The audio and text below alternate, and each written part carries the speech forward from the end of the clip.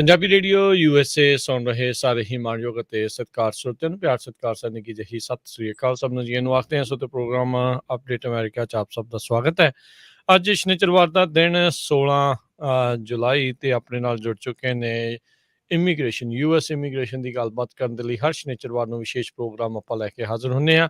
Attorney ਟਰਕਿਆਣਾ ਜੀ, attorney ਟਰਕਿਆਣਾ ਜੀ, ਸਵਾਗਤ ਹੈ ਜੀ, ਸਤਿ ਸ੍ਰੀ ਅਕਾਲ। ਸਤਿ ਸ੍ਰੀ ਅਕਾਲ ਜੀ ਸਾਰਿਆਂ ਨੂੰ। ਸਾਡੇ ਅੱਜ ਦੇ ਇਸ ਪ੍ਰੋਗਰਾਮ ਨੂੰ ਤੁਹਾਡੇ ਸਾਰਿਆਂ ਤੱਕ ਪਹੁੰਚਾਉਣ 'ਚ ਸਹਿਯੋਗ ਕਰਦੇ ਨੇ ਖਾਲਸਾ ਇੰਸ਼ੋਰੈਂਸ ਏਜੰਸੀ, ਜਿਨ੍ਹਾਂ ਦੇ ਕੋਲੋਂ ਤੁਸੀਂ ਹਰ ਇੱਕ ਤਰੀਕੇ ਦੀ ਇੰਸ਼ੋਰੈਂਸ ਕਰਵਾ ਸਕਦੇ ਹੋ।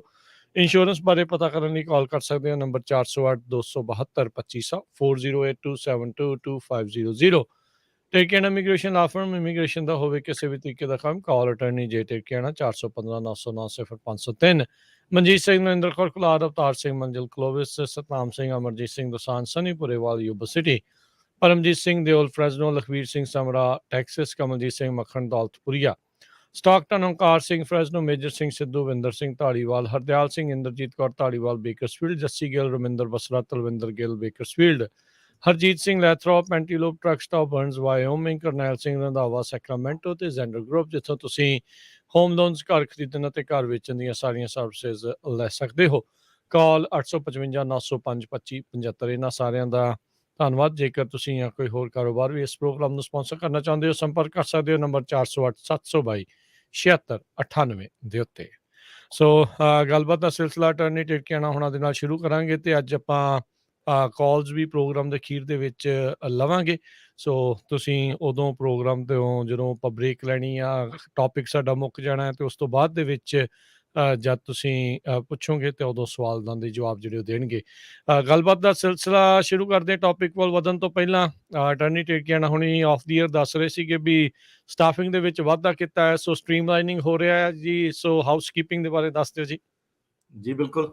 ਸੋ ਜੀ ਆਪਣੇ ਹੁਣ ਸਟਾਫਿੰਗ 'ਚ ਵਾਧਾ ਕੀਤਾ, 22 EMPLOYEES ਹੋ ਗਏ, 5 ਲਾਇਰਸ ਹੋ ਗਏ ਆ ਤੇ ਕੰਮ ਥੋੜ੍ਹਾ ਜਿਹਾ ਸਟ੍ਰੀਮਲਾਈਨ ਹੋ ਗਿਆ, ਹੋਰ ਵੀ ਹੋ ਜਾਣਾ। ਤਾਂ ਜਦੋਂ ਆਪਾਂ ਸ਼ੁਰੂ ਕੀਤਾ ਸੀਗਾ ਰੇਡੀਓ ਪ੍ਰੋਗਰਾਮ ਸ਼ੁਰੂ ਕਰਨ ਤੋਂ ਪਹਿਲਾਂ ਆਪਣੇ ਜਿੱਦਾਂ 7 ਕੁ ਜਾਣੇ ਸੀਗੇ। ਸੋ ਜਿੱਦਾਂ ਰੇਡੀਓ ਪ੍ਰੋਗਰਾਮ ਦੇ ਨਾਲ ਹੀ ਜੁੜ ਕੇ ਹੁਣ ਜਿਹੜੀ ਆਪਣੀ ਸਟਾਫਿੰਗ ਆ ਉਹ ਹੁਣ ਆਪਾਂ 22 ਜਾਣੇ ਟੀਮ ਦੇ ਹੋ ਗਏ ਆ। ਤੇ ਅਜੇ ਨਿਊਯਾਰਕ ਆਫਿਸ ਖੋਲ੍ਹਿਆ ਨਹੀਂ ਸੀਗਾ, ਖੋਲ੍ਹਣਾ ਸੀਗਾ ਉਹਦਾ ਪਲਾਨ, ਜਿੱਦਾਂ ਕਹਿ ਲਓ ਆਫਿਸ ਲੈ ਕੇ ਰੱਖ ਲਿਆ ਸੀਗਾ ਕਿ ਜੀ ਪਹਿਲਾਂ ਇੱਧਰ ਵਾਲਾ ਸੈੱਟ ਕਰੀਏ, ਹੈ ਨਾ। ਸੋ ਇਹ ਆ ਕਿ ਜਿਹੜਾ ਆਪਣਾ ਪਲਾਨ ਬਣਾਇਆ ਸੀਗਾ ਜੋ ਇਸ ਸਾਲ ਦਾ, ਤਾਂ ਉੱਤੇ ਸਹੀ ਚੱਲ ਰਹੇ ਆ। ਲੱਗਦਾ ਕਿ ਜਿੱਦਾਂ ਸਾਲ ਕੁ ਦਾ ਟਾਰਗੇਟ ਆ ਕਿ 50 ਆਪਣੇ EMPLOYEE ਹੋ ਜੂਗੇ, ਅਟਰਨੀ ਹੋਰ ਵੱਧ ਕੇ 10-15 ਜਣੇ ਲਾਇਰ ਐਡ ਕਰਨ ਦਾ ਇਰਾਦਾ ਵਾ। ਤੇ ਧੰਨਵਾਦ ਜੀ ਸਾਰਿਆਂ ਨੂੰ ਪਿਆਰ ਦੇਣ ਲਈ, ਟਰਸਟ ਕਰਨ ਲਈ, ਕੰਮ ਦੇਣ ਲਈ, ਸਭ ਦਾ, ਰੇਡੀਓ ਵਾਲਿਆਂ ਦਾ, ਸੁਣਨ ਵਾਲਿਆਂ ਦਾ, ਸਾਰਿਆਂ ਦਾ ਜੀ ਬਹੁਤ ਬਹੁਤ ਧੰਨਵਾਦ ਪਹਿਲਾਂ ਤਾਂ ਜੀ। ਥੈਂਕ ਯੂ ਭਾਜੀ ਜੀ। ਸੋ ਇਹ ਤਾਂ ਚਲੋ ਅਪਡੇਟ ਜਿਹੜੀ ਹਾਊਸ ਕੀਪਿੰਗ ਨੂੰ ਲੈ ਕੇ ਜਿਹੜੀ ਹੋਈ ਆ। ਸੋ ਅੱਜ ਦੇ ਟੌਪਿਕ ਵੱਲ ਵਧਣ ਤੋਂ ਪਹਿਲਾਂ ਅਸਾਈਲਮ ਦੇ ਕੇਸਾਂ ਦੀ ਕੀ ਅਪਡੇਟ ਚੱਲ ਰਹੀ ਹੈ ਜੀ? ਕੀ ਲੇਟੈਸਟ ਆ? PD ਦਾ ਰੌਲਾ ਰੱਪਾ ਆਪਾਂ ਵੇਖਿਆ ਹੀ ਆ ਵੀ ਪਿਛਲੇ ਦਿਨਾਂ 'ਚ ਰਿਹਾ, ਧੱਕੇ ਦੇ ਨਾਲ ਫੜਾਈ ਜਾਂਦੇ ਰਹੇ ਆ। ਸੋ ਕੀ ਅਪਡੇਟਸ ਆ ਜੀ ਉਸ ਦੇ ਉੱਤੇ? ਸੋ PD ਦਾ ਜੀ ਲੇਟੈਸਟ ਇਹ ਆ ਕਿ PD ਜਿਹੜਾ ਲਾਅ ਨੂੰ ਇੱਕ ਟੈਕਸਸ ਦੇ ਜੱਜ ਨੇ ਚੈਲੰਜ ਕਰਤਾ। ਸੋ ਕਈ ਜਗ੍ਹਾ PD ਦਾ ਜਿਹੜਾ ਕੰਮ ਉਹ ਸਲੋ ਡਾਊਨ ਹੋ ਗਿਆ, PD ਨਹੀਂ ਦੇ ਰਹੇ। ਕਈ ਜਗ੍ਹਾ ਅਜੇ ਵੀ ਜਿਹੜੇ ਦੇ ਰਹੇ ਆ, ਜੱਜ ਵੀ ਕਨਫਿਊਜ਼ ਆ, ਸਰਕਾਰੀ ਵਕੀਲ ਵੀ ਕਨਫਿਊਜ਼ਡ ਆ। ਪਰ ਮੋਸਟਲੀ ਜਿਹੜਾ ਇਹ ਹੈਗਾ ਹੁਣ ਸਰਕਾਰੀ ਵਕੀਲ ਦੇ ਉੱਤੇ ਗੱਲ ਆ ਗਈ ਕਿ ਉਹਨਾਂ ਨੇ PD ਦੇਣੀ ਕਿ ਨਹੀਂ ਦੇਣੀ। ਕੱਲ੍ਹ ਸਾਡਾ ਫਰਾਈਡੇ ਨੂੰ ਇੱਕ LA ਦੇ ਵਿੱਚ ਕੇਸ ਹੈਗਾ, ਸੈਂਟਾਨਾ ਕੋਰਟ ਦੇ ਵਿੱਚ ਸਪੈਸੀਫਿਕਲੀ। ਉਹਦੀ ਤੁਹਾਨੂੰ ਗੱਲ ਦੱਸਦਾ, ਉਹ ਬੰਦੇ ਨੂੰ ਕਾਫੀ ਚਿਰ ਹੋ ਗਿਆ ਤੇ ਆਜ਼ਾਦ ਕਸ਼ਮੀਰ ਵੱਲੋਂ ਸੀਗਾ, ਪਾਕਿਸਤਾਨ ਸਾਈਡ ਤੋਂ। ਤੇ ਤਰੀਕ ਵੀ ਉਹਦੀ ਜਿੱਦਾਂ ਮੂਵ ਹੋਈ ਇੱਕ ਵਾਰੀ, ਫਿਰ ਉਹਦੀ ਦੁਬਾਰਾ ਮਾਸਟਰ ਹੀਅਰਿੰਗ ਜਿੱਦਾਂ ਸੈੱਟ ਹੋ ਗਈ। ਤੇ ਜਦੋਂ ਉਹਦੀ ਦੁਬਾਰਾ ਮਾਸਟਰ ਹੀਅਰਿੰਗ ਜਿੱਦਾਂ ਸੈੱਟ ਹੋਈ ਤੇ ਸਾਨੂੰ ਲੱਗਿਆ ਕਿ ਯਾਰ ਇਹਨੇ ਹੁਣ PD ਦੇ ਦੇਣੀ ਹੈ ਨਾ। ਸੈਂਟਾਨਾ ਦੇ ਵਿੱਚ ਕਾਫੀ ਲਾਰਜ ਵੋਲਿਊਮ ਦੇ ਵਿੱਚ ਤੁਹਾਨੂੰ ਪਤਾ PD ਵਗੈਰਾ ਦਿੱਤੀਆਂ ਜਾ ਰਹੀਆਂ। ਸੋ ਜਿਹੜਾ ਸਾਡਾ ਵਾਲਾ ਵਕੀਲ ਸੀਗਾ ਪੁੱਛੇ, ਕਹਿੰਦਾ ਕੀ ਆਰਗੂਮੈਂਟ ਕਰਨੀ ਹੈ? ਮੈਂ ਕਿਹਾ ਆਰਗੂਮੈਂਟ ਇਹਦੀਆਂ ਦੋ ਹੀ ਜਾ ਕੇ ਕਰੀ। ਇੱਕ ਤਾਂ ਇਹ ਕਿ ਸਾਡਾ ਜਿਹੜਾ ਕੇਸ ਹੈ, ਸਾਡੇ ਸਾਰੇ ਡਾਕੂਮੈਂਟੇਸ਼ਨ ਰੈਡੀ ਆ। ਆਪਾਂ ਆਲਰੇਡੀ ਜਾ ਕੇ ਜੱਜ ਨੂੰ ਕਹੀ ਕਿ ਸਾਡੇ ਸਾਰੇ ਡਾਕੂਮੈਂਟੇਸ਼ਨ ਰੈਡੀ ਆ, ਆਪਾਂ ਸਾਰਾ ਕੁਝ ਸਬਮਿਟ ਕਰਤਾ। ਪਹਿਲਾਂ ਵੀ ਬੰਦਾ ਵੇਟ ਕਰਦਾ ਸੀਗਾ, ਇੱਕ ਵਾਰੀ ਪਹਿਲਾਂ ਵੀ ਇਹਦੀ ਪੋਸਟਪੋਨ ਹੋਈ ਆ। ਇਹਨੂੰ ਮੌਕਾ ਦਿਓ, ਇਹਨੂੰ ਮੌਕਾ ਦੇਣਾ ਚਾਹੀਦਾ ਸਿਸਟਮ ਦੇ ਵਿੱਚ। ਇੱਥੇ PD ਨਾਲ ਲਾਓ, ਫਿਰ ਦੁਬਾਰਾ ਥੱਲੇ ਜਾਊਗਾ, ਸ਼ੁਰੂ ਕਰੂਗਾ। ਤਾਂ ਜੱਜ ਨੇ ਉਹਦੀ ਜਿਹੜੀ ਆਰਗੂਮੈਂਟ ਆ ਉਹ ਮੰਨ ਲਈ। ਤੇ ਉਹ ਜਿਹੜਾ ਬੰਦਾ ਉਹ ਸਾਨੂੰ ਦੱਸੇ ਕਿ ਉਦਣ ਸਾਰੇ ਲੋਕਾਂ ਨੂੰ ਜਿਹੜੀਆਂ ਪੀਡੀਜ਼ ਉਹ ਮਿਲੀਆਂ ਹਨਾ। ਹੁਣ ਸਾਡੇ ਵੀ ਕਈ ਵਾਰੀ ਸਾਡੇ ਵੀ ਕਲਾਇੰਟ ਹੈਗੇ ਆ, ਪੀਡੀ ਮਿਲਦੀ ਹੈ ਤਾਂ ਕੋਈ ਕੁਛ ਕਰ ਨਹੀਂ ਸਕਦਾ, ਪਰ ਇਹ ਸੀਗਾ ਕਿ ਇਹ ਵਾਲੀ ਆਰਗੂਮੈਂਟ ਜਿਹੜੀ ਉਹਦੀ ਸੀਗੀ ਕਿ ਸਾਰਾ ਕੁਛ ਉਹਨੇ ਪਹਿਲਾਂ ਹੀ ਟਾਈਮ ਨਾਲ ਸਬਮਿਟ ਕਰਤਾ ਸੀਗਾ, ਤੇ ਪਹਿਲਾਂ ਵੀ ਉਹਦੀ ਹੀਅਰਿੰਗ ਰੀਸਕੈਜੂਲ ਹੋਈ ਹੈ ਕਿ ਇਹਨੂੰ ਤੁਸੀਂ ਤੁਹਾਨੂੰ ਸੁਣਨਾ ਚਾਹੀਦਾ, ਤੇ ਉਹ ਵਾਲੀ ਚੀਜ਼ ਜਿਹੜੀ ਸੀਗੀ ਸਾਡੇ ਫੇਵਰ 'ਚ ਚੱਲ ਗਈ। ਤੇ ਉਦਣ ਤੇ ਇਹਦੇ ਨਾਲ ਇਹ ਵੀ ਦੱਸਿਆ ਕਿ ਜਿਹਨਾਂ ਦੇ ਫੈਮਿਲੀ ਪਿੱਛੇ ਆ, ਵਾਈਫ ਬੱਚੇ ਵਗੈਰਾ ਮਗਰ ਹੋਮ ਕੰਟਰੀ ਹੈਗੇ ਆ, ਉਹਨਾਂ ਨੂੰ ਜੇ ਕੋਈ ਪ੍ਰੋਬਲਮ ਆ ਉਹ ਸਪੈਸ਼ਲੀ ਦੱਸਿਆ ਕਿ ਮੇਰਾ ਪੀਡੀ ਪੂਡੀ ਨਾਲ ਕੁਛ ਨਹੀਂ ਸਰਨਾ, ਉਹਨਾਂ ਨੂੰ ਮੈਂ ਬੁਲਾ ਨਹੀਂ ਸਕਦਾ। ਤੇ ਆਹ ਵਾਲੀ ਆਰਗੂਮੈਂਟ ਤੁਹਾਡੀ ਚੱਲ ਸਕਦੀ ਹੈ। ਤੀਜੀ ਆਰਗੂਮੈਂਟ ਥੋੜੀ ਜਿਹੀ ਵੀਕ ਆਰਗੂਮੈਂਟ ਆ, ਸ਼ਾਇਦ ਨਾ ਚੱਲੇ। ਉਹ ਇਹ ਹੈ ਕਿ ਮੇਰੇ ਘਰ ਦੇ ਜਿਹੜੇ ਆ ਉਹਨਾਂ ਦੀ ਏਜ ਹੋ ਰਹੀ ਆ, ਤੇ ਤੁਸੀਂ ਉਹਨਾਂ ਨੂੰ ਜੇ ਤੁਸੀਂ ਮੈਨੂੰ ਪੀਡੀ ਦਿੰਦੇ ਆ ਮੈਂ ਉਹਨਾਂ ਨੂੰ ਮਿਲ ਨਹੀਂ ਪਾਊਂਗਾ ਸਾਰੀ ਉਮਰ। ਸੋ ਇਹ 3 ਤੁਹਾਡੀਆਂ ਜਿਹੜੀਆਂ ਆਰਗੂਮੈਂਟਸ ਉਹ ਚੱਲੂਗੀਆਂ। ਮੋਸਟਲੀ ਇਹੀ ਹੈ ਕਿ ਸਭ ਤੋਂ ਪਹਿਲਾਂ ਤੁਸੀਂ ਇਹ ਰੱਖਣਾ ਕਿ ਜੱਜ ਸਾਹਿਬ ਸਾਰਾ ਮੇਰਾ ਸਬਮਿਟ ਹੋਇਆ ਹੋਇਆ, ਮੈਂ ਤਾਂ ਰੈਡੀ ਹੈਗਾ, ਤੇ ਮੇਰੀ ਟੈਸਟਮਨੀ ਵਗੈਰਾ ਤਾਂ ਮੈਨੂੰ ਤਰੀਕ ਦਿੱਤੀ ਜਾਵੇ ਹਨਾ। ਤੇ ਇਹਦੇ ਨਾਲ ਹੀ ਫਿਰ ਦੱਸ ਦਈਏ ਕਿ ਅਗਲਾ ਸਵਾਲ ਲੋਕਾਂ ਦਾ ਇਹੀ ਹੁੰਦਾ ਕਿ ਪੀਡੀ ਮਿਲ ਗਈ ਕੀ ਕਰੀਏ, ਅਪੀਲ ਕਰੀਏ ਇੱਕ ਅਸਾਲਮ ਆਫਿਸ ਦੇ ਵਿੱਚ ਫਾਈਲ ਕਰੀਏ। ਤਾਂ ਅਸਾਲਮ ਆਫਿਸ ਦੇ ਵਿੱਚ ਤੁਹਾਡਾ ਫਾਈਲ ਕਰਨਾ ਤੁਹਾਡੇ ਲਈ ਜ਼ਿਆਦਾ ਬਿਹਤਰ ਆ। ਵਰਕ ਪਰਮਿਟ ਦੇ ਉਹਦੇ ਸਵਾਲ ਆਏ ਸੀਗੇ ਕਿ ਮੇਰੇ ਵਕੀਲ ਨੇ ਕਿਹਾ ਕਿ ਤੇਰੇ ਵਰਕ ਪਰਮਿਟ ਕੈਂਸਲ ਹੋ ਜਾਣੇ ਆ। ਵਰਕ ਪਰਮਿਟ ਕੈਂਸਲ ਨਹੀਂ ਹੋਣੇ ਤੁਹਾਡੇ, ਜਿਹੜੀ ਪੀਡੀ ਹੁੰਦੀ ਆ, ਪੀਡੀ ਦੇ ਨਾਲ ਤੁਹਾਡੇ ਜਿਹੜੇ ਵਰਕ ਪਰਮਿਟ ਆ ਉਹ ਤੁਸੀਂ ਐਕਸਟੈਂਡ ਕਰ ਸਕਦੇ ਹੋ। ਸੋ ਪੀਡੀ ਦਾ ਮੇਨ ਮੁੱਦਾ ਜਿਹੜਾ ਇਹੀ ਆ। ਪਰ ਜਦੋਂ ਤੁਸੀਂ ਅਸਾਲਮ ਦੇ ਵਿੱਚ ਆਫਿਸ ਦੇ ਵਿੱਚ ਆ ਕੇ ਦੁਬਾਰਾ ਕੇਸ ਲਾਉਂਦੇ ਹੋ, ਦੁਬਾਰਾ ਤੁਹਾਡਾ ਜਿਹੜਾ ਕੇਸ ਆ 150 ਦਿਨ ਪੈਂਡਿੰਗ ਰਹੂਗਾ। ਤੁਸੀਂ ਦੁਬਾਰਾ ਜਿਹੜਾ ਆਪਣਾ ਵਰਕ ਪਰਮਿਟ ਆ ਉਹਦੇ ਲਈ ਐਲੀਜੀਬਲ ਹੋ ਜਾਓਗੇ ਦੁਬਾਰਾ। ਤੇ ਵਰਕ ਪਰਮਿਟ ਦੀ ਜੇ ਗੱਲ ਕਰਦੇ ਜਾਈਏ, ਵਰਕ ਪਰਮਿਟ ਦੇ ਇਹ ਨਵੀਂ ਖਬਰ ਆ, ਵਰਕ ਪਰਮਿਟ ਦੇ ਜਿਹੜੇ ਇਸ਼ੂ ਕਲੌਕ ਦੇ ਬਹੁਤ ਜ਼ਿਆਦਾ ਆਣੇ ਆ ਹੁਣ ਅੱਗੇ। ਉਹ ਕੀ ਇਸ਼ੂ ਆਣੇ ਆ ਉਹ ਆਪਾਂ ਆਪਣੇ ਕਈ ਕੇਸਾਂ ਦੇ ਵਿੱਚ ਦੇਖ ਰਹੇ ਹਾਂ। ਫੋਰ ਐਗਜ਼ਾਮਪਲ ਬੰਦੇ ਨੇ ਜਿੱਦਾਂ ਬਾਰਡਰ ਟੱਪਿਆ, ਰਾਈਟ, ਉਹ ਚਲ ਗਿਆ ਐਰੀਜ਼ੋਨਾ ਜਾਂ ਜਿੱਥੇ ਵੀ ਲੂਜ਼ੀਆਨਾ, ਜਿਹੜੇ ਮਰਜ਼ੀ ਕੈਂਪ ਤੋਂ ਚਲ ਗਿਆ। ਹੁਣ ਸਾਡੇ ਕੋਲ ਐਜ਼ ਅ ਲਾਇਰ 2-3 ਚੀਜ਼ਾਂ ਹੁੰਦੀਆਂ ਕਿ ਆਪਾਂ 2-3 ਚੀਜ਼ਾਂ ਕਰ ਸਕਦੇ ਹਾਂ। ਜਾਂ ਤਾਂ ਆਪਾਂ ਉਹਦਾ ਉੱਥੇ ਕੇਸ ਲੜ ਦਈਏ ਜੇ ਉੱਥੇ ਰਹਿੰਦਾ ਹੈ ਨਾ, ਜੋਰਜੀਆ ਕਿਤੇ ਰਹਿੰਦਾ, ਉੱਥੇ ਬੰਦੇ ਦੇ ਚਾਂਸ ਬਹੁਤ ਘੱਟ ਹੁੰਦੇ ਆ। ਦੂਜਾ ਇਹ ਕਿ ਬੰਦਾ ਜਿੱਥੇ ਮੂਵ ਹੁੰਦਾ ਉੱਥੇ ਉਹਦਾ ਕੇਸ ਮੂਵ ਕਰਾਉਣਾ ਪੈਂਦਾ। ਕੇਸ ਮੂਵ ਕਰਾਉਣ ਦੇ 2 ਤਰੀਕੇ ਆ। ਦੋਨੋਂ ਤਰੀਕੇ ਆਪਾਂ ਅਜਮਾ ਲਿਆ। ਦੋਨੋਂ ਤਰੀਕਿਆਂ ਦੇ ਵਿੱਚ ਕਲੌਕ ਕਈ ਵਾਰੀ ਸਟਾਪ ਕਰ ਦਿੱਤੀ ਜਾਂਦੀ ਹੈ। ਇੱਕ ਦਾ ਤਰੀਕਾ ਇਹ ਸੀਗਾ ਕਿ ਤੁਸੀਂ ਸਾਰਾ 589 ਐਪਲੀਕੇਸ਼ਨ ਵਗੈਰਾ ਲਾ ਕੇ ਤੇ ਉਹਨਾਂ ਨੂੰ ਕਹੋ ਕਿ ਮੋਸ਼ਨ ਟੂ ਚੇਂਜ ਵੈਨਿਊ, ਕਿ ਆਹ ਪ੍ਰੂਫ ਆ ਬੰਦੇ ਦਾ ਜਿਹੜਾ ਐਡਰੈਸ ਆ ਉਹ ਮੂਵ ਕੀਤਾ ਜਾਵੇ। ਸੋ ਜ਼ਿਆਦਾਤਰ ਕੀ ਸੀਗਾ ਕਿ 99% ਕੇਸਾਂ ਦੇ ਵਿੱਚ ਕਲੌਕ ਨਹੀਂ ਰੁਕਦੀ ਸੀਗੀ। ਉਹਨੇ ਕਿਹਾ ਚੱਲ ਠੀਕ ਆ, ਆਪਾਂ ਕਿਹੜਾ ਕੋਈ ਡਿਲੇ ਕੀਤਾ ਕਿ ਆਪਾਂ ਅਸਾਲਮ ਫਾਈਲ ਕਰਤਾ, ਆਪਾਂ ਐਡਰੈਸ ਮੂਵ ਕੀਤਾ। ਤੇ ਹੁਣ ਆਪਾਂ ਦੇਖਿਆ ਕਿ ਉਹਦੇ ਵਿੱਚ ਕਈ ਵਾਰੀ ਕਲੌਕ ਰੁਕਣੀ ਸ਼ੁਰੂ ਕਰਤੀ ਉਹਨਾਂ ਨੇ ਕਈ ਲੋਕਾਂ ਦੀ। ਫਿਰ ਆਪਾਂ ਦੂਜਾ ਤਰੀਕਾ ਬਣਾਇਆ ਕਿ ਚੱਲ ਇਹਨਾਂ ਨੂੰ ਨਾ ਅਸਾਲਮ ਦੀ ਜਗ੍ਹਾ ਆਪਾਂ ਇਹਨਾਂ ਦੇ ਜਿਹੜੀ ਤਰੀਕ ਆ ਉਹੀ ਭੁਗਤ ਲੈਂਦੇ ਆ ਬੰਦੇ ਨੂੰ ਭੇਜ ਕੇ, ਤਾਂ ਬੰਦਾ ਉੱਥੇ ਜਾ ਕੇ ਐਡਰੈਸ ਚੇਂਜ ਕਰ ਦਊਗਾ ਕਿ ਮੈਂ ਇਕੱਲਾ ਹੀ ਐਡਰੈਸ ਚੇਂਜ ਕੀਤਾ, ਤੁਸੀਂ ਆਪੇ ਮੇਰਾ ਕੇਸ ਮੂਵ ਕਰੋ। ਤੇ ਪਹਿਲਾਂ ਉਹ ਵੀ ਚੱਲਦਾ ਰਿਹਾ। ਹੁਣ ਉਹ 'ਚ ਦੇਖਿਆ ਆਪਾਂ ਉਹਦੇ ਵਿੱਚ ਵੀ ਜਿਹੜੀ ਕਲੌਕ ਆ ਉਹ ਰੁਕਣੀ ਸ਼ੁਰੂ ਕਰਤੀ ਇਹਨਾਂ ਨੇ ਕਿ ਤੁਹਾਡੀ ਕਲੌਕ ਰੁਕ ਗਈ ਆ, ਦੁਬਾਰਾ ਮਾਸਟਰ ਹੀਅਰਿੰਗ ਪੈਣ ਤੋਂ ਫਿਰ ਕਲੌਕ ਤੁਹਾਡੀ ਜਿਹੜੀ ਸਟਾਰਟ ਹੋਊਗੀ। ਸੋ ਜਿਹੜੇ ਹੁਣ ਕਲੌਕ ਦੇ ਇਸ਼ੂ ਆ ਇਹ ਸੋਲਵ ਨਹੀਂ ਹੋ ਰਹੇ। ਮਤਲਬ ਕਿ ਜਿਹੜੀ ਚੀਜ਼ ਆਪਾਂ ਕਰਨੀ ਉਹ ਆਪਾਂ ਇਹੀ ਕਰਨੀ ਹੈ ਕਿ ਆਪਾਂ ਕੇਸ ਪੂਰੇ ਲਾਣਾ ਉੱਥੇ, ਆਪਾਂ ਉਹਨਾਂ ਨੂੰ ਇਹੀ ਕਹਿਣਾ ਕਿ ਆਪਾਂ ਮੂਵ ਕਰਨਾ ਵਾ। ਪਰ ਇਹ ਆ ਕਿ ਲੋਕਾਂ ਨੂੰ ਹੁਣ ਕਈਆਂ ਨੂੰ ਏਦਾਂ ਨਾ ਕਿ ਮੈਂ ਆਪਣੇ ਕਰਜ਼ਾ ਚੱਕ ਕੇ ਜਿਹੜੇ ਆਏ ਆ ਕਿ ਕਲੌਕ ਰੁਕੇ ਨਾ, ਪਰ ਏਦਾਂ ਕਿ ਕਲੌਕ ਕਈਆਂ ਦੀ ਹੁਣ ਰੁਕਣੀ ਆ। ਜੋ ਸਿਸਟਮ ਜਿਹਾ ਉਹਨਾਂ ਦਾ ਚੱਲ ਰਿਹਾ ਕਿ ਆਪੇ ਪਿੱਛੋਂ ਰੋਕ ਦਿੰਦੇ, ਫਿਰ ਦੁਬਾਰਾ ਜਦੋਂ ਮਾਸਟਰ ਹੀਅਰਿੰਗ ਵਗੈਰਾ ਇੱਥੇ ਪੈਂਦੀ ਆ ਫਿਰ ਉਹਨਾਂ ਨੂੰ ਜੱਜ ਉਹਨਾਂ ਨੂੰ ਕੋਰਟ ਨੂੰ ਕਹਿ ਕੇ ਕਿ ਨਹੀਂ ਇਹਦਾ ਤਾਂ ਇਹਦੇ ਵੱਲੋਂ ਕੋਈ ਡਿਲੇ ਨਹੀਂ, ਇਹਨੇ ਤਾਂ ਮੂਵ ਕੀਤਾ ਵਾ ਲੀਗਲੀ, ਇਹਦੀ ਕਲੌਕ ਚਲਾਈ ਜਾਵੇ। ਇਹ ਸੋ ਇਹ ਜਿਹੜੇ ਵਰਕ ਪਰਮਿਟ ਦੇ ਮੁੱਦੇ ਜਿਹੜੇ ਆ ਇਹ ਹੁਣ ਜਿਹੜੇ ਉਹ ਬਣੇ ਰਹੂਗੇ। ਪਰ ਹੁਣ ਇਹਦੇ ਵਿੱਚ ਇੱਕ ਗੱਲ ਇਹ ਚੀਜ਼ ਆ ਕਿ ਕਈ ਲੋਕੀ ਸਾਨੂੰ ਉਹ ਕਹਿੰਦੇ ਆ, ਉਹ ਪਹਿਲਾਂ ਹੀ ਜਿੱਦਾਂ ਸਾਨੂੰ ਹਾਇਰ ਕਰਨ ਦੇ ਟਾਈਮ ਤੇ ਕਹਿ ਦਿੰਦੇ ਸੀਗੇ ਕਿ ਆਪਣਾ ਭਾਜੀ ਆਪਾਂ ਇੱਥੇ ਰਹਿਣਾ, ਪਹਿਲਾਂ ਆਪਾਂ ਆਪਣਾ ਵਰਕ ਪਰਮਿਟ ਲੈ ਕੇ ਫਿਰ ਆਪਾਂ ਉਸ ਤੋਂ ਬਾਅਦ ਜਦੋਂ ਸਾਡਾ ਵਰਕ ਪਰਮਿਟ ਆ ਜਾਊਗਾ ਫਿਰ ਆਪਾਂ ਮੂਵ ਹੋਵਾਂਗੇ। ਉਹਦੇ ਵਿੱਚ ਤੁਹਾਡੀ ਠੀਕ ਆ, ਕਲੌਕ ਦੀ ਤੁਹਾਡੀ ਸ਼ੋਰਟੀ ਆ ਜਾਂਦੀ ਹੈ। ਤੁਹਾਡੀ ਕਲੌਕ ਜ਼ਰੂਰ ਉਹਦੇ ਵਿੱਚ ਰੁਕੂਗੀ ਨਹੀਂ ਕਿਉਂਕਿ ਤੁਸੀਂ ਮੂਵ ਨਹੀਂ ਕਰਾ ਰਹੇ ਕਿਤੇ ਵੀ ਕੇਸ। ਪਰ ਉਹਦੇ ਵਿੱਚ ਜੇ ਤੁਸੀਂ ਮਾੜੇ ਜੱਜ ਮੋਰੇ ਫਸ ਗਏ ਹੈ ਨਾ, ਔਰੀਗਨ ਵਰਗੇ, ਜਾਰਜੀਆ ਵਰਗੇ, ਲੂਜ਼ੀਆਨਾ ਦੇ ਵਿੱਚ ਕਈ ਕੋਰਟ ਆ, ਉਹ ਇੱਕ ਵਾਰੀ ਉਹਨਾਂ ਨੇ ਤਰੀਕ ਝਾੜਤੀ ਨਾ, ਜੱਜ ਕੇਸ ਨਹੀਂ ਮੂਵ ਕਰਦੇ। ਸੋ ਕਈ ਇੱਦਾਂ ਦੇ ਲੋਕ ਆ ਉਹ ਹੁਣ ਫਸੇ ਹੋਏ ਆ ਜਾਰਜੀਆ ਕੈਂਪਾਂ ਦੇ ਵਿੱਚ। ਸੋ ਇੱਦਾਂ ਕਿ ਉਹ ਵਾਲਾ ਜਿਹੜਾ ਫੈਸਲਾ ਤੁਹਾਡਾ ਕਿ ਪਹਿਲਾਂ ਵਰਕ ਪਰਮਿਟ ਲੈਣਾ ਵਾ ਤੇ ਉਹੀ ਕੋਰਟ 'ਚ ਰੁਕਣਾ ਵਾ, ਇਹ ਤੁਸੀਂ ਦੇਖ ਲਿਓ ਕਿ ਉਹਦੇ ਵਿੱਚ ਤੁਹਾਡਾ ਇਹ ਰਿਸਕ ਹੋ ਸਕਦਾ ਕਿ ਵਰਕ ਪਰਮਿਟ ਤੁਹਾਡਾ ਜ਼ਰੂਰ ਆ ਜਾਣਾ ਬਿਨਾਂ ਕਲੌਕ ਰੁਕੇ, ਪਰ ਏਦਾਂ ਹੋ ਸਕਦਾ ਕਿ ਜੇ ਜੱਜ ਤੁਹਾਨੂੰ ਅੜਬ ਜਿਹਾ ਮਿਲ ਗਿਆ ਤੁਹਾਡਾ ਕੇਸ ਨਹੀਂ ਮੂਵ ਕਰਨ ਦੇਣਾ ਉਹਨੇ। ਸੋ ਇਹ ਤਿੰਨੋਂ ਚੀਜ਼ਾਂ ਦੇਖ ਕੇ ਸੋ ਜੇ ਹੁਣ ਮੇਰੀ ਸਲਾਹ ਇਹਦੇ ਵਿੱਚ ਕੀ ਹੈ ਕਿ ਜੇ ਮੇਰੇ ਹਿਸਾਬ ਨਾਲ ਇੱਦਾਂ ਕਿ ਜੇ ਰੁਕਦੀ ਹੈ ਕਲੌਕ ਰੁਕੇ, ਆਪਾਂ ਬਾਏ ਦਾ ਬੁੱਕ ਹੀ ਜਾਣਾ ਕਿ ਜੇ ਜਿੱਥੋਂ ਵੀ ਤੁਸੀਂ ਨਿਕਲੇ, ਜਿਹੜੀ ਵੀ ਜਗ੍ਹਾ ਤੁਸੀਂ ਜਾਂਦੇ ਆ, ਸੈਨ ਫਰਾਂਸਿਸਕੋ, ਨਿਊਯਾਰਕ, ਤੁਸੀਂ ਚੁੱਪ ਕਰਕੇ ਆਪਣਾ ਕੇਸ ਲਾ ਕੇ ਮੂਵ ਕਰੋ। ਜੇ ਕਲੌਕ ਰੁਕਦੀ ਹੈ ਰੁਕ ਜਾਵੇ। ਸੋ ਕਲੌਕਾਂ ਕਲੂਕਾਂ ਚੱਲਦੀਆਂ ਰਹਿਣੀਆਂ। ਪਹਿਲਾਂ ਇਹ ਹੈ ਕਿ ਕੋਰਟ ਸਹੀ ਦੇ ਵਿੱਚ ਹੋਣਾ ਚਾਹੀਦਾ। ਤੇ ਆਪਣੇ ਸਾਡੇ ਖੁਦ ਦੇ ਕਈ ਕੇਸ ਜਿਹੜੇ ਉਹ ਆ ਰਹੇ ਆ। ਇੱਕ ਸਾਡਾ ਓਰੀਗਨ ਆ ਰਿਹਾ ਵਾ, ਇੱਕ ਸਾਡਾ ਜਾਰਜੀਆ ਕੇਸ ਆ ਰਿਹਾ ਹੈਗਾ। ਜੱਜਾਂ ਦੀ ਰੇਟਿੰਗ ਜਿੱਦਾਂ 10% ਤੋਂ ਘੱਟ ਆ। ਜਾਰਜੀਆ ਵਾਲੇ 'ਚ ਤਾਂ ਮੇਰੇ ਖਿਆਲ 2% ਹੀ ਰੇਟਿੰਗ ਆ। ਤੇ ਪਹਿਲਾਂ ਹੀ ਉਹਨੇ ਰੌਲਾ ਰੌਲਾ ਪਾ ਕੇ, ਸਾਨੂੰ ਪਹਿਲਾਂ ਹੀ ਪਤਾ ਕੀ ਹੋਣਾ ਸਾਰਾ, ਹੈ ਨਾ। ਜਿਹੜਾ ਕਲਾਇੰਟ ਆਪਣਾ, ਉਹ ਬਾਈ ਨੂੰ ਵੀ ਪਤਾ ਕਿ ਕੀ ਮਸਲਾ ਵਾ। ਟ੍ਰਾਂਸਫਰ ਨਹੀਂ ਕੀਤਾ ਜੱਜ ਨੇ ਨਾ, 2-3 ਵਾਰੀ ਟਰਾਈ ਕਰ ਹਟੇ ਤਾਂ ਸੋ ਇੱਦਾਂ ਦੇ ਫਿਰ ਲੜਨ ਦਾ ਭਾਜੀ ਮਜ਼ਾ ਵੀ ਕੋਈ ਨਹੀਂ ਆਉਂਦਾ। ਬੰਦੇ ਦਾ ਵੀ ਮੂਡ ਡਿੱਗਿਆ ਰਹਿੰਦਾ ਸਾਰਾ। ਜਿਹੜਾ ਕਲਾਇੰਟ ਆ ਉੱਤੇ ਵੀ ਟੈਨਸ਼ਨ ਪਈ ਰਹਿੰਦੀ ਜਦ ਤੱਕ।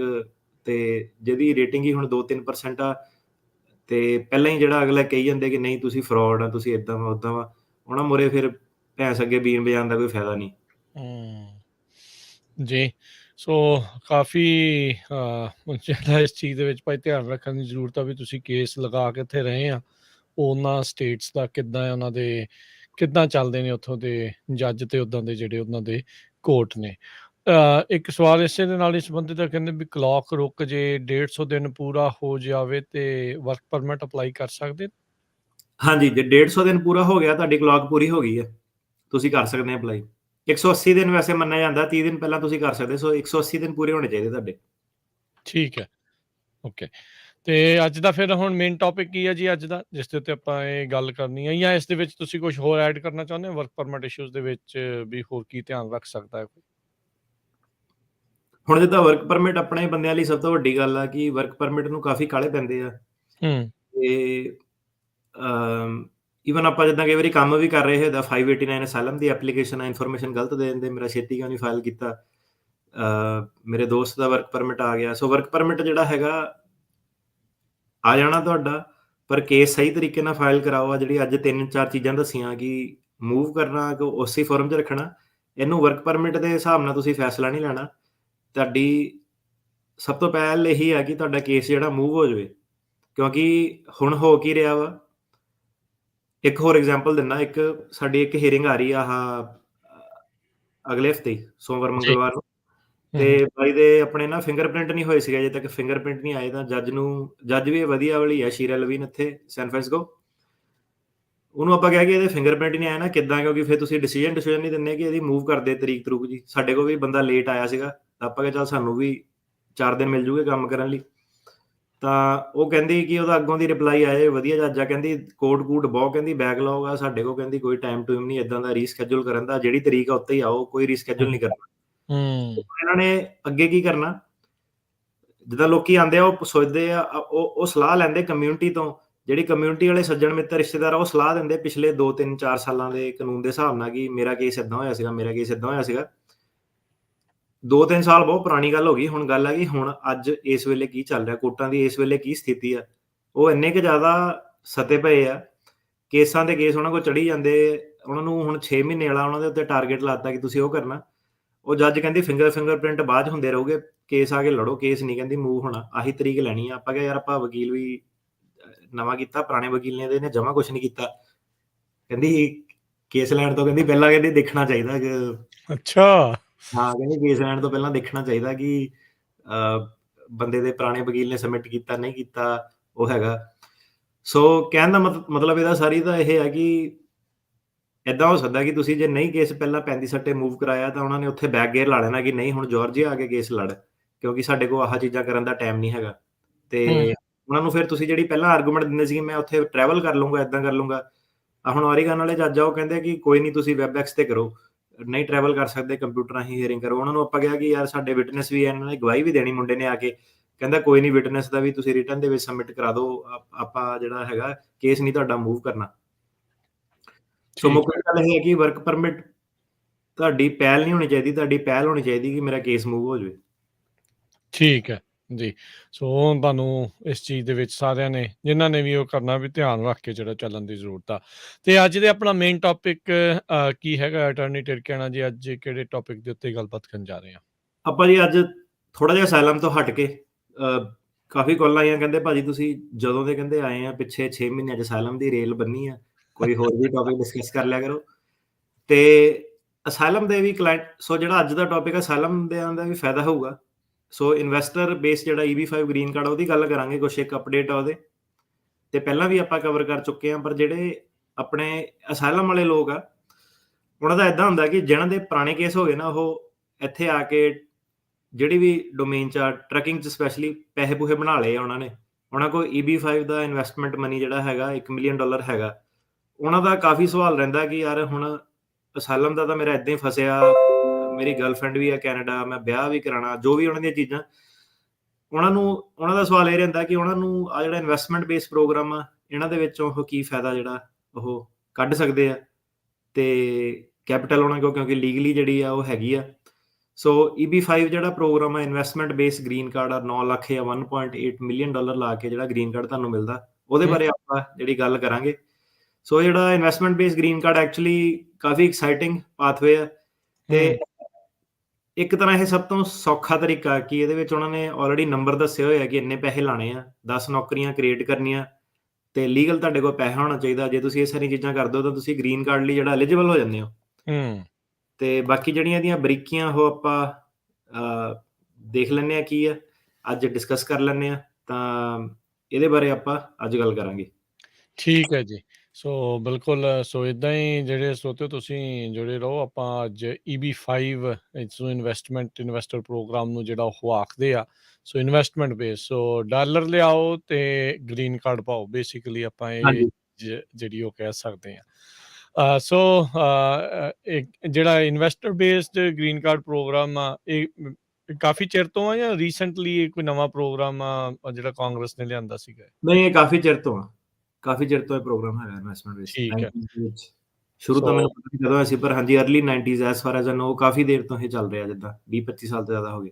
ਠੀਕ ਹੈ। ਸੋ ਕੀ ਹੈ ਜੀ ਫਿਰ eb5 ਵੀਜ਼ਾ ਕੀ ਹੈ ਜੀ ਇਹ? ਸੋ ਜੀ ਮੁੱਖ ਤੌਰ ਤੇ ਜਿੱਦਾਂ ਇਨਵੈਸਟਮੈਂਟ ਬੇਸਡ ਪ੍ਰੋਗਰਾਮ ਆ, ਈਬੀ ਦਾ ਮਤਲਬ ਹੈਗਾ ਇੰਪਲੋਇਮੈਂਟ ਬੇਸਡ। ਇਹ ਇੰਪਲੋਇਮੈਂਟ ਬੇਸਡ ਵਾਲੀ ਕੈਟੇਗਰੀ ਦੇ ਵਿੱਚ ਆਉਂਦਾ। ਤਾਂ 4 ਤਰੀਕੇ ਦੇ ਜਿਹੜੇ ਗ੍ਰੀਨ ਕਾਰਡ ਅਮਰੀਕਾ ਦੇ ਵਿੱਚ ਹੁੰਦੇ ਆ। ਨਵੇਂ ਹੁਣ ਪ੍ਰੋਗਰਾਮ 'ਚ ਕਾਫੀ ਜਿਹੜੇ ਸਾਡੇ ਨਾਲ ਲੋਕੀ ਜੁੜੇ ਆ, ਤਾਂ ਮਾਫੀ ਚਾਹੁੰਦੇ ਹਾਂ, ਕਈ ਵਾਰੀ ਇਨਫੋਰਮੇਸ਼ਨ ਸ਼ਾਇਦ ਤੁਹਾਨੂੰ ਲੱਗਿਆ ਹੋਵੇ ਕਿ ਕਵਰ ਕਰਤੀ ਆ, ਪਰ ਦੁਬਾਰਾ ਇੱਕ ਵਾਰੀ ਜਿਹੜੇ ਨਵੇਂ ਜੁੜੇ ਆ ਉਹਨਾਂ ਨੂੰ ਵੀ ਪਤਾ ਲੱਗ ਜਾਵੇ ਕਿ ਕੀ ਆ। ਸੋ 4 ਤਰ੍ਹਾਂ ਦੇ ਜੀ ਮੁੱਖ ਗ੍ਰੀਨ ਕਾਰਡ ਹੁੰਦੇ ਆ। ਪਹਿਲਾਂ ਜਿਹੜਾ ਆ ਗਿਆ ਫੈਮਿਲੀ ਬੇਸਡ, ਆਪਣਾ ਜਿਹੜਾ ਇਮੀਡੀਏਟ ਰਿਲੇਟਿਵ ਜਿਹਨਾਂ ਨੂੰ ਕਹਿੰਦੇ ਆ, IR1 ਤੋਂ ਲੈ ਕੇ ਇਹ IR5 ਤੱਕ ਚੱਲਦੇ ਆ। ਤੇ IR1 ਹੁੰਦਾ ਜਿਹੜਾ ਸਪਾਊਸ ਹੋ ਗਿਆ US ਸਿਟੀਜ਼ਨ ਦਾ, IR2 ਹੋ ਗਿਆ ਅਨਮੈਰਿਡ ਬੱਚੇ ਜਿਹੜੇ ਸਿਟੀਜ਼ਨ ਦੇ, ਤੇ IR3 ਹੋ ਗਿਆ ਜਿਹੜੇ ਔਰਫਨ ਜਾਂ ਅਡਾਪਟ ਕਰਦੇ ਆ ਬਾਹਰੋਂ ਦੀ, ਤੇ IR5 ਜਿਹੜਾ ਹੋ ਗਿਆ ਪੇਰੈਂਟਸ ਹੋ ਗਏ US ਸਿਟੀਜ਼ਨ ਦੇ। ਸੋ ਇਹ IR ਦਾ ਮਤਲਬ ਹੈਗਾ ਇਮੀਡੀਏਟ ਰਿਲੇਟਿਵ। ਸੋ 1 ਤੋਂ 5 ਤੱਕ ਜਿਹੜੀਆਂ ਪਹਿਲਾਂ ਕਲਾਸੀਫਿਕੇਸ਼ਨ ਆਉਂਦੀਆਂ ਫੈਮਿਲੀ ਬੇਸ ਦੇ ਵਿੱਚ ਇਮੀਡੀਏਟ ਰਿਲੇਟਿਵ ਦੀਆਂ। ਠੀਕ ਹੈ। ਜਿਹੜੇ ਇਮੀਡੀਏਟ ਰਿਲੇਟਿਵ ਹੁੰਦੇ ਆ ਉਹਨਾਂ ਦੇ ਨੰਬਰ ਜਿਹੜੇ ਹੈਗੇ ਆ ਉਹ ਹਮੇਸ਼ਾ ਅਵੇਲੇਬਲ ਹੁੰਦੇ ਆ। ਤੁਸੀਂ ਉਹ 'ਚ ਨਹੀਂ ਸੁਣਿਆ ਹੋਣਾ ਕਦੀ ਬੈਕਲੌਗ ਹੋਇਆ ਜਾਂ ਉਹਨਾਂ ਨੂੰ 10 ਸਾਲ ਵੇਟ ਕਰਨੀ ਪਈ, 15 ਸਾਲ।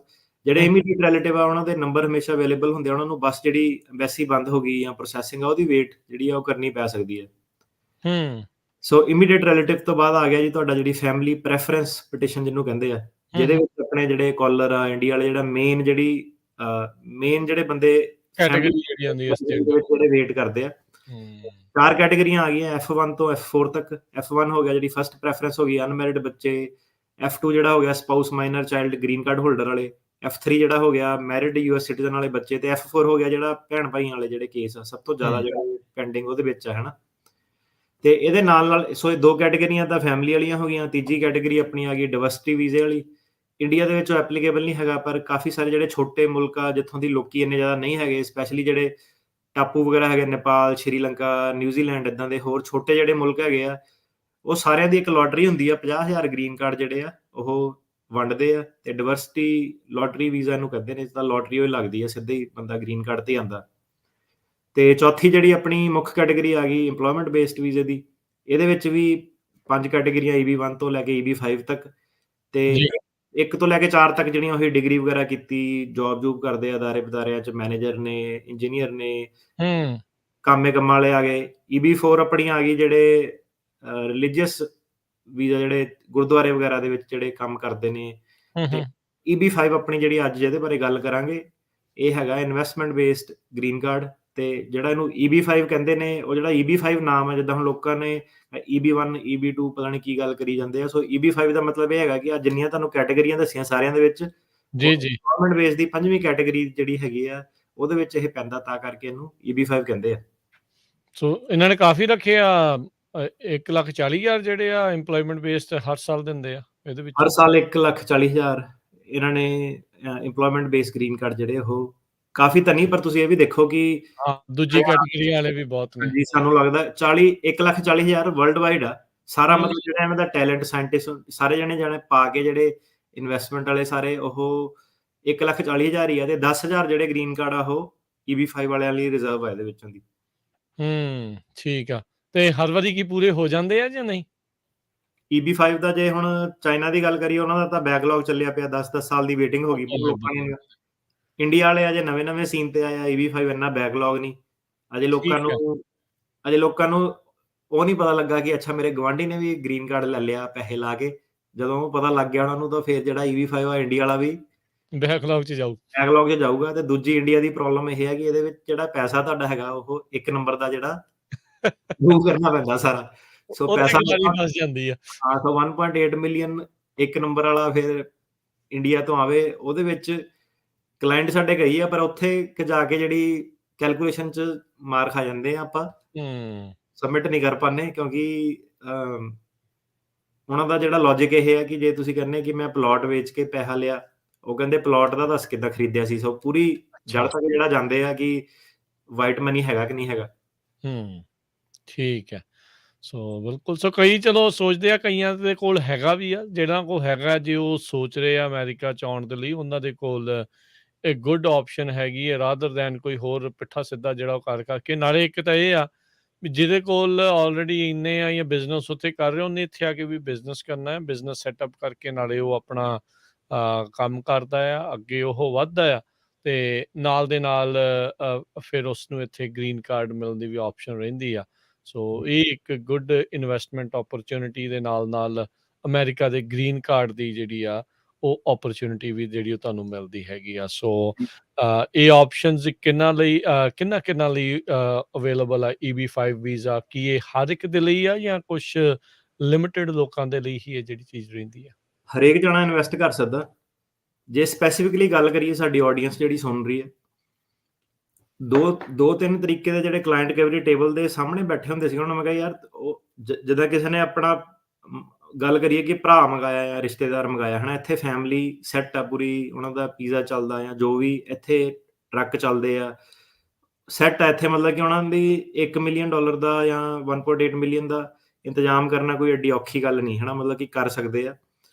ਸੋ ਕਈ ਵਾਰੀ ਇਹ ਦੇਖਦਾ ਕਿ ਉਹ ਵੀ ਆਪਣਾ ਬੰਦਾ ਜਿਹੜਾ 2 ਨੰਬਰ 'ਚ ਮੰਗਾ ਲੈਂਦੇ ਆ।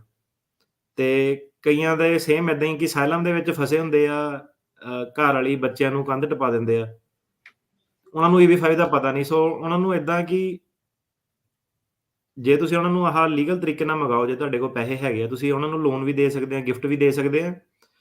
ਜੇ ਤੁਸੀਂ ਆਪਣਾ ਤੁਹਾਡਾ ਕੋਈ ਪਲਾਨ ਆ ਕਿ ਤੁਸੀਂ ਵੀ ਆਪਣਾ ਕੋਈ ਹੋਰ ਮੰਨ ਲਓ ਇੱਕ ਪੀਜ਼ਾ ਸਟੋਰ ਕੁਛ ਐਕਸਪੈਂਡ ਕਰਨਾ, ਤੁਸੀਂ ਉਹ ਪੈਸੇ ਆਲਰੇਡੀ ਖਰਚਣੇ ਹੀ ਸੀਗੇ, ਤੁਸੀਂ ਉਹ ਬਿਜ਼ਨਸ ਆਪਣਾ ਵਧਾਉਣਾ ਹੀ ਸੀਗਾ ਜੀ।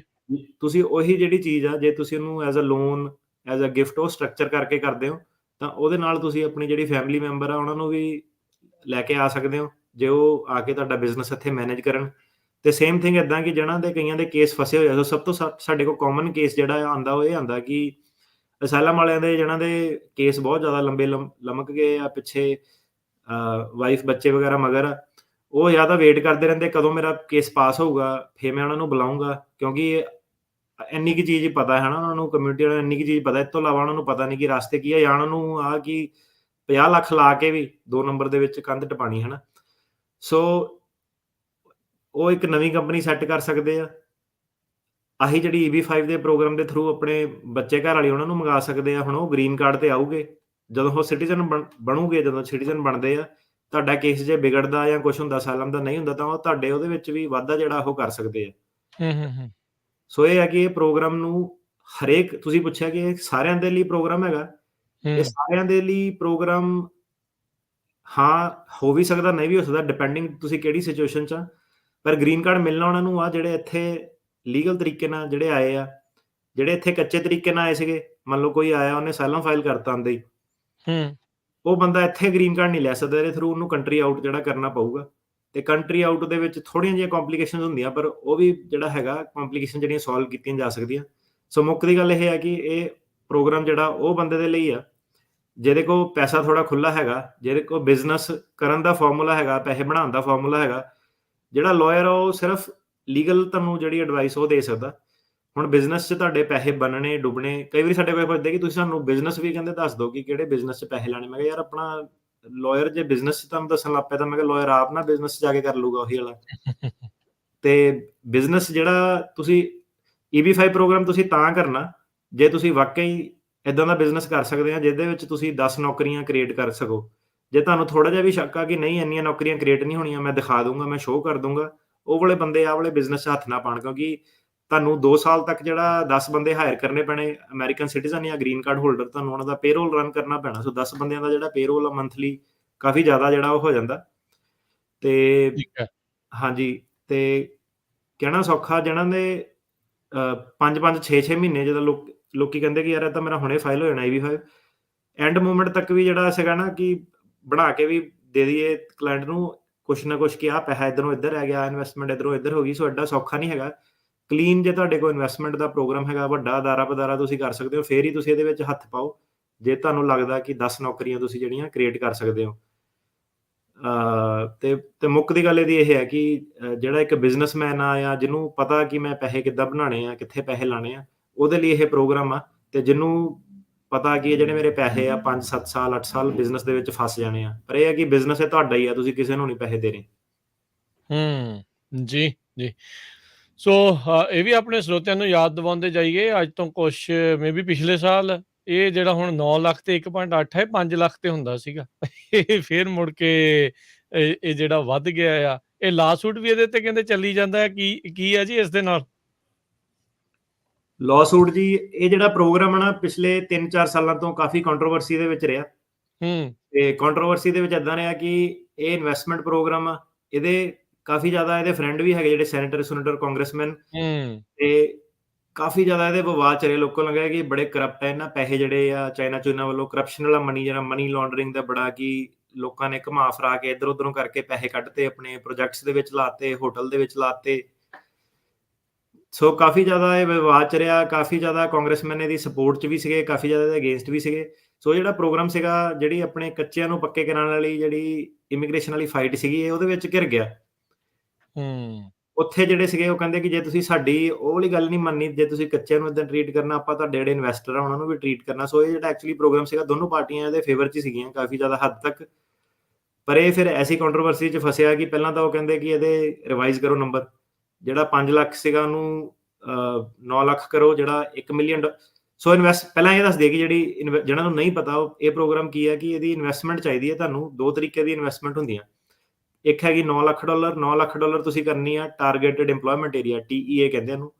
ਟਾਰਗੇਟਡ ਇੰਪਲੋਇਮੈਂਟ ਏਰੀਆ ਦਾ ਮਤਲਬ ਉਹ ਹੁੰਦਾ ਕਿ ਜਿਹੜਾ ਏਰੀਆ ਜਾਂ ਤਾਂ ਕੋਈ ਪਿੰਡ ਆ, ਰੂਰਲ ਏਰੀਆ, 20,000 ਤੋਂ ਘੱਟ ਆਬਾਦੀ ਆ ਉਹਦੀ, ਜਾਂ ਕੋਈ ਇਹੋ ਜਿਹੀ ਬੈਲਟ 'ਚ ਜਿੱਦਾਂ ਬੇਕਰਸਫੀਲਡ, ਫਰੈਜ਼ਨੋ, ਯੂਬਾ ਸਿਟੀ, ਸੈਕਰਾਮੈਂਟੋ ਵਾਲੀ ਬੈਲਟਾਂ ਜਿਹੜੀਆਂ ਆਉਂਦੀਆਂ, ਇਹਦੇ ਵਿੱਚ ਇਹਨਾਂ ਨੂੰ ਉਹ TEA ਜ਼ੋਨ ਕਹਿੰਦੇ ਆ। ਮਤਲਬ ਕਿ ਇੱਥੇ ਜਿਹੜੀ ਅਨਇੰਪਲੋਇਮੈਂਟ ਆ ਉਹ 150% ਹੈਗੀ ਨੈਸ਼ਨਲ ਐਵਰੇਜ ਦੀ। ਸੌਖੇ ਸ਼ਬਦਾਂ ਵਿੱਚ ਇਹਦਾ ਮਤਲਬ ਇਹ ਆ ਕਿ ਜੇ ਨੈਸ਼ਨਲ ਐਵਰੇਜ ਹੈਗੀ ਕਿ 10 ਲੋਕੀ ਅਨਇੰਪਲੋਇਡ ਆ, ਤਾਂ ਇਹਨਾਂ ਇਲਾਕਿਆਂ ਦੇ ਵਿੱਚ 15 ਲੋਕੀ ਅਨਇੰਪਲੋਇਡ ਆ। ਸੋ ਕਾਫੀ ਸਾਰੇ ਜਿਹੜੇ ਏਰੀਏ ਆ, ਸੈਨ ਹੋਜ਼ੇ ਦੇ ਵਿੱਚ ਵੀ, ਈਵਨ ਬੇਕਰਸਫੀਲਡ ਵਾਲੀ ਸਾਰੀ ਬੈਲਟ ਆ 5 ਦੇ ਹਾਈਵੇ 5 ਦੇ ਨਾਲ ਜਿਹੜੇ ਲੱਗਦੇ, ਸਾਰੀ ਬੈਲਟ ਤਕਰੀਬਨ ਸੈਕਰਾਮੈਂਟੋ ਉੱਪਰ ਹੋਰ ਜਿਹੜੇ ਵੀ ਰੂਰਲ ਏਰੀਆ ਜਿਹੜੇ ਆ ਜਾਂਦੇ ਆ, ਉਹ ਸਾਰੇ TEA 'ਚ ਆਉਂਦੇ ਆ। ਸੋ ਇੱਥੇ ਜਿਹੜੀ ਇਨਵੈਸਟਮੈਂਟ ਆ ਉਹ 9 ਲੱਖ ਆ। ਉਹ ਤੁਹਾਨੂੰ ਪਤਾ ਕਰਾਉਣਾ ਪੈਂਦਾ ਇਨਵੈਸਟਮੈਂਟ ਤੋਂ ਪਹਿਲਾਂ। ਸਿਟੀ ਤੁਹਾਨੂੰ ਮੈਪ, ਡੇਟਾ ਵਗੈਰਾ ਦੇ ਦਿੰਦੀ ਆ, ਕਈ ਵਾਰੀ ਨਹੀਂ ਵੀ ਦਿੰਦੀ। ਤੁਸੀਂ ਕੰਪਨੀਆਂ ਹਾਇਰ ਕਰਦੇ ਹੋ ਜਿਹੜੀਆਂ ਤੁਹਾਨੂੰ ਦੱਸ ਦਿੰਦੀਆਂ ਕਿ ਇਹ TEA ਹੈਗਾ ਕਿ ਨਹੀਂ ਹੈਗਾ। ਸੋ ਉਹਨਾਂ ਵਿੱਚ ਜਿਹੜੀ ਇਨਵੈਸਟਮੈਂਟ ਉਹ 9 ਲੱਖ ਆ। ਜੇ ਤੁਸੀਂ ਕਹੋ ਕਿ ਮੈਂ ਸਿੱਧਾ ਹੀ ਮੇਨ ਡਾਊਨਟਾਊਨ ਏਰੀਆ ਦੇ ਵਿੱਚ ਆਪਣਾ ਬਿਜ਼ਨਸ ਕਰਨਾ ਜਾਂ ਨੈਸ਼ਨਲ ਲੈਵਲ ਵਾਲਾ ਬਿਜ਼ਨਸ ਕਰਨਾ, ਉਹਦੀ ਇਨਵੈਸਟਮੈਂਟ ਜਿਹੜੀ ਹੈਗੀ ਆ ਉਹ 1.8 ਮਿਲੀਅਨ ਆ। ਸੋ ਦੋ ਇਨਵੈਸਟਮੈਂਟਾਂ ਦੇ ਥ੍ਰੈਸ਼ਹੋਲਡ ਆ। ਇੱਕ ਹਾਫ ਹੈਗੀ ਆ TEA ਦੇ ਵਿੱਚ, ਤੇ ਨਾਨ TEA ਜਿਹੜਾ ਅਰਬਨ ਏਰੀਆ ਹੋ ਗਿਆ, ਤੁਸੀਂ ਕਹੋ ਸੈਂਟੈਨਾ ਰੋ ਮੈਂ ਸ਼ਾਪ ਪਾਣੀ ਆ, ਉਹ $1.8 ਮਿਲੀਅਨ ਆ। ਤੇ ਜਿਹੜੇ ਲਾਅ ਸੂਟ ਸੀਗੇ ਉਹ ਕੀ ਸੀਗੇ ਕਿ ਜਦੋਂ ਇਹ ਕੰਟਰੋਵਰਸੀ 'ਚ ਪੈਣੇ ਸ਼ੁਰੂ ਹੋ ਗਏ, ਉਹ ਕਹਿੰਦੇ ਕਿ ਇਹਨਾਂ ਦਾ ਨਾ ਹੋਰ ਹੁਣ ਕੰਟਰੋਵਰਸੀ 'ਚ ਏਦਾਂ ਕਿ ਇਹ ਪ੍ਰੋਗਰਾਮ ਦੇ ਵਿੱਚ 2 ਚੀਜ਼ਾਂ ਹੈਗੀਆਂ। ਇੱਕ ਹੋ ਗਿਆ ਤੁਹਾਡਾ ਡਾਇਰੈਕਟ ਬਿਜ਼ਨਸ, ਇੱਕ ਤਾਂ ਬੰਦਾ ਕਹਿੰਦਾ ਕਿ ਮੈਂ ਸਿੱਧਾ ਹੀ ਆਪਣਾ ਪੀਜ਼ਾ ਖੋਲ੍ਹਣਾ, ਗੈਸ ਸਟੇਸ਼ਨ ਖੋਲ੍ਹਣਾ। ਉਹ 'ਚ ਤਾਂ ਚਲੋ ਤੁਹਾਡਾ ਆਪਣਾ ਹੀ ਪੈਸਾ, ਕਿਸੇ ਨੂੰ ਤੁਸੀਂ ਦੇ ਨਹੀਂ ਰਹੇ। ਇੱਕ ਇਹਨਾਂ ਦੇ ਪ੍ਰੋਗਰਾਮ ਦੇ ਵਿੱਚ ਹੋਰ ਚੀਜ਼ ਸੀਗੀ ਕਿ ਰੀਜਨਲ ਸੈਂਟਰ, ਕਿ ਕਈ ਇੱਦਾਂ ਦੇ ਵੀ ਵੈਲਥੀ ਬੰਦੇ ਆ ਬਾਹਰ, ਉਹਨਾਂ ਨੂੰ ਇੱਥੇ ਆ ਕੇ ਆਪਣਾ ਡਾਇਰੈਕਟ ਬਿਜ਼ਨਸ ਕਰਨ ਦਾ ਕੋਈ ਇੰਟਰਸਟ ਨਹੀਂ ਹੈਗਾ। ਸੋ ਇਹਨਾਂ ਨੇ ਕੀ ਕੀਤਾ ਕਿ ਇੱਕ ਪ੍ਰੋਗਰਾਮ ਬਣਾਤਾ ਰੀਜਨਲ ਸੈਂਟਰ ਪ੍ਰੋਗਰਾਮ ਕੀ ਕਰਦਾ ਸੀਗਾ ਕਿ ਫੋਰ ਐਗਜ਼ਾਮਪਲ ਮੰਨ ਲਓ ਕਿ ਮੈਂ ਆਪਣਾ ਰੀਜਨਲ ਸੈਂਟਰ ਅਪਰੂਵ ਕਰਾ ਲਿਆ, ਸੋ ਮੈਂ ਰੀਜਨਲ ਸੈਂਟਰ ਦੇ ਥੱਲੇ ਡਿਫਰੈਂਟ ਪ੍ਰੋਜੈਕਟ ਲਾ ਸਕਦਾ ਕਿ ਮੈਂ ਕਹੂੰ ਮੈਂ ਹੁਣ ਹੋਟਲ ਬਣਾਉਣਾ, 500 ਮਿਲੀਅਨ ਦਾ ਹੋਟਲ ਬਣਨਾ, ਸੋ ਮੈਂ ਇਨਵੈਸਟਮੈਂਟਾਂ ਇਕੱਠੀਆਂ ਸ਼ੁਰੂ ਕਰਤੀਆਂ ਬਾਹਰੋਂ ਦੀ, ਚਾਈਨਾ ਤੋਂ, ਇੰਡੀਆ ਤੋਂ, ਕਿ ਤੁਸੀਂ ਮਿਲੀਅਨ 9 ਲੱਖ ਡਾਲਰ ਲਾਓ। ਤਾਂ ਮੈਂ ਜਿੱਦਾਂ 400-500 ਇਨਵੈਸਟਰ ਇਕੱਠੇ ਕਰਕੇ ਇਨਵੈਸਟਮੈਂਟ ਮਨੀ ਇਕੱਠੀ ਕਰਕੇ ਹੋਟਲ ਬਣਾਤਾ। ਸੋ ਇਹ ਹੁਣ ਦੇਖਣ 'ਚ ਤਾਂ ਬਹੁਤ ਵਧੀਆ ਲੱਗਦਾ ਸੀ ਕਿ ਹੋਟਲ ਬਣ ਗਿਆ ਸਾਰਾ, ਪਰ ਜਦੋਂ ਇੱਦਾਂ ਦਾ ਫ੍ਰੀ ਮਨੀ ਆਇਆ, ਕਾਫੀ ਲੋਕੀ ਜਿਹੜੇ ਸੀਗੇ ਉਹਨਾਂ ਨੇ ਲੋਕਾਂ ਦੇ ਪੈਸੇ ਮਾਰ ਲਏ, ਮਤਲਬ 200 300 ਮਿਲੀਅਨ ਡਾਲਰ ਲੈ ਕੇ ਜਿਹੜੇ ਭੱਜ ਗਏ, ਹਨਾ, ਕਿਉਂਕਿ ਤੁਸੀਂ ਕਿਸੇ ਨੂੰ ਜਦੋਂ ਪੈਸਾ ਦਿੰਦੇ ਹੋ, ਜਿਹਨੂੰ ਵੀ ਦਿੰਦੇ ਹੋ, ਸੋ ਜਦੋਂ ਤੁਹਾਡੇ ਹੱਥੋਂ ਪੈਸਾ ਗਿਆ, ਤੁਹਾਨੂੰ ਨਹੀਂ ਪਤਾ ਕਿ ਉਹਦਾ ਕੀ ਹੋਣਾ। ਸੋ ਉਹਨੂੰ ਸਟਰੈਂਥਨ ਕਰਨ ਲਈ ਇਹਨਾਂ ਨੇ ਟਾਈਮ ਟੂ ਟਾਈਮ ਕਾਫੀ rule regulation securities and exchange commission ਦੇ ਥੱਲੇ ਲੈ ਕੇ ਆਏ ਕਿ ਤੁਸੀਂ ਇਹ ਸਿਕਿਉਰਿਟੀਜ਼ ਹੈਗੀਆਂ, ਜੇ ਤੁਸੀਂ ਫਰਾਡ ਕਰੋਗੇ ਤੁਹਾਨੂੰ ਵੱਡੀ ਸਜ਼ਾ ਜਿਹੜੀ ਉਹ ਦਿੱਤੀ ਜਾਊਗੀ। ਠੀਕ ਹੈ। ਪਰ ਹਰੇਕ ਬੰਦਾ ਕੋਈ ਨਾ ਕੋਈ ਸਕੀਮ ਲਾਦਾ, ਕਰਪਸ਼ਨ ਦਾ ਮਨੀ ਬਹੁਤ ਆਉਣ ਲੱਗ ਪਿਆ, ਕਈ ਚੀਜ਼ਾਂ ਜਿੱਦਾਂ ਹੋਣ ਲੱਗ ਪਈਆਂ, ਹਨਾ। ਤਾਂ ਉਹਨਾਂ ਨੇ ਕਿਹਾ ਕਿ ਇਹਨੂੰ ਇਹਨੂੰ ਆਪਾਂ ਫਿਕਸ ਕਰਨਾ ਪੈਣਾ। ਫਿਰ ਉਹਨਾਂ ਨੇ 2019 ਦੇ ਗੇੜ ਦੇ ਵਿੱਚ ਉਹ ਕਹਿੰਦੇ ਕਿ ਇਹਦੀ ਇਨਵੈਸਟਮੈਂਟ ਵਧਾ ਦਿਓ ਤੇ ਇਹਦੇ ਜਿਹੜੇ ਪ੍ਰੋਸੀਜਰ ਸੇਫਗਾਰਡਸ ਉਹ ਵਧਾ ਦਿਓ। ਸੋ ਉਹਨਾਂ ਨੇ 5 ਲੱਖ ਵਾਲੀ ਉਦੋਂ ਜਿਹੜੀ ਇਨਵੈਸਟਮੈਂਟ ਸੀਗੀ ਉਹ ਸੀਗੀ 5 ਲੱਖ ਤੇ ਮਿਲੀਅਨ ਡਾਲਰ। ਉਹਨਾਂ ਨੇ ਕਿਹਾ ਕਿ ਇਹਨੂੰ ਡਬਲ ਕਰ ਦਿਓ, 9 ਲੱਖ ਤੇ 1.8 ਕਰ ਦਿਓ। ਤੇ ਕਿਸੇ ਨੇ ਲਾਅ ਸੂਟ ਕਰਤਾ ਕਿ ਨਹੀਂ, ਇਹ ਗਲਤ, ਇਹਨਾਂ ਨੇ ਸਹੀ ਤਰੀਕੇ ਨਾਲ ਪਾਸ ਨਹੀਂ ਕੀਤਾ। ਫਿਰ ਇਨਵੈਸਟਮੈਂਟ ਵਾਪਸ ਹੋ ਕੇ 5 ਲੱਖ ਮਿਲੀਅਨ ਤੇ ਆ ਗਈ। ਠੀਕ ਹੈ। ਆ ਹੁਣੇ ਐਜ਼ ਵੀ ਸਪੀਕ ਹੁਣੇ ਹੀ ਜੂਨ ਦੇ ਵਿੱਚ ਹੀ ਫਿਰ ਉਹਨਾਂ ਦਾ ਫੈਸਲਾ ਆਇਆ ਕਿ ਨਹੀਂ, ਇਹਨੂੰ ਹੋਲਡ ਕਰੋ, ਇਹਨੂੰ ਚਲਾਓ, ਇਹਨੂੰ ਹੋਲਡ ਕਰੋ। ਉਹ ਇੰਨੀ ਕੁ ਕਨਫਿਊਜ਼ਨ ਹੋਈ ਪਈ ਆ, ਕਦੀ ਅੱਗੇ ਜਾਂਦਾ ਪ੍ਰੋਗਰਾਮ, ਕਦੀ ਪਿੱਛੇ ਜਾਂਦਾ। 5 ਲੱਖ ਮਿਲੀਅਨ ਵਾਲਾ, 9 ਲੱਖ ਵਾਲਾ, 1.8 ਵਾਲਾ, ਇਹਨਾਂ ਦਾ ਚੱਕਰ ਜਿਹੜਾ ਸੁਲਝਿਆ ਨਹੀਂ। ਪਰ ਅੱਜ ਦੀ ਡੇਟ ਦੇ ਵਿੱਚ ਜਿਹੜਾ ਸੈਟਲਮੈਂਟ ਇਹ ਹੈ ਕਿ ਉਹ ਕਹਿੰਦੇ ਕਿ ਵਾਪਸ ਜਿਹੜਾ 2019 ਵਾਲਾ ਲਾਅ ਆਪਾਂ ਪਾਸ ਕੀਤਾ ਸੀ ਉਹ ਸਹੀ ਆ। ਜਿਹੜੀ ਤੁਹਾਡੀ ਇਨਵੈਸਟਮੈਂਟ ਜਿਹੜੀ ਹੈਗੀ ਆ ਉਹ 9 ਲੱਖ ਜਾਂ 1.8 ਮਿਲੀਅਨ ਡਾਲਰ ਹੀ ਜਿਹੜੀ ਆ ਉਹ ਹੋਣੀ ਚਾਹੀਦੀ ਆ। ਤੇ ਬਾਕੀ ਜਿਹੜੇ ਹੋਰ ਇਹਦੇ ਵਿੱਚ ਲਾਅ ਸੂਟ ਦੇ ਵਿੱਚ ਜਿਹੜਾ ਹੁਣ ਲੇਟੈਸਟ ਇਹਨਾਂ ਨੇ ਮਈ ਦੇ ਵਿੱਚ ਲਾਅ ਸੂਟ ਕੀਤਾ, ਉਹ ਰੀਜਨਲ ਸੈਂਟਰ ਦੇ ਰਿਲੇਟਡ ਆ। ਸਾਡੀ ਆਡੀਅנס ਨੂੰ ਉਹਦਾ ਕੋਈ ਖਾਸ ਸੁਣ ਕੇ ਫਾਇਦਾ ਨਹੀਂ ਹੋਣਾ, ਕਿਉਂਕਿ ਸਾਡੀ ਜਿਹੜੀ ਆਡੀਅנס ਉਹ ਜ਼ਿਆਦਾਤਰ ਜਿਹੜੀ ਹੈਗੀ ਆ ਡਾਇਰੈਕਟ ਇਨਵੈਸਟਮੈਂਟ ਵਾਲੀ ਹੀ ਹੈਗੀ ਆ। ਠੀਕ ਹੈ ਜੀ, ਬਿਲਕੁਲ। ਸੋ ਇਹ ਕੁਛ ਲੇਟੈਸਟ ਇਸ ਦੇ ਬਾਬਤ ਲਿਟੀਗੇਸ਼ਨ ਦੇ ਬਾਬਤ ਜੋ ਚੱਲ ਰਿਹਾ ਹੈਗਾ ਆ, ਸੋ ਇਹ ਧਿਆਨ ਰੱਖਣਾ ਹੈਗਾ ਨਾਲ ਦੇ ਨਾਲ ਦਾ। ਤੇ ਨਾਲ ਹੀ ਜੇ ਗੱਲ ਕਰੀਏ ਵੀ ਤੁਸੀਂ ਰੀਜਨਲ ਸੈਂਟਰਸ ਦੀ ਇਹ ਸਾਰਾ ਕੁਛ ਚਲੋ ਐਕਸਪਲੇਨ ਤੁਸੀਂ ਥੋੜ੍ਹਾ ਬਹੁਤਾ ਕਰ ਹੀ ਰਹੇ ਸੀਗੇ, ਜੇ ਥੋੜ੍ਹਾ ਤੁਸੀਂ ਹੋਰ ਵਿਸਥਾਰ 'ਚ ਇੱਕ ਚੀਜ਼ ਇਸ ਤੋਂ ਪਹਿਲਾਂ ਇੱਧਰ ਜਾਈਏ।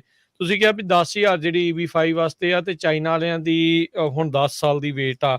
ਇਹ 10,000 ਦੇ ਵਿੱਚ ਵੀ ਇਹਨਾਂ ਨੇ ਕੰਟਰੀ ਬੇਸਡ ਰੱਖਿਆ ਵੀ ਉਹਦੇ ਵਿੱਚੋਂ ਇੰਨੇ % ਇਹਨਾਂ ਲਈ ਆ, ਇੰਨੇ % ਇਹਨਾਂ ਲਈ ਆ। ਹਾਂਜੀ, ਸੋ ਉਹਨਾਂ ਦਾ ਮੈਨੂੰ ਇਹਦੀ ਐਗਜ਼ੈਕਟ ਫਾਰਮੂਲਾ ਤਾਂ ਅੱਜ ਤੱਕ ਨਹੀਂ ਕਦੀ ਸਮਝ ਲੱਗਿਆ ਕਿ ਹੈ ਕੀ ਹੈ, ਕਿ ਕਿਹੜੇ ਹਿਸਾਬ ਨਾਲ ਇਹ ਅੱਗੇ ਚੱਲਦਾ। ਕਾਫੀ ਪ੍ਰੋਫੈਸਰਾਂ ਨੇ ਉਹਦੇ ਉੱਤੇ ਆਰਟੀਕਲ ਲਿਖੇ ਹੋਏ ਆ, ਤੇ ਕਿਹੜੇ ਹਿਸਾਬ ਨਾਲ ਡੇਟਸ ਬੈਕਲੌਗ ਹੁੰਦੀਆਂ ਕਿੱਦਾਂ। ਸੋ ਮੋਟੇ ਤੌਰ ਤੇ ਕੀ ਹੈ ਕਿ 1,40,000 ਇਹਨਾਂ ਨੇ ਕੀਤਾ। ਪਰ ਕੰਟਰੀ ਲਿਮਿਟੇਸ਼ਨ ਇਹਨਾਂ ਨੇ ਰੱਖੀ ਹੈ ਕਿ 7% ਤੋਂ ਜ਼ਿਆਦਾ ਕਿਸੇ ਨੂੰ ਨਹੀਂ ਮਿਲ ਸਕਦੇ। ਸੋ ਕਹਿਣ ਦਾ ਮਤਲਬ ਕਿ ਇੰਡੀਆ ਨੂੰ ਵੀ ਉਹੀ ਮਿਲਣੇ ਆ, ਚਾਈਨਾ ਨੂੰ ਵੀ ਉਹੀ ਮਿਲਣੇ ਆ, ਭਾਵੇਂ ਨੇਪਾਲ ਵਰਗਾ ਛੋਟਾ ਕੰਟਰੀ ਆ ਉਹਨੂੰ ਵੀ ਉਹੀ ਮਿਲਣੇ ਆ। ਇਹਦੇ ਨਾਲ ਕੀ ਹੁੰਦਾ ਕਿ ਹੁਣ ਜਿੱਦਾਂ ਇੰਡੀਆ ਤੋਂ ਮੰਨ ਲਓ ਪੜ੍ਹਨ ਲਿਖਣ ਵਾਲੀ ਜਨਤਾ ਜਿਹੜੀ ਜ਼ਿਆਦਾ ਆਉਂਦੀ ਆ, ਸੋ ਇੰਡੀਆ ਦਾ ਜੇ ਤੁਸੀਂ ਦੇਖੋ ਸਭ ਤੋਂ ਵੱਡਾ ਬੈਕਲੌਗ ਉਹਨਾਂ ਦੇ ਆਉਣਾ eb2 eb3 ਦੇ ਵਿੱਚ, ਕਿਉਂਕਿ ਇੰਜੀਨੀਅਰ ਵਗੈਰਾ ਇਨਵੈਸਟਰ ਘੱਟ ਆ, ਇੰਜੀਨੀਅਰ ਵਗੈਰਾ ਜਿਹੜੇ ਜ਼ਿਆਦਾ ਆਉਂਦੇ ਆ। ਸੋ ਉਹ ਵਾਲਿਆਂ ਦੀ ਵੇਟ ਜਿਹੜੀ ਵੱਧ ਕੇ 10-15 ਸਾਲ ਹੋਈ ਆ। ਤੇ ਜਿਹੜੇ ਬਾਕੀ ਛੋਟੇ ਮੁਲਕ ਆ ਉਹਨਾਂ 'ਚੋਂ ਤਾਂ ਕੋਈ ਵੇਟ ਨਹੀਂ, ਹਰੇਕ ਚੀਜ਼ ਉਹਨਾਂ ਦੀ ਗਰੰਟੀ ਰਹਿੰਦੀ ਆ। ਜਿਹੜਾ ਚਾਈਨਾ ਸੀਗਾ ਉੱਥੋਂ ਇਨਵੈਸਟਰ ਜ਼ਿਆਦਾ ਆਉਂਦੇ ਆ, ਸਟੂਡੈਂਟ ਘੱਟ ਆਉਂਦੇ। ਉਹਨਾਂ ਦੀ ਜਿਹੜੀ ਪੜ੍ਹਾਈ ਲਿਖਾਈ ਵਾਲੀ ਇੰਜੀਨੀਅਰ ਵਾਲਿਆਂ ਦੀ ਵੇਟ ਆ ਉਹ ਹੈਗੀ 5-6 ਸਾਲ, ਤੇ ਉਹਨਾਂ ਦਾ ਇਨਵੈਸਟਰ ਵਾਲੀ ਵੇਟ ਜਿਹੜੀ ਉਹ ਜ਼ਿਆਦਾ ਵਾ, 10 ਸਾਲ ਤੱਕ ਹੁਣ ਜਿਹੜੀ ਪਹੁੰਚ ਗਈ ਆ। ਤੇ ਜਿਹੜੇ ਇੰਡੀਆ ਵਾਲੇ ਲੋਕ ਆ ਉਹਨਾਂ ਦਾ ਜਿਹੜਾ ਹੁਣ ਬੈਕਲੌਗ eb5 'ਚ ਇਸ ਵੇਲੇ ਨਹੀਂ ਹੈਗਾ। ਤੇ ਜਦੋਂ ਇੰਡੀਆ ਵਾਲੇ ਵੀ ਓਬਵੀਅਸਲੀ ਜਦੋਂ 10,000 ਤੋਂ ਜ਼ਿਆਦਾ ਕੇਸ ਜਦੋਂ ਫਾਈਲ ਹੋਣ ਲੱਗ ਪਏ, ਇੰਡੀਆ ਵਾਲੇ ਜਦੋਂ ਲੋਕ ਜ਼ਿਆਦਾ ਆਉਣ ਲੱਗ ਪਏ, ਤਾਂ ਇੰਡੀਆ ਦੀ ਵੀ ਜਿਹੜੀ ਬੈਕਲੌਗ ਆ ਉਹ ਵੱਧ ਜੂਗੀ। ਸੋ ਹੁਣ ਕਿੱਥੇ ਤੇ ਕਿੱਦਾਂ ਇਨਵੈਸਟ ਕਰਨਾ ਹੈ, ਰੀਜਨਲ ਸੈਂਟਰ ਕੀ ਚੀਜ਼ ਹੁੰਦੇ ਆ, ਕੀ ਇਹ ਸਾਰੀਆਂ ਚੀਜ਼ਾਂ ਜੀ। ਸੋ ਸਭ ਤੋਂ ਪਹਿਲਾਂ ਤਾਂ ਇਹ ਹੈ ਕਿ 9 ਲੱਖ ਤੇ 1.8 ਮਿਲੀਅਨ ਦੋ ਤੁਹਾਡੇ ਕੋਲ ਪਲਾਨ ਹੈਗੇ ਆ। ਹਾਈ ਲੈਵਲ ਤੇ 9 ਲੱਖ ਜਿਹੜਾ ਹੈਗਾ ਰੂਰਲ ਏਰੀਆ ਜਾਂ ਹਾਈਲੀ ਅਨਇੰਪਲੋਇਮੈਂਟ ਏਰੀਆ, ਤੇ ਜਿਹੜਾ 1.8 ਮਿਲੀਅਨ ਵਾਲਾ ਉਹ ਕਿਤੇ ਵੀ।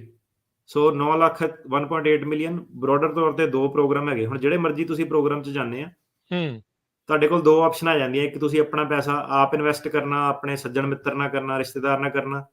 ਇੱਕ ਹੈਗਾ ਕਿ ਮੈਨੂੰ ਕੋਈ ਨਹੀਂ ਜਾਣਦਾ, ਇੱਥੇ ਮੇਰੀਆਂ ਤਾਂ ਇੰਡੀਆ ਚਾਈਨਾ ਫੈਕਟਰੀਆਂ ਚੱਲਦੀਆਂ, ਤਾਂ ਮੈਂ ਤਾਂ ਨਿਆਣਿਆਂ ਨੂੰ ਬਾਹਰ ਪੜ੍ਹਾਉਣ ਭੇਜਣਾ, ਤੇ ਮੇਰੇ ਕੋਲ ਇੰਨੀ ਹੈਡੇਕ ਲੈਣ ਦਾ ਜਿਹੜਾ ਟਾਈਮ ਨਹੀਂ ਹੈਗਾ। ਤੇ ਉਹ ਜਿਹੜੇ ਲੋਕ ਆ ਉਹ ਕੀ ਕਰਦੇ ਆ, ਉਹ ਰੀਜਨਲ ਸੈਂਟਰ 'ਚ ਇਨਵੈਸਟ ਕਰਦੇ ਆ। ਰੀਜਨਲ ਸੈਂਟਰ ਕੀ ਚੀਜ਼ ਆ? ਰੀਜਨਲ ਸੈਂਟਰ ਇੱਕ, ਜਿੱਦਾਂ ਕਹਿ ਲਓ ਕਿ ਕਿਸੇ ਨੇ ਕੰਪਨੀ ਖੋਲ੍ਹੀ, ਉਹਨਾਂ ਨੇ ਇਮੀਗ੍ਰੇਸ਼ਨ ਦੇ ਕੋਲ ਆਪਣੇ ਕਾਫੀ ਸਾਰੇ ਪੇਪਰ, ਰੈਗੂਲੇਸ਼ਨ, ਬਿਜ਼ਨਸ ਪਲਾਨ ਵਗੈਰਾ ਫਾਈਲ ਕਰਕੇ ਇੱਕ ਅਪਰੂਵਲ ਲੈ ਲਿਆ ਕਿ ਅਸੀਂ ਰੀਜਨਲ ਸੈਂਟਰ ਦੀ ਸਾਨੂੰ ਕਲਾਸੀਫਿਕੇਸ਼ਨ ਆ। ਰੀਜਨਲ ਸੈਂਟਰ ਫਿਰ ਕੀ ਕਰਦਾ ਕਿ ਇਹ ਕਾਫੀ ਪ੍ਰੋਜੈਕਟ ਜਿਹੜੇ ਆ ਉਹ ਖੜੇ ਕਰ ਸਕਦੇ ਆ ਤੇ ਇਨਵੈਸਟਰਸ ਤੋਂ ਪੈਸਾ ਲੈ ਸਕਦੇ ਆ। ਫੋਰ ਐਗਜ਼ਾਮਪਲ ਸਾਡੇ ਜਿਹੜੇ ਸੈਨ ਫਰਾਂਸਿਸਕੋ ਏਰੀਏ 'ਚ ਜੇ ਆਪਾਂ ਜਾਈਏ, ਓਕਲੈਂਡ ਦੇ ਆਸੇ-ਪਾਸੇ ਜਿੱਦਾਂ ਇੱਕ ਜਿਹੜੇ ਡੌਕਸ ਜਿਹੜੇ ਹੈਗੇ, ਟਰੱਕਾਂ ਵਾਲਿਆਂ ਨੂੰ ਪਤਾ ਹੋਣਾ ਸਾਰਾ ਲੋਡ ਜਿੱਥੋਂ ਦੀ ਚੱਕਦੇ ਆ, ਜਿਹੜੀ ਬੈਲਟ ਹੈਗੀ ਆ, ਉਹਨਾਂ ਨੇ ਪੱਕਾ ਹੀ, ਜਿੱਦਾਂ ਜਿਹੜੇ ਰੀਜਨਲ ਸੈਂਟਰ ਉਹਨਾਂ ਨੇ ਪੱਕਾ ਹੀ ਜਿਹੜਾ ਠੇਕਾ ਉਹਨਾਂ ਨੇ ਕੀਤਾ ਹੋਇਆ ਕਿ over a period of next 30 to 50 year ਆਪਾਂ ਇੱਥੇ ਮਲਟੀਪਲ ਪ੍ਰੋਜੈਕਟ ਕਰਨੇ ਆ। ਜਿਹੜੇ ਡੌਕਸ ਹੈਗੇ ਇਹਨੂੰ ਸਾਰਿਆਂ ਨੂੰ ਆਪਾਂ ਰਿਫਾਈਨ ਕਰਨਾ, ਇੱਥੇ ਆਪਾਂ ਅਪਾਰਟਮੈਂਟ ਵੀ ਖੋਲ੍ਹਣੇ, ਇੱਥੇ ਆਪਾਂ ਪਾਰਕ ਵੀ ਬਣਾਉਣੇ, ਇੱਥੇ ਆਪਾਂ ਹੋਟਲ ਵੀ ਬਣਾਉਣੇ ਆ। ਸੋ ਉਹ ਕੀ ਕਰਦੇ ਆ ਕਿ ਵੱਖ-ਵੱਖ ਜਿਹੜੇ ਪ੍ਰੋਜੈਕਟ ਉਹ ਚਲਾਉਂਦੇ ਆ। ਫੋਰ ਐਗਜ਼ਾਮਪਲ ਉਹਨਾਂ ਦਾ ਪਹਿਲਾ ਪ੍ਰੋਜੈਕਟ ਆ ਗਿਆ ਕਿ ਆਪਾਂ ਹੋਟਲ ਖੜਾ ਕਰਨਾ, ਇਹ 300 ਮਿਲੀਅਨ ਦਾ ਪ੍ਰੋਜੈਕਟ ਆ, ਇਹ 'ਚ 100 ਮਿਲੀਅਨ ਆਪਾਂ ਪਾਉਣਾ, 200 ਮਿਲੀਅਨ ਆਪਾਂ ਇਨਵੈਸਟਰ ਮਨੀ ਇਕੱਠਾ ਕਰਨਾ। ਫਿਰ ਉਹ ਦੂਜਾ ਪ੍ਰੋਜੈਕਟ, ਸੋ ਇੱਦਾਂ ਮਲਟੀਪਲ ਇਹਨਾਂ ਦੇ ਪੈਰਲਲ ਜਿਹੜੇ ਪ੍ਰੋਜੈਕਟ ਉਹ ਚੱਲ ਸਕਦੇ ਆ। ਜਿਹੜਾ ਰੀਜਨਲ ਸੈਂਟਰ ਕੀ ਹੈਗਾ, ਰੀਜਨਲ ਸੈਂਟਰ ਉਹਨਾਂ ਨੂੰ ਸਾਰਿਆਂ ਨੂੰ ਪ੍ਰੋਜੈਕਟਸ ਨੂੰ ਜਿਹੜਾ ਸੁਪਰਵਾਈਜ਼ ਕਰਦਾ, ਤੇ ਰੀਜਨਲ ਸੈਂਟਰ ਨੂੰ ਆਪਾਂ ਨੂੰ ਆਪਣੇ ਆਪ ਨੂੰ ਮੇਨਟੇਨ ਕਰਨ ਦਾ ਖਰਚਾ ਕਾਫੀ ਆ, ਐਡਵਰਟਾਈਜ਼ਮੈਂਟ, ਮਾਰਕੀਟਿੰਗ, ਲੀਗਲ ਕੋਸਟ ਸਾਰਾ। ਜਦੋਂ ਤੁਸੀਂ ਰੀਜਨਲ ਸੈਂਟਰ ਦੇ ਵਿੱਚ ਇਨਵੈਸਟ ਕਰਦੇ ਹੋ ਤਾਂ ਤੁਹਾਡੇ ਕੋਲ ਉਹ ਇੱਕ ਮੈਨੇਜਮੈਂਟ ਫੀ ਲੈਂਦਾ, $40,000-50,000 ਜੋ ਵੀ ਉਹਨਾਂ ਨੇ ਰੱਖੀ ਹੈ ਕਿ ਤੁਹਾਡੀ ਇਨਵੈਸਟਮੈਂਟ ਕਿੱਦਾਂ ਇਨਵੈਸਟ ਕਰਨੀ ਹੈ। ਜਦੋਂ ਤੁਸੀਂ ਡਾਇਰੈਕਟਲੀ ਇਨਵੈਸਟ ਕਰਦੇ ਹੋ ਤਾਂ ਤੁਹਾਡੀ ਕੋਈ ਮੈਨੇਜਮੈਂਟ ਫੀ ਨਹੀਂ, ਕਿਉਂਕਿ ਉਹ ਤੁਹਾਡਾ ਸੱਜਣ ਮਿੱਤਰ ਹੀ ਕਰ ਰਿਹਾ। ਸੋ ਰੀਜਨਲ ਸੈਂਟਰ ਦਾ ਇੱਦਾਂ ਕਿ ਹੁਣ ਜਿਹੜੇ ਬੰਦੇ ਦਾ ਇੰਡੀਆ ਕੰਮਕਾਰ ਚੱਲ ਰਿਹਾ ਹੈਗਾ, ਉਹ ਕਹਿੰਦਾ ਕਿ ਮੈਂ ਇੱਥੇ ਆ ਕੇ ਹੈਡੇਕ ਥੋੜ੍ਹਾ ਲੈਣੀ, ਮੈਂ ਪੈਸੇ ਤਾਂ ਆਪਣੇ ਇੰਡੀਆ ਤੋਂ ਕਮਾ ਰਿਹਾ, ਮੇਰੇ ਲਈ ਐਕਸਟਰਾ ਮਨੀ ਆ, ਮੈਂ ਰੀਜਨਲ ਸੈਂਟਰ 'ਚ ਕਰਤਾ। ਸੋ ਉਹ ਬੰਦੇ ਨੇ ਸਿਰਫ ਆਹ ਦੇਖਣਾ ਕਿ ਰੀਜਨਲ ਸੈਂਟਰ ਦੀ ਬੈਕਗਰਾਉਂਡ ਕੀ ਆ, ਇਹ ਫਰੋਡੀਏ ਤਾਂ ਨਹੀਂ ਹੈਗੇ, ਇਹਨਾਂ ਨੇ ਕਿੰਨੇ ਕੁ ਪਹਿਲਾਂ ਕੇਸ ਅਪਰੂਵ ਕਰਾਏ ਹੋਏ ਆ, ਇਹ ਨਵਾਂ ਰੀਜਨਲ ਸੈਂਟਰ ਆ ਕਿ ਕਿਹੜਾ ਰੀਜਨਲ ਸੈਂਟਰ ਆ।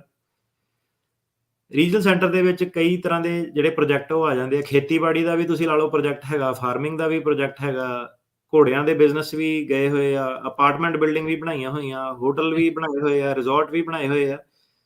ਸੋ ਹੁਣ ਇਕੋਨਮੀ ਦਾ ਤਾਂ ਕਿਸੇ ਨੂੰ ਪਤਾ ਨਹੀਂ ਕਿ ਕਦੋਂ ਡਿੱਗਣੀ ਆ, ਕਿਹੜੀ ਇੰਡਸਟਰੀ ਕਿੱਧਰ ਨੂੰ ਜਾਣੀ ਆ। ਸੋ ਰੀਜਨਲ ਸੈਂਟਰ ਦੇ ਵਿੱਚ ਜ਼ਿਆਦਾਤਰ ਜਿਹੜੇ ਲੋਕੀ ਇਨਵੈਸਟ ਕਰਦੇ ਆ ਉਹ ਰੀਅਲ ਐਸਟੇਟ ਪ੍ਰੋਜੈਕਟ ਜਿਹੜੇ ਸਭ ਤੋਂ ਪਪੂਲਰ ਹੈਗੇ ਆ, ਸਪੈਸ਼ਲੀ ਜਿਹੜੇ ਆਪਣੇ ਅਪਾਰਟਮੈਂਟ ਬਿਲਡਿੰਗ ਵਾਲੇ ਜਿਹੜੇ ਪ੍ਰੋਜੈਕਟ ਆ, ਉਹ ਬੇ ਏਰੀਏ 'ਚ ਬਹੁਤ ਜ਼ਿਆਦਾ ਜਿਹੜੇ ਪਪੂਲਰ ਸੀਗੇ, ਕਿਉਂਕਿ ਉਹਨਾਂ ਨੂੰ ਲੱਗਦਾ ਕਿ ਇਹ ਥੱਲੇ ਡਿੱਗਦੇ ਨਹੀਂ, ਜੇ ਡਿੱਗਦੇ ਵੀ ਆ ਤਾਂ ਵਾਪਸ ਰੀਅਲ ਐਸਟੇਟ ਦੀ ਵੈਲਿਊ ਰਾਈਜ਼ ਕਰ ਜਾਂਦੀ ਹੈ। ਸੋ ਇਹ ਜਿਹੜੇ ਜ਼ਿਆਦਾ ਪਪੂਲਰ ਸੀਗੇ, ਪਰ ਇਹਦੀ ਟਾਈਮਿੰਗ ਕਿ ਅਪਾਰਟਮੈਂਟ ਬਿਲਡਿੰਗ ਕੋਈ ਐਡਾ ਸੌਖਾ ਕੰਮ ਤਾਂ ਹੈ ਨਹੀਂ, ਕਿਉਂਕਿ ਉਹਨਾਂ ਨੇ ਪਹਿਲਾਂ ਆਪਣੀ ਜ਼ੋਨਿੰਗ ਕਰਾਉਣੀ, ਫਿਰ ਅਪਰੂਵਲ ਲੈਣੇ, ਪਰਮਿਟ ਲੈਣੇ। ਸੋ ਕੰਸਟਰਕਸ਼ਨ ਰਿਸਕ ਜਿਹੜਾ ਹਮੇਸ਼ਾ ਉਹ ਹੁੰਦਾ, ਕੋਸਟ ਆਫ ਕੰਸਟਰਕਸ਼ਨ ਜਿੱਦਾਂ ਕੋਵਿਡ ਤੋਂ ਪਹਿਲਾਂ ਕੁਛ ਹੋਰ ਸੀ, ਕੋਵਿਡ ਦੇ ਵਿੱਚ ਵੱਧ ਕੇ ਕੁਛ ਹੋਰ ਹੋ ਗਈ। ਸੋ ਜਿਹੜੀ ਪ੍ਰੋਫਿਟੇਬਿਲਿਟੀ ਜਿਹੜੀ ਹੈਗੀ ਆ, ਹਮੇਸ਼ਾ ਜਿਹੜਾ ਤੁਹਾਡਾ ਬਿਜ਼ਨਸ, ਜਦੋਂ ਤੁਸੀਂ ਪੈਸੇ ਇਨਵੈਸਟ ਕਰਦੇ ਆ ਐਡੇ ਵੱਡੇ ਪ੍ਰੋਜੈਕਟਾਂ ਦੇ ਵਿੱਚ ਪੈਸੇ ਲਾਉਂਦੇ ਆ, ਉਹਦਾ ਇੱਦਾਂ ਕਿ ਜੇ 100 ਮਿਲੀਅਨ ਦੀ ਉਹਨਾਂ ਨੇ ਜ਼ਮੀਨ ਖਰੀਦੀ, ਉਹ ਕੱਲ੍ਹ ਨੂੰ 300 ਦੀ ਵੀ ਹੋ ਸਕਦੀ ਆ, ਤੇ ਉਹ ਰਿਡਿਊਸ ਹੋ ਕੇ ਤੁਹਾਡੀ ਉੱਥੇ ਪਈ ਵੀ ਰਹਿ ਸਕਦੀ ਆ। ਸੋ ਇਹ ਹੈ ਕਿ ਸੋਚ ਕੇ ਪੈਸੇ ਲਾਣੇ ਕਿ ਕਿਹੜੇ ਪ੍ਰੋਜੈਕਟ 'ਚ ਪੈਸੇ ਲਾਣੇ ਚਾਹੀਦੇ, ਕਿਹੜੇ 'ਚ ਨਹੀਂ ਲਾਣੇ ਚਾਹੀਦੇ। ਤੇ ਵਕੀਲ ਤੁਹਾਨੂੰ ਇਹਦੀ ਸਲਾਹ ਨਹੀਂ ਦੇ ਸਕਦਾ, ਕਿਉਂਕਿ ਵਕੀਲ ਨੇ ਆਪਣਾ ਕੰਮ ਕਰਨਾ। ਸੋ ਜਦੋਂ ਸਾਡੇ ਕੋਲ ਤੁਸੀਂ ਦੱਸੋ ਕਿੱਦਾਂ, ਤਾਂ ਉਹਨੂੰ ਸਲਾਹ ਇਹੀ ਹੈ ਕਿ ਤੁਸੀਂ ਆਪਣੇ ਅਕਾਊਂਟੈਂਟ ਨਾਲ ਜਾਂ ਜਿਹੜਾ ਫਾਈਨੈਂਸ਼ੀਅਲ ਐਨਾਲਿਸਟ ਆ ਉਹਦੇ ਤੋਂ ਤੁਸੀਂ ਸਲਾਹ ਲੈਣੀ ਕਿ ਕਿੱਥੇ ਮੈਂ ਪੈਸੇ ਲਾਵਾਂ। ਜੀ, ਜੀ, ਬਿਲਕੁਲ। ਸੋ ਜਿੱਦਾਂ ਤੁਸੀਂ ਹੁਣ ਦੱਸਿਆ ਵੀ ਕੋਈ ਪ੍ਰੈਫਰ ਕਰਦਾ ਡਾਇਰੈਕਟ ਤੇ ਕੋਈ ਕਰਦਾ ਰੀਜਨਲ ਸੈਂਟਰ। ਡਾਇਰੈਕਟ ਕਰਨ ਦੀ ਕੀ ਜਿਹੜਾ ਆ ਉਹ ਜ਼ਿਆਦਾ ਬੈਨੀਫਿਟ ਇਹੀ ਹੈ ਵੀ ਫਿਰ ਆਪਾਂ ਨੂੰ ਐਕਸਟਰਾ ਫੰਡਸ ਜਿਹੜੇ ਉਹ ਰੀਜਨਲ ਸੈਂਟਰ ਵਾਲਿਆਂ ਨੂੰ ਨਹੀਂ ਦੇਣੇ ਪੈਂਦੇ। ਐਕਸਟਰਾ ਫੰਡਸ, ਪੈਸਾ ਤੁਹਾਡਾ ਆਪਣੇ ਸਰਕਲ 'ਚ ਰਹਿ ਜਾਂਦਾ, ਤੁਹਾਡੇ ਸੱਜਣ ਮਿੱਤਰਾਂ ਕੋਲ ਰਹਿ ਜਾਂਦਾ। ਸੋ ਫਾਇਦਾ ਇਹੀ ਹੈ ਕਿ ਜੇ ਤੁਹਾਡਾ ਭਰੋਸੇ ਵਾਲਾ ਬੰਦਾ, ਤਾਂ ਤੁਹਾਨੂੰ ਪਤਾ ਤੁਸੀਂ ਕੀ ਚੀਜ਼ 'ਚ ਇਨਵੈਸਟ ਕਰ ਰਹੇ ਆ, ਕਿੰਨਾ ਪ੍ਰੋਫਿਟ ਆ। ਤੁਹਾਨੂੰ 10 ਜੋਬ ਜਿਹੜੀਆਂ ਪੂਰੀਆਂ ਸਿੱਧੀਆਂ ਕ੍ਰੀਏਟ ਕਰਨੀਆਂ ਪੈਂਦੀਆਂ। ਰਿਸੈਪਸ਼ਨਿਸਟ ਹੋ ਗਈ, ਵਰਕਰ ਹੋ ਗਿਆ, ਕੈਸ਼ੀਅਰ ਹੋ ਗਿਆ, ਜੋ ਵੀ ਤੁਹਾਡਾ ਬਿਜ਼ਨਸ ਉਹਦੇ ਹਿਸਾਬ ਨਾਲ। ਤੇ ਜਿਹੜਾ ਰੀਜਨਲ ਸੈਂਟਰ ਆ, ਰੀਜਨਲ ਸੈਂਟਰ ਦੇ ਵਿੱਚ ਇੱਦਾਂ ਕਿ ਉਹਨਾਂ ਨੇ ਇਕੱਠਾ ਜਿੱਦਾਂ 100 ਇਨਵੈਸਟਰ ਦਾ ਪੈਸਾ ਫੜਿਆ, ਮਤਲਬ ਹਰੇਕ ਬੰਦੇ ਨੇ 10 ਜੋਬ ਕ੍ਰੀਏਟ ਕਰਨੀਆਂ। ਸੋ 1000 ਜੋਬਸ ਤੁਸੀਂ ਟੋਟਲ ਜਿਹੜੀਆਂ ਕ੍ਰੀਏਟ ਕਰਨੀਆਂ ਹੈ ਨਾ, 100 ਬੰਦੇ ਮਗਰ, ਇੱਕ ਬੰਦੇ ਮਗਰ 10 ਜੋਬਸ। ਸੋ ਜਿਹੜਾ ਰੀਜਨਲ ਸੈਂਟਰ ਆ, ਉਹਦਾ ਫਾਇਦਾ ਇਹ ਹੋ ਜਾਂਦਾ ਕਿ ਜਿਹੜੀਆਂ ਇਨਡਾਇਰੈਕਟ ਜੋਬ ਹੋ ਗਈਆਂ, ਮੰਨ ਲਓ ਕਿ ਕਿਸੇ ਨੇ ਬਿਲਡਿੰਗ ਬਣਾਈ, ਉਹਦੇ ਵਿੱਚ ਕੰਸਟਰਕਸ਼ਨ ਦਾ ਜਿਹੜਾ ਕੰਸਟਰਕਸ਼ਨ ਕਰੂ ਆ ਜਿਹੜਾ, ਉਹਦੀਆਂ ਜੋਬ ਕਾਊਂਟ ਹੋ ਗਈਆਂ। ਜਿਹੜੇ ਡਿਲੀਵਰੀ ਵਾਲੇ ਬੰਦੇ ਆਣੇ, ਜਿਹਦੇ ਉਹਦੇ ਕਰਕੇ ਨਾਲ ਤੁਹਾਡਾ ਸਟਾਰਬਕਸ ਖੁੱਲਿਆ, ਵਿੱਚ ਬਿਜ਼ਨਸ ਪਿਆ, ਜਿਹੜੇ ਹੋਰ ਮਤਲਬ ਕਿ ਡਾਇਰੈਕਟ ਤੋਂ ਇਲਾਵਾ ਜਿਹੜੀਆਂ ਇਨਡਾਇਰੈਕਟ ਜੌਬਸ ਵੀ ਹੋ ਗਈਆਂ, ਸਫਾਈ ਕਰਮਚਾਰੀ ਹੋ ਗਏ, ਉਹ ਸਾਰੀਆਂ ਜਿਹੜੀਆਂ ਓਵਰਆਲ ਜਿਹੜਾ ਇੰਪੈਕਟ ਆ ਉਹ ਸਾਰਾ ਜਿਹੜਾ ਉਹ ਕਾਊਂਟ ਹੋ ਜਾਂਦਾ। ਸੋ ਮਤਲਬ ਇਹ ਹੈ ਕਿ ਰੀਜਨਲ ਸੈਂਟਰ ਦੇ ਵਿੱਚ ਥੋੜ੍ਹੀ ਜਿਹੀ ਫਲੈਕਸੀਬਿਲਿਟੀ ਆ ਉਹਨਾਂ ਨੂੰ ਕਿ ਜੌਬਸ ਨੂੰ ਕਾਊਂਟ ਕਿੱਦਾਂ ਕਰਨਾ। ਜਿਹੜੇ ਡਾਇਰੈਕਟ ਇਨਵੈਸਟਮੈਂਟ ਆ ਉਹਦੇ ਵਿੱਚ ਤਾਂ ਸਿੱਧਾ ਹੀ ਮੈਥ ਆ ਕਿ ਗਿਣ ਕੇ ਤੁਹਾਨੂੰ ਦੱਸਣਾ ਪੈਣਾ ਕਿ ਆਹ 10 ਜੌਬ ਆ, ਇਹਨਾਂ ਦੇ ਨਾਮ ਆ, ਇਹਨਾਂ ਦਾ ਪੇਰੋਲ ਆ।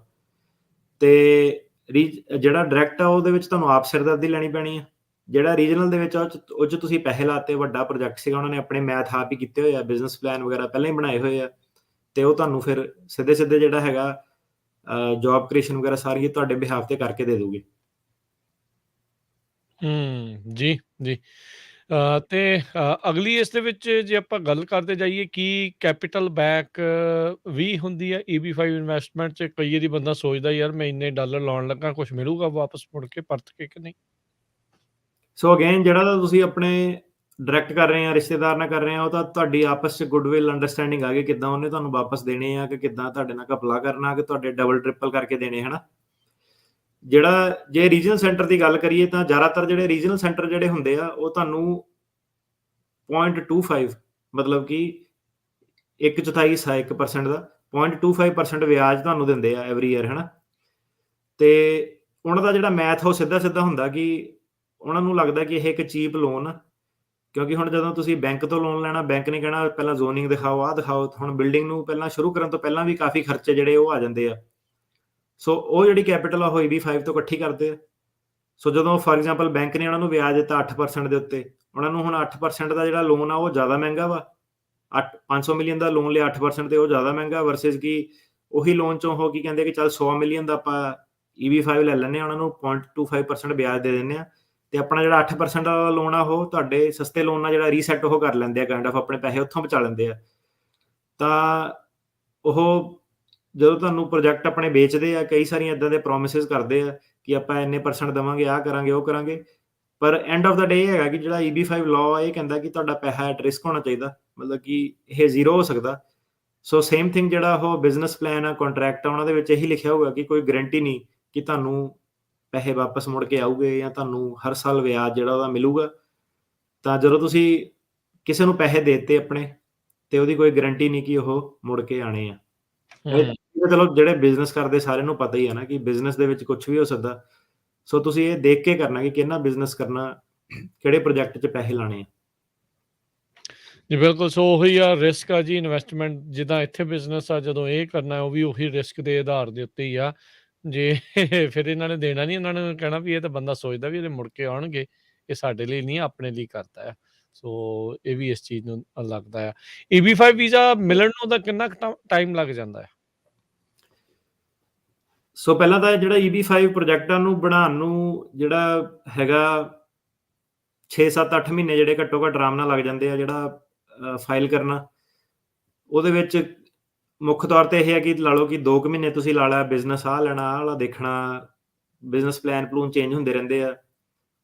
ਮਹੀਨਾ ਕਿ ਤੁਸੀਂ ਲਾ ਲਓ ਘੱਟੋ ਘੱਟ ਬਿਜ਼ਨਸ ਪਲਾਨ ਨੂੰ, ਜੇ ਉਹ ਵੀ ਸਾਰਾ ਇਕੱਠਾ ਇੱਕੋ ਵਾਰੀ ਉਹ ਫਾਈਨਲਾਈਜ਼ ਕਰ ਲੈਣਾ ਨਾ, ਤੇ ਚੇਂਜਸ ਪੈਸੇ ਦੀ ਜਿਹੜੀ ਸੋਰਸਿੰਗ ਆ ਕਿ ਪੈਸਾ ਕਿੱਥੋਂ ਆਇਆ, ਉਹਦੇ ਵਿੱਚ ਸਾਡਾ ਜਿੱਦਾਂ ਲਾਅ ਫਰਮ ਦਾ ਕਾਫੀ ਟਾਈਮ ਲੱਗਦਾ, 3-4 ਮਹੀਨੇ ਘੱਟੋ ਘੱਟ ਉਹਦੇ ਲੱਗ ਜਾਂਦੇ ਆ। ਸੋ ਇਹ ਹੈ ਕਿ 7-8 ਮਹੀਨੇ ਦਾ ਇਹ ਜਿਹੜਾ ਪ੍ਰੋਜੈਕਟ ਹੈਗਾ ਕਿ 7-8 ਮਹੀਨੇ ਇਹਨੂੰ ਲੱਗਦੇ ਫਾਈਲ ਹੋਣ 'ਚ, ਜੇ ਸਾਰਾ ਕੁਛ ਸਹੀ ਤਰੀਕੇ ਨਾਲ ਐਡ ਹੋ ਜਾਵੇ, ਕੋਈ ਬ੍ਰੇਕ ਨਾ ਲੱਗੇ ਵਿੱਚ। ਜਦੋਂ ਇਹ ਫਾਈਲ ਹੋ ਗਿਆ ਤਾਂ ਤੁਹਾਡਾ ਜਿਹੜਾ ਜਿੱਦਾਂ ਵਿਆਹ ਦੇ ਵਿੱਚ ਤੁਹਾਨੂੰ ਕੰਡੀਸ਼ਨਲ ਗ੍ਰੀਨ ਕਾਰਡ ਮਿਲਦਾ, ਇੱਦਾਂ ਹੀ ਤੁਹਾਨੂੰ ਇਹਦੇ ਵਿੱਚ 2 ਸਾਲ ਦਾ ਜਿਹੜਾ ਕੰਡੀਸ਼ਨਲ ਗ੍ਰੀਨ ਕਾਰਡ ਉਹ ਮਿਲਦਾ, ਤੇ 4-5 ਸਾਲ ਜਿਹੜੇ ਘੱਟੋ ਘੱਟ ਤੁਹਾਡੇ ਆ ਇੰਡੀਆ ਵਾਲਿਆਂ ਦੇ 4-5 ਸਾਲ ਜਿਹੜੇ ਉਹ ਲੱਗ ਜਾਂਦੇ ਆ। ਸੋ ਇਹ ਤੁਸੀਂ ਲਾ ਲਓ ਕਿ 6 ਮਹੀਨੇ ਤੋਂ ਸਾਲ ਦੇ ਵਿੱਚ ਤੁਸੀਂ ਫਾਈਲ ਕਰੋਗੇ, ਤੇ 4 ਸਾਲ 5 ਸਾਲ ਤੁਹਾਨੂੰ ਇਹਨੂੰ ਪ੍ਰੋਸੈਸ ਕਰਨ ਨੂੰ ਲੱਗਣੇ ਆ, ਤੇ 5 ਸਾਲ ਦਾ ਜਿਹੜਾ ਪ੍ਰੋਸੈਸ ਤੁਹਾਡਾ ਹੈਗਾ ਹੀ ਆ, ਇਹ 4-5 ਸਾਲ ਦਾ ਪ੍ਰੋਸੈਸ ਹੈਗਾ ਹੀ ਆ ਤੁਹਾਡਾ। ਇੱਕ ਚੀਜ਼ ਇਹਦੇ ਵਿੱਚ ਹੋਰ ਦੱਸ ਦਈਏ, ਇੱਕ ਜਿਹੜੀ ਬੜੀ ਇੰਟਰਸਟਿੰਗ ਚੀਜ਼ ਆ, ਜਿਨ੍ਹਾਂ ਨੇ ਪਹਿਲਾਂ ਸਾਡੇ ਕੋਲ ਕੰਸਲਟੇਸ਼ਨ ਲਈ ਆ ਇਹਦੇ ਬਾਰੇ, ਉਦੋਂ ਰੂਲ ਨਹੀਂ ਸੀਗਾ। ਜਿਹੜੇ ਨਵਾਂ ਹੁਣ ਰੂਲ ਇੱਕ ਜਿਹੜੀ ਚੇਂਜ ਆ ਹੋਈ ਹੈ ਕਿ ਜਿਹੜੇ ਲੋਕੀ ਇੱਥੇ ਲੀਗਲੀ ਆ ਟੂਰਿਸਟ ਵੀਜ਼ੇ ਤੇ ਜਾਂ ਕੁਛ, ਪਹਿਲਾਂ ਸੀਗਾ ਕਿ ਉਹ 4-5 ਸਾਲ ਉਹਨਾਂ ਨੂੰ ਵੇਟ ਕਰਕੇ ਆਪਣਾ ਗ੍ਰੀਨ ਕਾਰਡ ਦੀ 485 ਦੀ ਐਪਲੀਕੇਸ਼ਨ ਫਾਈਲ ਕਰਨੀ ਪੈਂਦੀ ਸੀਗੀ। ਹੁਣ ਉਹ ਗ੍ਰੀਨ ਕਾਰਡ ਦੇ ਰਾਈਟ ਵੇ ਨਾਲ ਹੀ ਜਿਹੜੀ 485 ਆਪਣੀ ਐਡਜਸਟਮੈਂਟ ਆਫ ਸਟੇਟਸ ਆ ਉਹ ਫਾਈਲ ਕਰ ਸਕਦੇ ਆ। ਕਹਿਣ ਦਾ ਮਤਲਬ ਕਿ ਜੇ ਕੋਈ ਬਿਜ਼ਨਸ ਤੇ ਇੱਥੇ ਆਇਆ, ਟੂਰਿਸਟ ਵੀਜ਼ੇ ਤੇ ਆਇਆ, ਬਿਜ਼ਨਸ ਵੀਜ਼ੇ ਤੇ ਆਇਆ, ਉਹਦਾ ਇਰਾਦਾ ਬਣ ਗਿਆ ਕਿ ਮੈਂ EB5 ਕਰਨਾ, ਤਾਂ ਉਹ 90 ਦਿਨਾਂ ਬਾਅਦ ਆਪਣੀ ਐਂਟਰੀ ਤੋਂ ਸਿੱਧਾ ਹੀ ਜਿਹੜਾ eb5 ਆਪਣੇ ਰਿਸ਼ਤੇਦਾਰ ਨਾਲ ਇਨਵੈਸਟ ਕਰ ਸਕਦਾ ਤੇ 485 ਐਪਲੀਕੇਸ਼ਨ ਫਾਈਲ ਕਰ ਸਕਦਾ ਕਿ ਮਤਲਬ ਉਹਨੂੰ ਵਾਪਸ ਜਾਣ ਦੀ ਲੋੜ ਨਹੀਂ ਪੈਣੀ। ਉਹ ਇੱਥੇ ਕੰਟੀਨਿਊ ਕਰ ਸਕਦਾ ਜਿਹੜੇ 4-5 ਸਾਲ ਜਿਹੜੇ ਹੈਗੇ ਆ ਤੇ 10 ਕੁ ਮਹੀਨਿਆਂ ਬਾਅਦ ਫਾਈਲ ਕਰਨ ਤੋਂ ਉਹਨੂੰ ਵਰਕ ਪਰਮਿਟ ਜਿਹੜਾ ਉਹ ਆ ਜਾਊਗਾ। ਸੋ ਪਹਿਲਾਂ ਇਹ ਚੀਜ਼ ਸੀਗੀ ਨਹੀਂ, ਲੋਕੀ ਇਹ ਕਹਿੰਦੇ ਸੀ ਕਿ ਮੇਰੇ ਬਿਜ਼ਨਸ ਨੂੰ ਦੇਖੂਗਾ ਕੌਣ, ਤਾਂ ਉਹਨਾਂ ਦੀ ਗੱਲ ਬਣਦੀ ਨਹੀਂ ਸੀ, ਉਹ ਵਾਪਸ ਚਲ ਜਾਂਦੇ ਸੀਗੇ। ਸੋ ਹੁਣ ਜਿਹੜੀ ਚੀਜ਼ ਚੇਂਜ ਹੋਈ ਆ ਉਹ ਇਹ ਹੋਈ ਆ ਕਿ ਰਾਈਟ ਵੇ ਤੁਸੀਂ ਨਾਲ ਹੀ ਜਿਹੜਾ ਇਹਨਾਂ ਨੇ ਇਹ ਕਰਤਾ ਕਿ ਤੁਹਾਨੂੰ 4-5 ਸਾਲ ਵੇਟ ਕਰਨ ਦੀ ਲੋੜ ਨਹੀਂ, ਤੁਸੀਂ ਰਾਈਟ ਵੇ 485 ਫਾਈਲ ਕਰ ਦਿਓ। 485 ਫਾਈਲ ਕਰਨ ਦਾ ਬੈਨੀਫਿਟ ਇਹ ਆ ਕਿ ਤੁਹਾਨੂੰ ਅਮਰੀਕਾ ਛੱਡ ਕੇ ਨਹੀਂ ਜਾਣਾ ਪੈਣਾ, ਤੁਸੀਂ ਕੰਟੀਨਿਊ ਕਰ ਸਕਦੇ ਇੱਥੇ ਹੀ। ਸੋ ਕਈ ਜਿਹੜੇ ਇਹੋ ਜਿਹੇ ਲੋਕੀ ਵੀ ਆ ਕਿ ਉਹਨਾਂ ਦੇ ਕੋਲ ਪੈਸੇ ਹੈਗੇ ਆ ਜਾਂ ਰਿਸ਼ਤੇਦਾਰ ਉਹਨਾਂ ਦੇ ਕੋਲ ਪੈਸੇ ਹੈਗੇ ਆ ਤੇ ਉਹ ਟੂਰਿਸਟ ਵੀਜ਼ੇ ਤੇ ਇੱਥੇ ਆਉਂਦੇ ਆ। ਕਈ ਵਾਰੀ ਉਹ ਅਸਾਈਲਮ ਸੁਲਮ ਵੱਲ ਚਲ ਜਾਂਦੇ ਆ। ਸੋ ਇਹ ਹੈ ਕਿ ਅਸਾਈਲਮ ਨਾਲੋਂ ਜਿਹੜਾ ਜੇ ਤਾਂ ਤੁਸੀਂ ਪੈਸੇ ਇਨਵੈਸਟ ਕਰ ਸਕਦੇ ਹੋ, ਤੁਸੀਂ ਲੀਗਲੀ ਇੱਥੇ ਆਏ ਆ, ਤਾਂ ਤੁਸੀਂ ਜਿਹੜਾ eb5 ਪ੍ਰੋਗਰਾਮ ਆ ਉਹਦੇ ਵਿੱਚ ਇਨਵੈਸਟ ਕਰੋ। 485 ਜਿਹੜਾ ਸਿੱਧੇ ਫਾਈਲ ਕਰੋ, ਤੁਹਾਡਾ ਵਰਕ ਪਰਮਿਟ ਵਗੈਰਾ ਸਾਰਾ ਆ ਜਾਣਾ, ਲੀਗਲੀ ਤੁਸੀਂ ਰਹਿ ਸਕਦੇ ਆ। 10 ਮਹੀਨਿਆਂ ਬਾਅਦ ਫਾਈਲ ਕਰਨ ਤੋਂ ਤੁਹਾਨੂੰ ਟਰੈਵਲ ਡਾਕੂਮੈਂਟ ਮਿਲ ਜਾਣਾ, ਤੁਸੀਂ ਆ ਜਾ ਵੀ ਸਕਦੇ ਆ ਤੇ 5 ਕੁ ਸਾਲਾਂ 'ਚ ਤੁਹਾਨੂੰ ਜਿਹੜਾ ਗ੍ਰੀਨ ਕਾਰਡ ਆ ਉਹ ਮਿਲ ਜਾਊਗਾ। ਸੋ 4-5 ਸਾਲ ਦਾ ਹੈ ਵੀ ਆਉਣ ਜਾਣ ਵੀ ਲੱਗ ਸਕਦਾ ਤੇ ਨਾਲ ਇਹ ਵੀ ਹੈਗਾ। ਸੋ eb5 ਵੀਜ਼ਾ ਦੇ ਅਪਰੂਵਲ ਤੋਂ ਬਾਅਦ ਦੇ ਵਿੱਚ ਕਿੰਨਾ ਵਕਤ ਲੱਗ ਜਾਂਦਾ, ਵੇਟ ਕਿੰਨੀ ਕੁ ਜਿਹੜੀ ਉਹ ਹੁੰਦੀ ਆ? ਸੋ ਜਦੋਂ ਦੱਸਿਆ ਕਿ 10,000 ਜਿਹੜੇ ਵੀਜ਼ੇ ਇਹਨਾਂ ਦੇ ਸਾਲ ਦੇ ਜਿਹੜੇ ਸੀਗੇ ਜੀ ਵਾਲਿਆਂ ਦੀ ਬੈਕਲੌਗ ਨਹੀਂ ਹੈਗਾ ਇਸ ਵੇਲੇ। ਸੋ ਚਾਈਨਾ ਵਾਲਿਆਂ ਦੇ ਲਈ ਬੈਕਲੌਗ ਹੈਗਾ, ਇੰਡੀਆ ਵਾਲਿਆਂ ਦੇ ਲਈ ਨਹੀਂ ਹੈਗਾ। ਏਦਾਂ ਹੀ ਜੇ ਅੱਗੇ ਗੱਲ ਕਰੀਏ, ਹੁਣ ਕਹਿ ਲਓ ਤੁਸੀਂ ਫਿਲੀਪੀਨਸ, ਮੈਕਸੀਕੋ ਦੀ ਗੱਲ ਕਰੀਏ ਜੇ ਉਦਾਹਰਨ ਵਜੋਂ, ਉੱਥੋਂ ਨਾ ਹੀ ਜ਼ਿਆਦਾ ਪੜ੍ਹਾਈ ਵਾਲੇ ਆਉਂਦੇ ਆ, ਨਾ ਹੀ ਜ਼ਿਆਦਾ ਇਨਵੈਸਟਮੈਂਟ ਵਾਲੇ ਆਉਂਦੇ ਆ। ਸੋ ਉਹਨਾਂ ਦੇ ਤੁਸੀਂ ਬੈਕਲੌਗ ਦੇਖੋ ਕਿਹੜੀ ਕੈਟੇਗਰੀ 'ਚ ਹੋਣੇ ਆ, ਫੈਮਿਲੀ ਬੇਸਡ ਵਾਲੇ 'ਚ ਉਹਨਾਂ ਦੇ ਸਭ ਤੋਂ ਜ਼ਿਆਦਾ ਜਿਹੜੇ ਬੈਕਲੌਗ ਆ ਇੰਡੀਆ ਨਾਲੋਂ ਵੀ ਕਿਤੇ ਅੱਗੇ ਆ। ਸੋ ਕਿੰਨੀ ਦੇਰ ਲੱਗੂਗੀ ਡਿਪੈਂਡ ਕਰਦਾ ਕਿ ਬੈਕਲੌਗ ਕਿੰਨੇ ਆ। ਸੋ ਇੰਡੀਆ ਵਾਲਿਆਂ ਲਈ 4-5 ਸਾਲ, 5 ਕੁ ਸਾਲ ਦੇ ਵਿੱਚ ਆ ਜਾਊਗਾ। ਠੀਕ ਹੈ, 4-5 ਸਾਲ ਜਿੱਦਾਂ ਤੁਸੀਂ ਪਹਿਲਾਂ ਵੀ ਇਹ ਦੱਸ ਰਹੇ ਸੀ। ਤੁਸੀਂ ਵੀ ਜ਼ਿਕਰ ਕੀਤਾ ਸੀ ਅਸਾਈਲਮ ਹੋਲਡਰਸ ਦੇ ਲਈ ਵੀ eb5 ਥਰੂ ਰਾਹ ਹੋ ਸਕਦਾ ਆ, ਜੇ ਤੁਸੀਂ ਉਸ ਦੇ ਉੱਤੇ ਥੋੜੀ ਜਾਣਕਾਰੀ ਪਾਓ। ਜੀ। ਸੋ ਹੁਣ ਜਿਹੜੀ ਜਨਤਾ ਬੋਰ ਹੋ ਰਹੀ ਆ ਪ੍ਰੋਗਰਾਮ ਦੇਖ ਕੇ ਕਿ ਪਤਾ ਨਹੀਂ ਕੀ ਇਨਵੈਸਟਮੈਂਟ ਦੀਆਂ ਗੱਲਾਂ ਕਰੀ ਜਾਂਦੇ ਆ, ਸੋ ਤੁਹਾਡੇ ਲਈ ਇਹਦੇ ਵਿੱਚ ਫਾਇਦੇ ਦੀ ਗੱਲ ਇਹ ਆ, 4-5 ਮੈਂ ਐਗਜ਼ਾਮਪਲਾਂ ਹੀ ਦਊਂਗਾ ਤਾਂ ਕਿ ਥੋੜਾ ਸੌਖੇ ਤਰੀਕੇ ਨਾਲ ਸਮਝ ਆ ਜਾਵੇ, ਹਨਾ। ਆਪਣਾ ਸਾਡਾ ਇੱਕ ਕਲਾਇੰਟ ਆ, ਉਹਦਾ ਕੇਸ ਡਿਨਾਈ ਹੋਇਆ ਸੀਗਾ ਸੈਨ ਫਰਾਂਸਿਸਕੋ ਤੋਂ। ਤਾਂ ਉਹਨੇ ਆਪਣਾ ਗੈਸ ਸਟੇਸ਼ਨ ਵਗੈਰਾ ਦਾ ਬਿਜ਼ਨਸ ਜਿੱਦਾਂ ਖੋਲਿਆ ਜੀ। ਉਹਦੀ ਗਰਲਫ੍ਰੈਂਡ ਕਹਿ ਲਓ, ਫਿਆਂਸੇ ਕਹਿ ਲਓ, ਵਾਈਫ ਕਹਿ ਲਓ, ਹਨਾ, ਡਿਪੈਂਡਿੰਗ ਕਿਹੜੀ ਸਟੇਜ ਤੇ ਉਹ ਹੈਗਾ। ਉਹ ਜ਼ਿਆਦਾ ਇਹ ਵਾਲਾ ਸਿਨੈਰੀਓ ਬਹੁਤ ਕਾਮਨ ਮਿਲਦਾ ਕਿ ਕੈਨੇਡਾ ਦੇ ਵਿੱਚ ਪੱਕੀ ਹੋ ਗਈ, ਐਜ਼ ਅ ਸਟੂਡੈਂਟ ਆ ਗਈ ਤੇ ਉਹਨਾਂ ਵਿਆਹ ਕਰਨਾ। ਸੋ ਕਈ ਸਾਰੇ ਇਦਾਂ ਦੇ ਸਿਨੈਰੀਓ ਆ ਕਿ ਜਿਹੜੀ ਉਹਨਾਂ ਦੀ ਫਾਈਟ ਇਹ ਹੈ ਕਿ ਆਪਣੇ ਜਿਹਨਾਂ ਨਾਲ ਵਿਆਹ ਕਰਾਉਣਾ ਜਾਂ ਕਰਾ ਲਿਆ ਉਹਨਾਂ ਨੂੰ ਲੈ ਕੇ ਕਿੱਦਾਂ ਆਈਏ, ਹਨਾ। ਸੋ ਜਿਹੜੇ ਵੀ ਬੰਦੇ ਆ, ਭਾਵੇਂ ਉਹਨਾਂ ਦਾ ਕੇਸ ਚੱਲਦਾ ਪਿਆ, ਡਿਨਾਈ ਹੋਇਆ, ਭਾਵੇਂ ਅਪੀਲ ਲੱਗੀ ਆ, ਭਾਵੇਂ ਸਰਕਿਟ ਕੋਰਟ ਦੇ ਕੋਲ ਹੈਗੇ ਆ, ਜਿਹਨਾਂ ਨੇ ਪੈਸਾ ਬਣਾ ਲਿਆ, ਕੰਪਨੀਆਂ ਚਲਾ ਰਹੇ ਆ, ਤੁਹਾਡੇ ਲਈ ਸਭ ਤੋਂ ਬੈਸਟ ਇਹ ਹੈ ਕਿ ਨਵੀਂ ਕੰਪਨੀ ਖੋਲ ਕੇ ਵਾਈਫ ਨੂੰ, ਫਿਆਂਸੇ ਨੂੰ, ਉਹਨਾਂ ਨੂੰ ਗਿਫਟ ਜਾਂ ਲੋਨ, ਜਿਹੜੇ ਵੀ ਤਰੀਕੇ ਨਾਲ ਲੀਗਲੀ ਇਨਵੈਸਟਮੈਂਟ ਤੁਸੀਂ ਉਹਨਾਂ ਨੂੰ ਪੈਸੇ ਟ੍ਰਾਂਸਫਰ ਕਰ ਸਕਦੇ ਆ, ਉਹਨਾਂ ਨੂੰ ਬਿਜ਼ਨਸ ਦੇ ਵਿੱਚ ਇਨਵੈਸਟ ਕਰਾਓ। ਉਹ ਬਿਜ਼ਨਸ ਇਨਵੈਸਟ ਕਰੋਗੇ eb5 ਗ੍ਰੀਨ ਕਾਰਡ ਰਾਹੀਂ, ਉਹ 4-5 ਸਾਲਾਂ ਦੇ ਵਿੱਚ ਪੱਕੇ ਤੌਰ ਤੇ ਜਿਹੜਾ ਅਮਰੀਕਾ ਉਹ ਆ ਸਕਦੇ ਆ। ਸੋ ਸਭ ਤੋਂ ਜ਼ਿਆਦਾ ਬੈਨੀਫਿਟ ਉਹ ਮੇਰੇ ਖਿਆਲ ਆਪਣੇ ਜਿਹੜੇ ਅਸਾਈਲਮ ਵਾਲੇ ਉਹਨਾਂ ਨੂੰ ਪਤਾ ਨਹੀਂ ਕਈਆਂ ਨੂੰ। ਦੂਜੀ ਕੈਟੇਗਰੀ ਇਹਦੇ ਵਿੱਚ ਉਹ ਹੈਗੀ ਜਿਹੜੇ ਵੀਜ਼ੇ ਤੇ ਲੋਕ ਇੱਥੇ ਆਏ ਸੀਗੇ, ਟੂਰਿਸਟ ਵੀਜ਼ੇ ਤੇ ਆਏ ਤੇ ਕਈ ਵਾਰੀ ਫੋਰ ਐਗਜ਼ਾਮਪਲ ਘਰ ਦੇ ਆਪਣੇ ਜਵਾਕ ਨੂੰ ਮਿਲਣਾ, ਉਹਦਾ ਅਸਾਈਲਮ ਚੱਲਦਾ। 90 ਦਿਨ ਬਾਅਦ ਉਹਨਾਂ ਦਾ ਜੇ ਇਰਾਦਾ ਚੇਂਜ ਹੁੰਦਾ ਤਾਂ ਉਹ eb5 ਕਰ ਸਕਦੇ ਆ। ਉਹਨਾਂ ਨੂੰ ਕਈ ਵਾਰੀ ਇੱਦਾਂ ਹੁੰਦਾ ਕਿ ਉਹਨਾਂ ਨੂੰ ਕੋਈ ਸਲਾਹ ਦਿੰਦਾ ਕਿ ਤੁਸੀਂ ਵੀ ਕੱਚੇ ਹੋ ਜਾਓ, ਤੁਸੀਂ ਵੀ ਅਸਾਈਲਮ ਫਾਈਲ ਕਰ ਦਿਓ। ਐਵੇਂ ਲੰਬੇ ਪੰਗਿਆਂ 'ਚ ਪੈ ਜਾਂਦੇ, ਬਜ਼ੁਰਗ ਹੈਗੇ ਵਿਚਾਰੇ, ਇੰਟਰਵਿਊ ਦੇ ਨਹੀਂ ਹੁੰਦੀ, ਉੱਥੇ ਜਾ ਕੇ ਹੋਰ ਨਵਾਂ ਕੰਮ ਖੜਾ ਕਰ ਦਿੰਦੇ ਆ।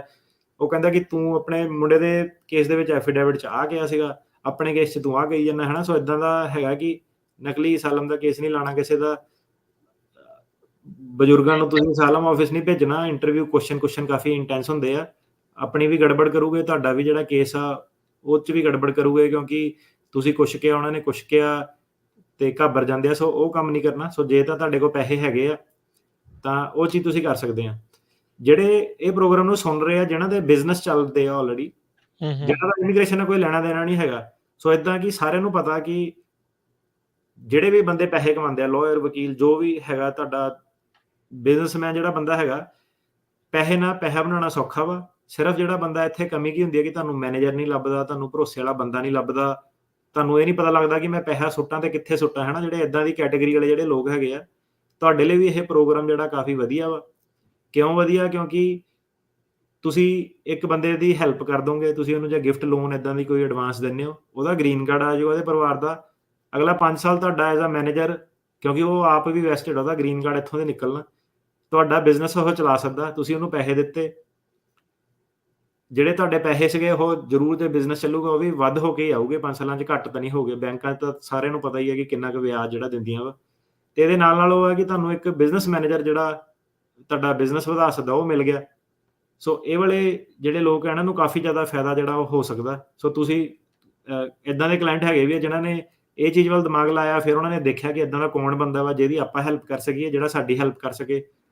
ਸੋ ਜੇ ਤੁਹਾਡੇ ਕੋਲ ਇੱਦਾਂ ਦਾ ਕੋਈ ਫਾਰਮੂਲਾ ਹੈਗਾ ਕਿ ਤੁਸੀਂ ਇੱਕ ਹੋਰ ਨਵਾਂ ਪੀਜ਼ਾ ਕਿਤੇ ਰੈਸਟੋਰੈਂਟ ਕਿਤੇ ਖੋਲ੍ਹ ਸਕਦੇ ਹੋ, ਤੁਹਾਡੀ ਫੈਮਿਲੀ ਮੈਂਬਰ ਕੋਈ ਇੱਦਾਂ ਦਾ ਹੈਗਾ ਜਿਹੜਾ ਉਹ ਚੀਜ਼ ਚਲਾ ਸਕਦਾ ਹੋਵੇ ਤੁਹਾਡੇ ਬਿਹਾਫ 'ਤੇ, ਉਹਦੇ ਬਿਹਾਫ 'ਤੇ ਤੁਸੀਂ ਜਿਹੜਾ eb5 ਉਹ ਫਾਈਲ ਕਰ ਸਕਦੇ ਆ। ਠੀਕ ਜੀ। ਹੈ। ਸੋ ਪ੍ਰੈਕਟੀਕਲ ਸਿਨੈਰੀਓਜ਼ ਜਿਹੜੇ ਉਹ ਆ, ਜਿਹੜੇ ਲੋਕੀ, ਇੱਕ ਆਹ ਬੜਾ ਸਵਾਲ ਆਉਂਦਾ ਕਿ ਮੈਂ ਅਸਾਈਲਮ ਫਾਈਲ ਕੀਤਾ ਪਰ ਹੁਣ ਮੇਰੇ ਕੋਲ ਪੈਸੇ ਆ ਗਏ, ਕੀ ਮੈਂ ਆਪਣੇ ਲਈ eb5 ਗ੍ਰੀਨ ਕਾਰਡ ਕਰ ਸਕਦਾ? ਸੋ ਕੱਚਾ ਬੰਦਾ ਇੱਥੇ ਗ੍ਰੀਨ ਕਾਰਡ ਨਹੀਂ ਲੈ ਸਕਦਾ, ਉਹਨੂੰ ਇਵੈਂਚੁਅਲੀ ਜਿਹੜਾ ਕੰਟਰੀ ਆਊਟ ਉਹ ਕਰਨਾ ਪੈਣਾ।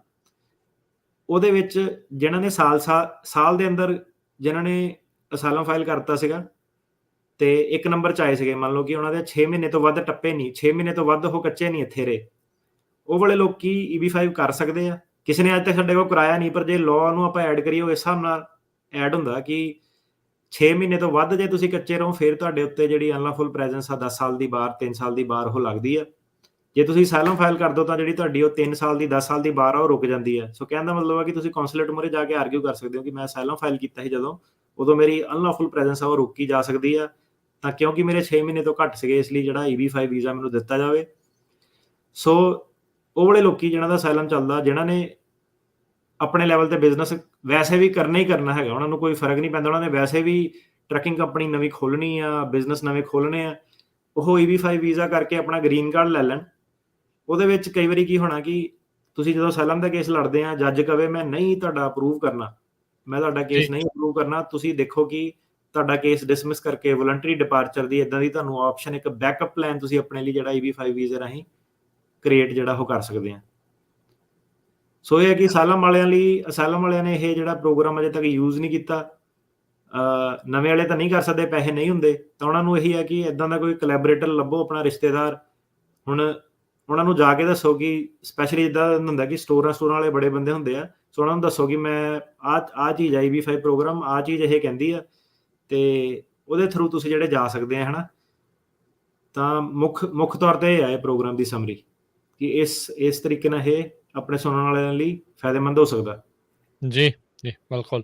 ਤੇ ਇੱਥੇ ਆਪਾਂ ਇੱਕ ਹੁਣ ਬ੍ਰੇਕ ਲੈਣੀ ਆ ਅਟਾਰਨੀ ਟਿਰਕਿਆਨਾ ਜੀ, ਤੇ ਬ੍ਰੇਕ ਤੋਂ ਬਾਅਦ ਮੁੜ ਕੇ ਫਿਰ ਵਾਪਸ ਆਉਂਦੇ ਆ ਤੇ ਸਰੋਤਿਆਂ ਦੀ ਆਪਾਂ ਲਵਾਂਗੇ ਕਾਲਸ। ਤੇ ਕਾਲ ਕਰਨ ਦੇ ਲਈ ਸਰੋਤ ਨੰਬਰ ਹੈ 408-272 ਤੇ 5200 4082725200। ਜਿਹੜੇ ਰਹੋ ਇੱਦਾਂ ਪੰਜਾਬੀ ਰੇਡੀਓ USA ਦੇ ਨਾਲ। ਮਿਲਦੇ ਇੱਕ ਬ੍ਰੇਕ ਤੋਂ ਬਾਅਦ 'ਚ।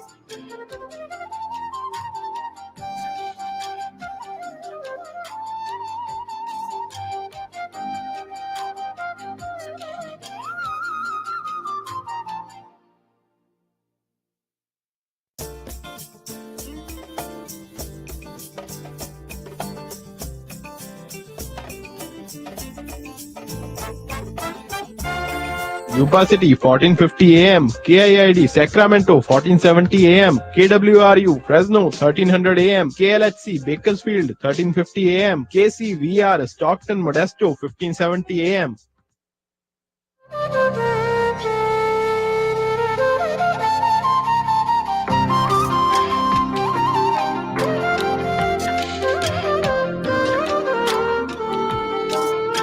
ਪੰਜਾਬੀ ਰੇਡੀਓ USA ਸੁਣ ਰਹੇ ਸਾਰੇ ਹੀ ਮਾਣਯੋਗ ਅਤੇ ਸਤਿਕਾਰ ਸਰੋਤਿਆਂ ਨੂੰ ਇੱਕ ਦੀ ਫੇਰ ਨਿੱਘੀ ਜੀ ਆਇਆਂ ਨੂੰ ਸਭ ਦਾ ਸਵਾਗਤ ਹੈ। ਇਸ ਵੇਲੇ ਪ੍ਰੋਗਰਾਮ ਚੱਲ ਰਿਹਾ ਜੀ ਅਪਡੇਟ ਅਮਰੀਕਾ ਦੇ ਵਿੱਚ ਤੇ ਗੱਲਬਾਤ ਆਪਾਂ US ਇਮੀਗ੍ਰੇਸ਼ਨ ਦੀ ਕਰ ਰਹੇ ਤੇ ਹੁਣ ਆਪਾਂ ਕਾਲਸ ਲਵਾਂਗੇ ਤੇ ਕਾਲ ਕਰਨ ਦੇ ਲਈ ਨੰਬਰ ਹੈ 408272 408272725200 ਆਪਣੇ ਨਾਲ ਜੁੜ ਚੁੱਕੇ ਨੇ ਅਟਾਰਨੀ ਟਰਕਿਆਣਾ ਜੀ। ਸਵਾਗਤ ਹੈ ਜੀ ਇੱਕ ਦੀ ਫੇਰ। ਸਤਿ ਸ਼੍ਰੀ ਅਕਾਲ ਜੀ।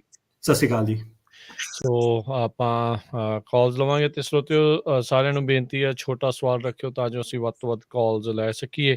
ਇਹ ਵੀ ਇਸ ਤੋਂ ਪਹਿਲਾਂ ਆਪਾਂ ਕਾਲਸ ਲਈਏ ਤੇ ਦੱਸਦੇ ਜਾਈਏ ਅੱਜ ਪੰਜਾਬੀ ਰੇਡੀਓ USA ਦੇ ਫਰੈਜ਼ਨੋ ਸਟੂਡੀਓ ਕੰਪਲੈਕਸ ਦੇ ਵਿੱਚ ਆਰਟ ਐਗਜ਼ੀਬਿਸ਼ਨ ਚੱਲ ਰਹੀ ਹੈ। ਪਰਮ ਸਿੰਘ ਆਰਟਿਸਟ ਜੋ ਕਿ ਕੈਨੇਡਾ ਤੋਂ ਪਹੁੰਚੇ ਹੋਏ ਆ, ਉਹਨਾਂ ਦੀ ਅੱਜ ਲਾਸਟ ਡੇ ਆ। ਸੋ ਇਸ ਚੀਜ਼ ਦਾ ਜਿਹੜਾ ਤੁਸੀਂ ਧਿਆਨ ਰੱਖਿਓ, ਅੱਜ ਸ਼ਾਮ ਦੇ ਤੁਸੀਂ 6-7 ਵਜੇ ਤੱਕ ਆ ਕੇ ਇਸ ਆਰਟ ਐਗਜ਼ੀਬਿਸ਼ਨ ਨੂੰ ਦੇਖ ਸਕਦੇ ਆ। ਸੋ ਸਮੇਂ ਸਿਰ ਪਹੁੰਚ ਕੇ ਇਸ ਆਰਟ ਐਗਜ਼ੀਬਿਸ਼ਨ ਦਾ ਜਿਹੜਾ ਆਨੰਦ ਮਾਣੋ।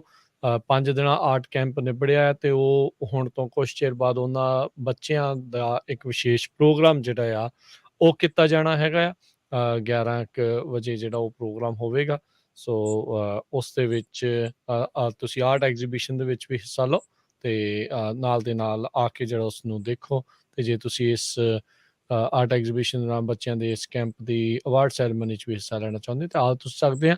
ਸਟੂਡੀਓ ਦਾ ਸਾਡਾ ਐਡਰੈਸ ਆ 2125 ਨਾਰਥ ਬਾਰਟਨ ਐਵੀਨਿਊ, 2125 ਨਾਰਥ ਬਾਰਟਨ ਐਵੀਨਿਊ ਦੇ ਉੱਤੇ ਆ ਸਕਦੇ ਆ। ਫਰੈਜ਼ਨੋ ਦੇ ਵਿੱਚ ਅੱਜ ਲਾਸਟ ਡੇ ਹੈਗਾ ਆ, ਅਖੀਰਲਾ ਦਿਨ ਆ ਇਸ ਆਰਟ ਐਗਜ਼ੀਬਿਸ਼ਨ ਦਾ। ਤੇ ਆਓ ਵਾਰੀ ਸਿਰ ਹੁਣ ਆਪਾਂ ਕਾਲਰਸ ਦੇ ਨਾਲ ਗੱਲ ਕਰਦੇ ਆ। ਜਤਿੰਦਰ ਜੀ ਸਤਿ ਸ਼੍ਰੀ ਅਕਾਲ। ਸਤਿ ਸ਼੍ਰੀ ਅਕਾਲ ਵੀਰ ਜੀ। ਜੀ ਮੈਂ ਵੀਰ ਜੀ ਇਹ ਪੁੱਛਣਾ ਚਾਹੁੰਦੀ ਹਾਂ, ਮੇਰਾ ਥੋੜਾ ਜਿਹਾ ਹੱਟ ਕੇ ਸਵਾਲ ਆ।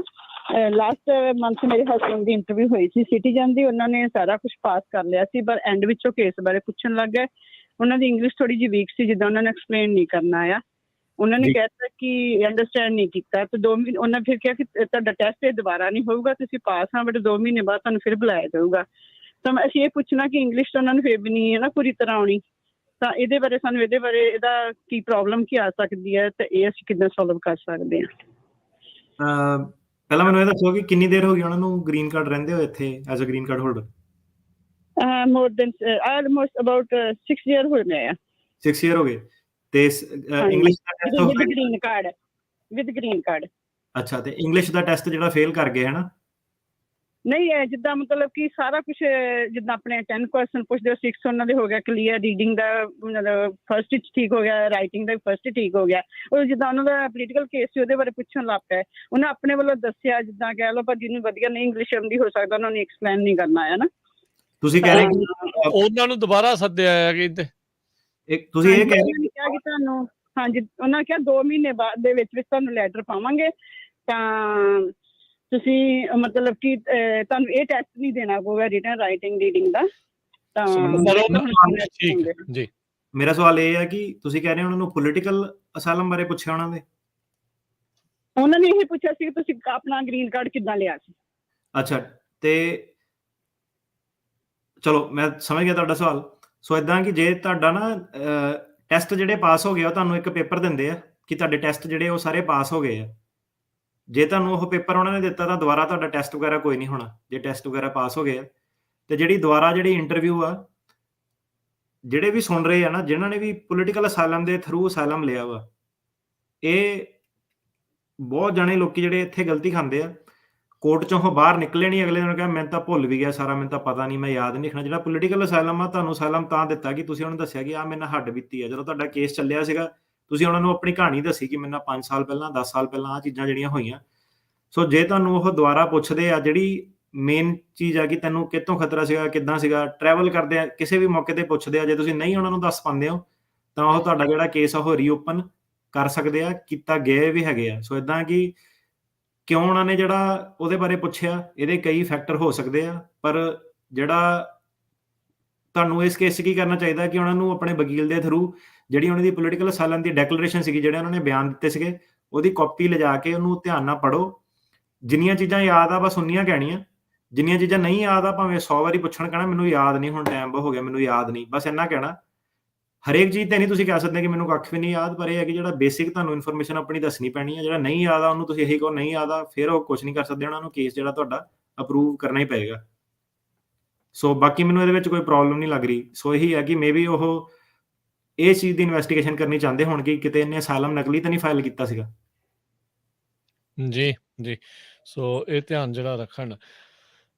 ਕਈ ਸਾਡੇ ਜਿਹੜੇ ਆ ਆਨਲਾਈਨ ਵੀ ਸਵਾਲ ਆ ਰਹੇ ਆ, ਇੱਕ ਬਾਰ-ਬਾਰ ਸਾਨੂੰ ਸਵਾਲ ਪੁੱਛ ਰਹੇ ਆ ਵੀ green card question number 20 through ਵੀ ਕਿਸੇ ਨੇ ਰਿਲੀਫ ਦੇ ਲਈ, ਰਿਮੂਵਲ ਔਰ ਡੈਪੂਟੇਸ਼ਨ ਦੇ ਲਈ ਐਜ਼ ਏ ਅਸਾਈਲੀ ਉਹਦੀ ਰਿਲੀਫ ਲਈ ਆ ਕਿ ਨਹੀਂ, ਉਹ ਤੇ ਮਾਰਕ ਯੈਸ ਕਰਨਾ ਕਿ ਨਹੀਂ। ਆਈ ਥਿੰਕ ਇਹ ਤਾਂ ਤੁਹਾਡਾ ਪਰਸਨਲ ਜਿਹੜਾ ਵੀ ਸਵਾਲ ਆ, ਅਮਨਦੀਪ ਸਿੰਘ ਹੁਣੀ ਬਾਰ-ਬਾਰ ਪੁੱਛ ਰਹੇ, ਜੇ ਤੁਸੀਂ ਡੈਪੂਟੇਸ਼ਨ ਜਾਂ ਰਿਮੂਵਲ ਤੋਂ ਰਿਲੀਫ ਅਪਲਾਈ ਕੀਤੀ ਆ ਕਦੀ, ਫਿਰ ਤਾਂ ਆਈ ਥਿੰਕ ਉਹ 'ਚ ਯੈਸ ਕਰਨ, ਜੇ ਨਹੀਂ ਕੀਤੀ ਫਿਰ ਨੋ ਕਰਨ। ਆਈ ਥਿੰਕ ਇਹਦੇ ਵਿੱਚ ਕੋਈ ਕੁਛ ਹੋਰ ਵੀ ਹੁੰਦੀ ਹੈ ਕੋਈ ਚੀਜ਼ ਇਸ ਦੇ ਨਾਲ? ਸੋ ਜਿਹੜਾ ਵੀ ਬੰਦਾ ਬਾਰਡਰ ਟੱਪਿਆ ਉਹ ਰਿਮੂਵਲ ਪ੍ਰੋਸੀਡਿੰਗ 'ਚ ਪੈ ਗਿਆ, ਤੇ ਰਿਮੂਵਲ ਪ੍ਰੋਸੀਡਿੰਗ ਦਾ ਰਿਲੀਫ ਹੁੰਦਾ ਅਸਾਈਲਮ। ਸੋ ਜਿਹਨਾਂ ਨੇ ਵੀ ਅਸਾਈਲਮ ਲਈ ਆ ਉਹਨਾਂ ਨੇ ਉਹ ਰਿਲੀਫ ਲਈ ਆ ਰਿਮੂਵਲ ਡਿਪੋਰਟੇਸ਼ਨ ਪ੍ਰੋਸੀਡਿੰਗ ਤੋਂ। ਸੋ ਉਹਨਾਂ ਨੂੰ ਇਹ ਕੁਐਸਚਨ ਯੈਸ ਮਾਰਕ ਕਰਨਾ ਪਊਗਾ। ਠੀਕ ਹੈ। ਸੋ ਸਟੂਡੀਓ 'ਚ ਕਾਲ ਕਰਨ ਦੇ ਲਈ ਨੰਬਰ 408 272 5200 408272 5200। ਅਗਲੇ ਕਾਲਰ ਅਨੂ। ਸਤਿ ਸ਼੍ਰੀ ਅਕਾਲ ਸਰ। ਸਤਿ ਸ਼੍ਰੀ ਅਕਾਲ। ਹਾਂਜੀ, ਮੇਰਾ ਕੁਐਸਚਨ ਇਹ ਸੀਗਾ ਸਰ, ਅਸੀਂ I-130 ਆਪਣੇ ਬੇਟੇ ਲਈ ਅਪਰੂਵ ਕੀਤਾ ਸੀ ਜਦੋਂ ਅਸੀਂ ਗ੍ਰੀਨ ਕਾਰਡ ਸੀਗੇ। ਹੁਣ ਮੈਂ ਤੇ ਮੇਰੇ ਹਸਬੈਂਡ ਅਸੀਂ ਦੋਨੋਂ ਸਿਟੀਜ਼ਨ ਆ। ਮੈਂ ਇਹ ਪੁੱਛਣਾ ਸੀ ਅਸੀਂ ਉਹਨਾਂ ਦੀ ਕੈਟੇਗਰੀ, ਆਪਣੀ ਕੈਟੇਗਰੀ ਕਿੱਦਾਂ ਚੇਂਜ ਕਰ ਸਕਦੇ ਹਾਂ? ਤੁਹਾਨੂੰ ਜਿਹੜਾ ਆਪਣਾ ਸਿਟੀਜ਼ਨ ਦਾ ਵਿਆਹ ਤਾਂ ਨਹੀਂ ਨਾ ਕਰਾਇਆ ਬੇਟੇ ਨੇ ਤੁਹਾਡੇ ਨੇ ਅਜੇ? ਨਹੀਂ ਜੀ, ਉਹ ਅਭੀ 3 ਸਾਲ ਦਾ ਹੈ। ਉਹ ਅੱਛਾ, ਠੀਕ ਹੈ, 3 ਸਾਲ ਦਾ ਹੈਗਾ। ਤੇ ਤੁਸੀਂ ਇੱਥੇ ਆ, ਬੱਚਾ ਤੁਹਾਡਾ ਓਵਰਸੀਜ਼ ਆ? ਨਹੀਂ, ਉਹ ਸਰ ਉੱਥੇ ਹੀ, ਮੈਂ ਪ੍ਰੈਗਨੈਂਸੀ ਦੇ ਟਾਈਮ ਉੱਥੇ ਸੀਗੀ ਤੇ ਉੱਥੇ ਹੀ ਬੌਰਨ ਹੋਇਆ। ਉਹ ਪ੍ਰੀਮੈਚੁਰ ਸੀਗਾ ਤੇ ਹਾਂਜੀ, ਤੁਸੀਂ ਨਾ ਸਿਟੀਜ਼ਨ ਆਪਣਾ ਜਿਹੜਾ ਸਰਟੀਫਿਕੇਟ ਹੈਗਾ ਤੁਹਾਡਾ 130 ਅਪਰੂਵ ਹੋ ਗਿਆ ਕਿ ਨਹੀਂ ਹੋਇਆ ਅਜੇ? ਹਾਂਜੀ, 130 ਅਪਰੂਵ ਹੋ ਗਿਆ ਸਰ। ਉਹਨੂੰ ਹੋਈ ਨੂੰ ਆਲਮੋਸਟ 1 ਈਅਰ ਤੋਂ ਉੱਪਰ ਹੋ ਗਿਆ, 1.5 ਸਾਲ ਹੋ ਗਿਆ। ਤੇ ਐਨਵੀਸੀ ਕੋ ਚਲ ਗਿਆ ਕੇਸ ਤੁਹਾਡਾ? ਹਾਂਜੀ, ਬੰਬੇ ਚਲ ਗਿਆ। ਬੰਬੇ ਤੋਂ ਸਾਨੂੰ, ਹਾਂਜੀ, ਉਹਨਾਂ ਦਾ ਕੁਝ ਨਹੀਂ ਆਇਆ ਹਜੇ ਤੱਕ। ਐਨਵੀਸੀ ਕੋਲ ਚਲ ਗਿਆ। ਐਨਵੀਸੀ ਕੋਲ ਚਲ ਗਿਆ। ਤੁਸੀਂ ਨਾ ਐਨਵੀਸੀ ਦੀ ਜਿਹੜੀ ਇਨਕੁਆਇਰੀ ਫਾਰਮ ਹੁੰਦਾ, ਗੂਗਲ ਦੇ ਵਿੱਚ ਜਾਓ, ਕੰਟੈਕਟ ਐਨਵੀਸੀ, ਤੁਹਾਨੂੰ ਲੱਭ ਜਾਣਾ। ਇਨਕੁਆਇਰੀ ਦਾ ਲਿੰਕ ਹੁੰਦਾ ਇੱਕ, ਤੇ ਉਹ ਲਿੰਕ ਦੇ ਵਿੱਚ ਆਹੀ ਲਿਖ ਕੇ ਆਪਣਾ ਕੇਸ ਨੰਬਰ ਵਗੈਰਾ ਪਾ ਕੇ ਉਹ 'ਚ ਲਿਖ ਦਿਓ ਕਿ ਮੈਂ ਹੁਣ ਸਿਟੀਜ਼ਨ ਹੋ ਗਈ ਹਾਂ, ਕੈਟੇਗਰੀ ਚੇਂਜ ਕੀਤੀ ਜਾਵੇ F ਦੇ ਵਿੱਚ। ਤੇ ਉਹਨਾਂ ਨੂੰ ਜਿਹੜਾ ਆਪਣਾ ਸਿਟੀਜ਼ਨਸ਼ਿਪ ਦਾ ਜਿਹੜਾ ਸਰਟੀਫਿਕੇਟ ਹੈਗਾ ਉਹ ਆਪਣੇ ਨਾਲ ਜਿਹੜੇ ਆ ਅਟੈਚ ਕਰ ਦਿਓ ਉਹਦੇ ਵਿੱਚ, ਆਪਣਾ ਜਿਹੜਾ ਵੀ ਪਟੀਸ਼ਨਰ ਆ ਤੁਸੀਂ ਜਾਂ ਹਸਬੈਂਡ ਜੋ ਵੀ ਹੈ। ਜੀ ਜੀ। ਅਗਲੇ ਕਾਲਰ ਹੀਰਾ ਸਿੰਘ। ਹਾਂਜੀ ਭਾਈ, ਸਤਿ ਸ਼੍ਰੀ ਅਕਾਲ ਜੀ। ਸਤਿ ਸ਼੍ਰੀ ਅਕਾਲ ਜੀ। ਭਾਜੀ, ਮੇਰਾ ਕੁਐਸਚਨ ਸੀ, ਮੈਂ ਪਹਿਲਾਂ ਵੀ ਕਾਫੀ ਵਾਰੀ ਕਾਲ ਕੀਤੀ ਹੈ ਕਿ ਮੇਰੀ ਜਿਹੜੇ ਡਾਕੂਮੈਂਟ ਕੁਆਲੀਫਾਈ I-130 ਅਪਰੂਵ ਹੋ ਚੁੱਕਿਆ ਸੀ, ਕਿਤੇ ਡਾਕੂਮੈਂਟ ਕੁਆਲੀਫਾਈਡ ਮੇਰੇ ਨਵੰਬਰ ਦੇ ਹੋ ਚੁੱਕੇ ਆ ਜੀ। ਮੇਰੀ ਹਾਲੇ ਤੱਕ ਕੋਈ ਇੰਟਰਵਿਊ ਨਹੀਂ ਆਈ ਹੈਗੀ, ਤੇ ਮੈਂ ਖੁਦ ਬੰਬੇ ਐਮਬੈਸੀ 'ਚ ਇੰਟਰਵਿਊ ਸਕੈਜੂਲ ਕਰ ਲਈ ਸੀ ਤੇ ਮੈਡੀਕਲ ਦੀ ਵੀ ਕਰ ਲਈ ਸੀ, ਬਟ ਮੈਨੂੰ ਐਨਵੀਸੀ ਵੱਲੋਂ ਕੋਈ ਹਲੇ ਲੈਟਰ ਨਹੀਂ ਆਇਆ ਹੈਗਾ ਜੀ ਇੰਟਰਵਿਊ ਦਾ, ਜਾਂ ਉਹਨਾਂ ਨੇ ਸਕੈਜੂਲ ਕਰਤੀ ਹੈ। ਤੇ ਅੱਜ ਮੇਰੇ ਵਾਈਫ ਮੈਡੀਕਲ ਕਰਾਉਣ ਲਈ ਗਿਆ ਸੀ, ਬਟ ਉਹਨਾਂ ਨੇ ਲੈਟਰ ਮੰਗਿਆ ਕਿ ਐਨਵੀਸੀ ਤੁਹਾਨੂੰ ਜਿਹੜਾ ਲੈਟਰ ਘੱਲਿਆ ਉਹ ਦਿਓ, ਪਰ ਸਾਡੇ ਕੋਲ ਕੋਈ ਐਨਵੀਸੀ ਦਾ ਲੈਟਰ ਨਹੀਂ ਸੀ ਹੈਗਾ ਜੀ। ਨਹੀਂ, ਹਾਂਜੀ ਤੁਸੀਂ, ਹਾਂਜੀ ਹਾਂਜੀ, ਮੈਂ ਕਿਹਾ ਏਦਾਂ ਕੁਝ ਹੋ ਸਕਦਾ ਕਿ ਕਿਉਂਕਿ ਮੇਰੇ ਨੇਬਰ ਉਹਨਾਂ ਦੇ ਵੀ ਐਵੇਂ ਉਹਨਾਂ ਨੇ ਕੀਤਾ ਸੀ ਤੇ ਉਹਨਾਂ ਦਾ ਹੋ ਗਿਆ ਸੀ, ਤੇ ਬਟ ਮੇਰਾ ਮਤਲਬ ਕੀ ਹੋ ਸਕਦਾ? 26 ਜੁਲਾਈ ਜੀ। ਸਿਸਟਮ ਨੂੰ ਬਾਈਪਾਸ ਤਾਂ ਨਹੀਂ ਕਰ ਸਕਦੇ ਤੁਸੀਂ, ਕਿਉਂਕਿ ਫਿਰ ਹਰੇਕ ਬੰਦਾ ਮੈਟਰ ਆਪਣੇ ਹੱਥ 'ਚ ਹੀ ਲੈ ਲਊਗਾ ਕਿ ਪਹਿਲਾਂ ਮੈਡੀਕਲ ਕਰਾ ਲਈਏ ਇੱਦਾਂ, ਹੈ ਨਾ। ਸੋ ਇੱਕ ਅੱਧੇ ਦਾ ਜੇ ਨਿਕਲ ਗਿਆ, ਪਰ ਇਹ ਹੈ ਕਿ ਉਹਨਾਂ ਦੀ ਤੁਹਾਨੂੰ ਵੇਟ ਹੀ ਕਰਨੀ ਪੈਣੀ ਹੈ। ਇੱਦਾਂ ਦਾ ਕੋਈ ਪ੍ਰੋਸੀਜਰ ਨਹੀਂ ਹੈਗਾ ਕਿ ਪਹਿਲਾਂ ਮੈਡੀਕਲ ਕਰਾ ਲਏ ਫਿਰ ਉਹਨਾਂ ਨੂੰ ਇੰਟਰਵਿਊ ਉਹਨਾਂ ਨੇ ਆਪਣੇ ਸਾਹਮਣੇ ਦੇਣੀ, ਤੁਸੀਂ ਉਹਨਾਂ ਨੂੰ ਫੋਰਸ ਨਹੀਂ ਕਰ ਸਕਦੇ। ਸੋ ਵੇਟ ਹੀ ਕਰਨਾ ਪੈਣਾ ਇਹਦੇ ਵਿੱਚ ਜੀ। ਇੰਟਰਵਿਊ ਨਹੀਂ ਹੋਣੀ ਮਤਲਬ ਕੈਂਸਲ ਹੋਵੇ? ਨਹੀਂ ਭਾਜੀ, ਜਦ ਤੱਕ ਉਹ ਐਨਵੀਸੀ ਵਾਲੇ ਤੁਹਾਨੂੰ ਇੰਟਰਵਿਊ ਦਾ ਨੋਟਿਸ ਨਹੀਂ ਨਾ ਦਿੰਦੇ ਤਦ ਤੱਕ ਨਹੀਂ ਇੰਟਰਵਿਊ ਤੁਹਾਡੀ ਹੋਣੀ। ਠੀਕ ਹੈ ਜੀ, ਥੈਂਕ ਯੂ ਜੀ। ਓਕੇ ਜੀ। ਇੱਕ ਜਣੇ ਇੱਕ ਹੋਰ ਪੁੱਛ ਰਹੇ online, green card work permit time I-130 parents ਦੇ ਲਈ ਫਾਈਲਿੰਗ ਤੋਂ ਬਾਅਦ ਕਿੰਨਾ ਕੁ ਲੱਗਦਾ? ਕੀ ਸਰਵਿਸ ਸੈਂਟਰ ਦੇ ਉੱਤੇ ਡਿਪੈਂਡ ਕਰਦਾ ਆ? ਤੇ ਹਾਂਜੀ ਬਿਲਕੁਲ ਸਰਵਿਸ ਸੈਂਟਰ ਤੇ ਕਰਦਾ, uscis.gov ਤੇ ਜਾ ਕੇ ਉੱਥੇ ਪ੍ਰੋਸੈਸਿੰਗ ਟਾਈਮ ਜਿਹੜੇ ਸਾਰੇ ਲਿਖੇ ਹੋਏ ਆ, ਤੇ ਉੱਥੋਂ ਜਿਹੜਾ ਤੁਹਾਡਾ ਪ੍ਰੋਸੈਸਿੰਗ ਟਾਈਮ ਦਾ ਪਤਾ ਲੱਗ ਜਾਊਗਾ। ਤੇ ਮੈਂ ਥੋੜੀ ਦੇਰ 'ਚ ਜਿਹੜਾ ਹੈਗਾ ਉਹ ਜਿਹੜੇ ਲੇਟੈਸਟ ਟਾਈਮ ਆ ਉਹ ਪੜ੍ਹ ਕੇ ਅਨਾਊਂਸ ਵੀ ਕਰ ਦਿੰਦਾ ਕਿ ਕੀ ਹੈਗੇ ਆ। ਜੀ, ਇੱਕ ਚੀਜ਼ ਇਸ ਦੇ ਵਿੱਚ ਦੱਸਦੇ ਜਾਈਏ, ਜਿਹੜੇ ਉਹੀ ਪੁੱਛ ਰਹੇ ਆ ਵੀ ਬੈਟਰ ਕਿੱਥੇ ਆ ਫਾਈਲ ਕਰਨਾ, US ਜਾਂ ਇੰਡੀਆ 'ਚ ਉਹਨਾਂ ਦੇ ਪੇਰੈਂਟਸ ਟੂਰਿਸਟ ਵੀਜ਼ੇ ਤੇ ਆਏ ਆ, ਉਹ ਤੁਸੀਂ ਦੇਖਣਾ ਹੈ ਜੀ ਬੈਟਰ ਕੀ ਆ ਤੁਹਾਨੂੰ, ਕਿੱਦਾਂ ਜਿਹੜਾ ਉਹ ਲੱਗਦਾ ਆ ਵੀ ਉਹ ਇੱਥੇ ਰਹਿ ਕੇ ਵੇਟ, ਜੇ ਉਹਨਾਂ ਦਾ ਮਨ ਬਦਲਦਾ ਆ ਕੇ 3 ਮਹੀਨਿਆਂ ਬਾਅਦ ਰਹਿਣ ਦੇ ਲਈ ਤਾਂ ਫਿਰ ਦੇਖ ਲਓ, ਜੇ ਨਹੀਂ ਤਾਂ ਉੱਥੋਂ ਕਾਉਂਸਲਰ ਪ੍ਰੋਸੈਸਿੰਗ ਦੇ ਲਈ ਆ ਫਿਰ ਉੱਥੇ ਉਹਨਾਂ ਨੂੰ ਵੇਟ ਕਰਨੀ ਪੈਣੀ, ਜਿੱਦਾਂ ਤੁਹਾਨੂੰ ਤੇ ਤੁਹਾਡੇ ਪਰਿਵਾਰ ਨੂੰ ਠੀਕ ਲੱਗਦਾ ਉਸ ਹਿਸਾਬ ਨਾਲ ਕਰ ਸਕਦੇ ਆ। ਸਮੂਦਰ ਪ੍ਰੋਸੈਸ ਤਾਂ ਜਿਹੜਾ US ਦੇ ਵਿੱਚ ਹੀ ਹੈ, ਇਹਦੇ ਵਿੱਚ ਕੋਈ ਸ਼ੱਕ ਨਹੀਂ, ਸਮੂਦਰ ਤੇ ਫਾਸਟਰ US ਦੇ ਵਿੱਚ ਹੀ ਆ, ਨਾਲੇ ਇਕੱਠੇ ਰਹਿਣ ਦਾ ਮੌਕਾ ਬਣ ਜਾਂਦਾ, ਵਰਕ ਪਰਮਿਟ, ਟਰੈਵਲ ਡਾਕੂਮੈਂਟ ਮਿਲ ਜਾਂਦੇ ਆ। ਪਰ ਜਿੱਦਾਂ ਰਾਜਵੀਰ ਹੁਣਾਂ ਨੇ ਦੱਸਿਆ ਕਿ ਉਹ ਜਿਹੜਾ ਤੁਹਾਡਾ ਇਰਾਦਾ 90 ਦਿਨ ਬਾਅਦ ਹੀ ਬਣ ਸਕਦਾ, ਪਹਿਲਾਂ ਨਹੀਂ ਤੁਸੀਂ ਪਲੈਨਿੰਗ ਕਰਕੇ ਆ ਸਕਦੇ। ਜੀ, ਰਾਜਵੀਰ ਜੀ। ਹਾਂਜੀ ਰਾਜਵੀਰ, ਸਤਿ ਸ਼੍ਰੀ ਅਕਾਲ। ਸਤਿ ਸ਼੍ਰੀ ਅਕਾਲ ਵੀਰ ਜੀ। ਜੀ ਜੀ ਹਾਂਜੀ, ਮੈਂ ਇੱਕ ਹੀ ਛੋਟਾ ਜਿਹਾ ਕੁਐਸਚਨ ਸੀਗਾ ਕਿ ਮੈਂ ਆਪਣੇ ਪੇਰੈਂਟਸ ਦਾ ਅਪਲਾਈ ਕੀਤਾ ਸੀ, DQ ਡੇਟ ਹੈਗੀ 2021, ਤੇ ਹਜੇ ਕਿੰਨਾ ਟਾਈਮ ਲੱਗੂਗਾ IR5? ਟਾਈਮ ਦਾ ਜੀ ਕੁਛ ਕਹਿ ਨਹੀਂ ਸਕਦੇ, ਉੱਦਾਂ ਤਾਂ ਨਾਰਮਲੀ ਕੀ ਹੈ ਕਿ ਜੇ ਕੋਵਿਡ ਨਹੀਂ ਚੱਲਦੇ ਹੁੰਦੇ ਫਿਰ ਤਾਂ ਇਹ ਆ ਜਾਣੇ ਚਾਹੀਦੇ ਸੀਗੇ ਹੁਣ ਤੱਕ। ਸੋ ਇਹ ਮੋਸਟਲੀ ਕੀ ਹੈਗਾ ਕਿ ਇਹਨਾਂ ਦੇ ਆਪਣੇ ਜਿਹੜੇ ਐਡਮਿਨਿਸਟ੍ਰੇਟਿਵ ਡਿਲੇਜ਼ ਉਹੀ ਹੈਗੇ ਆ।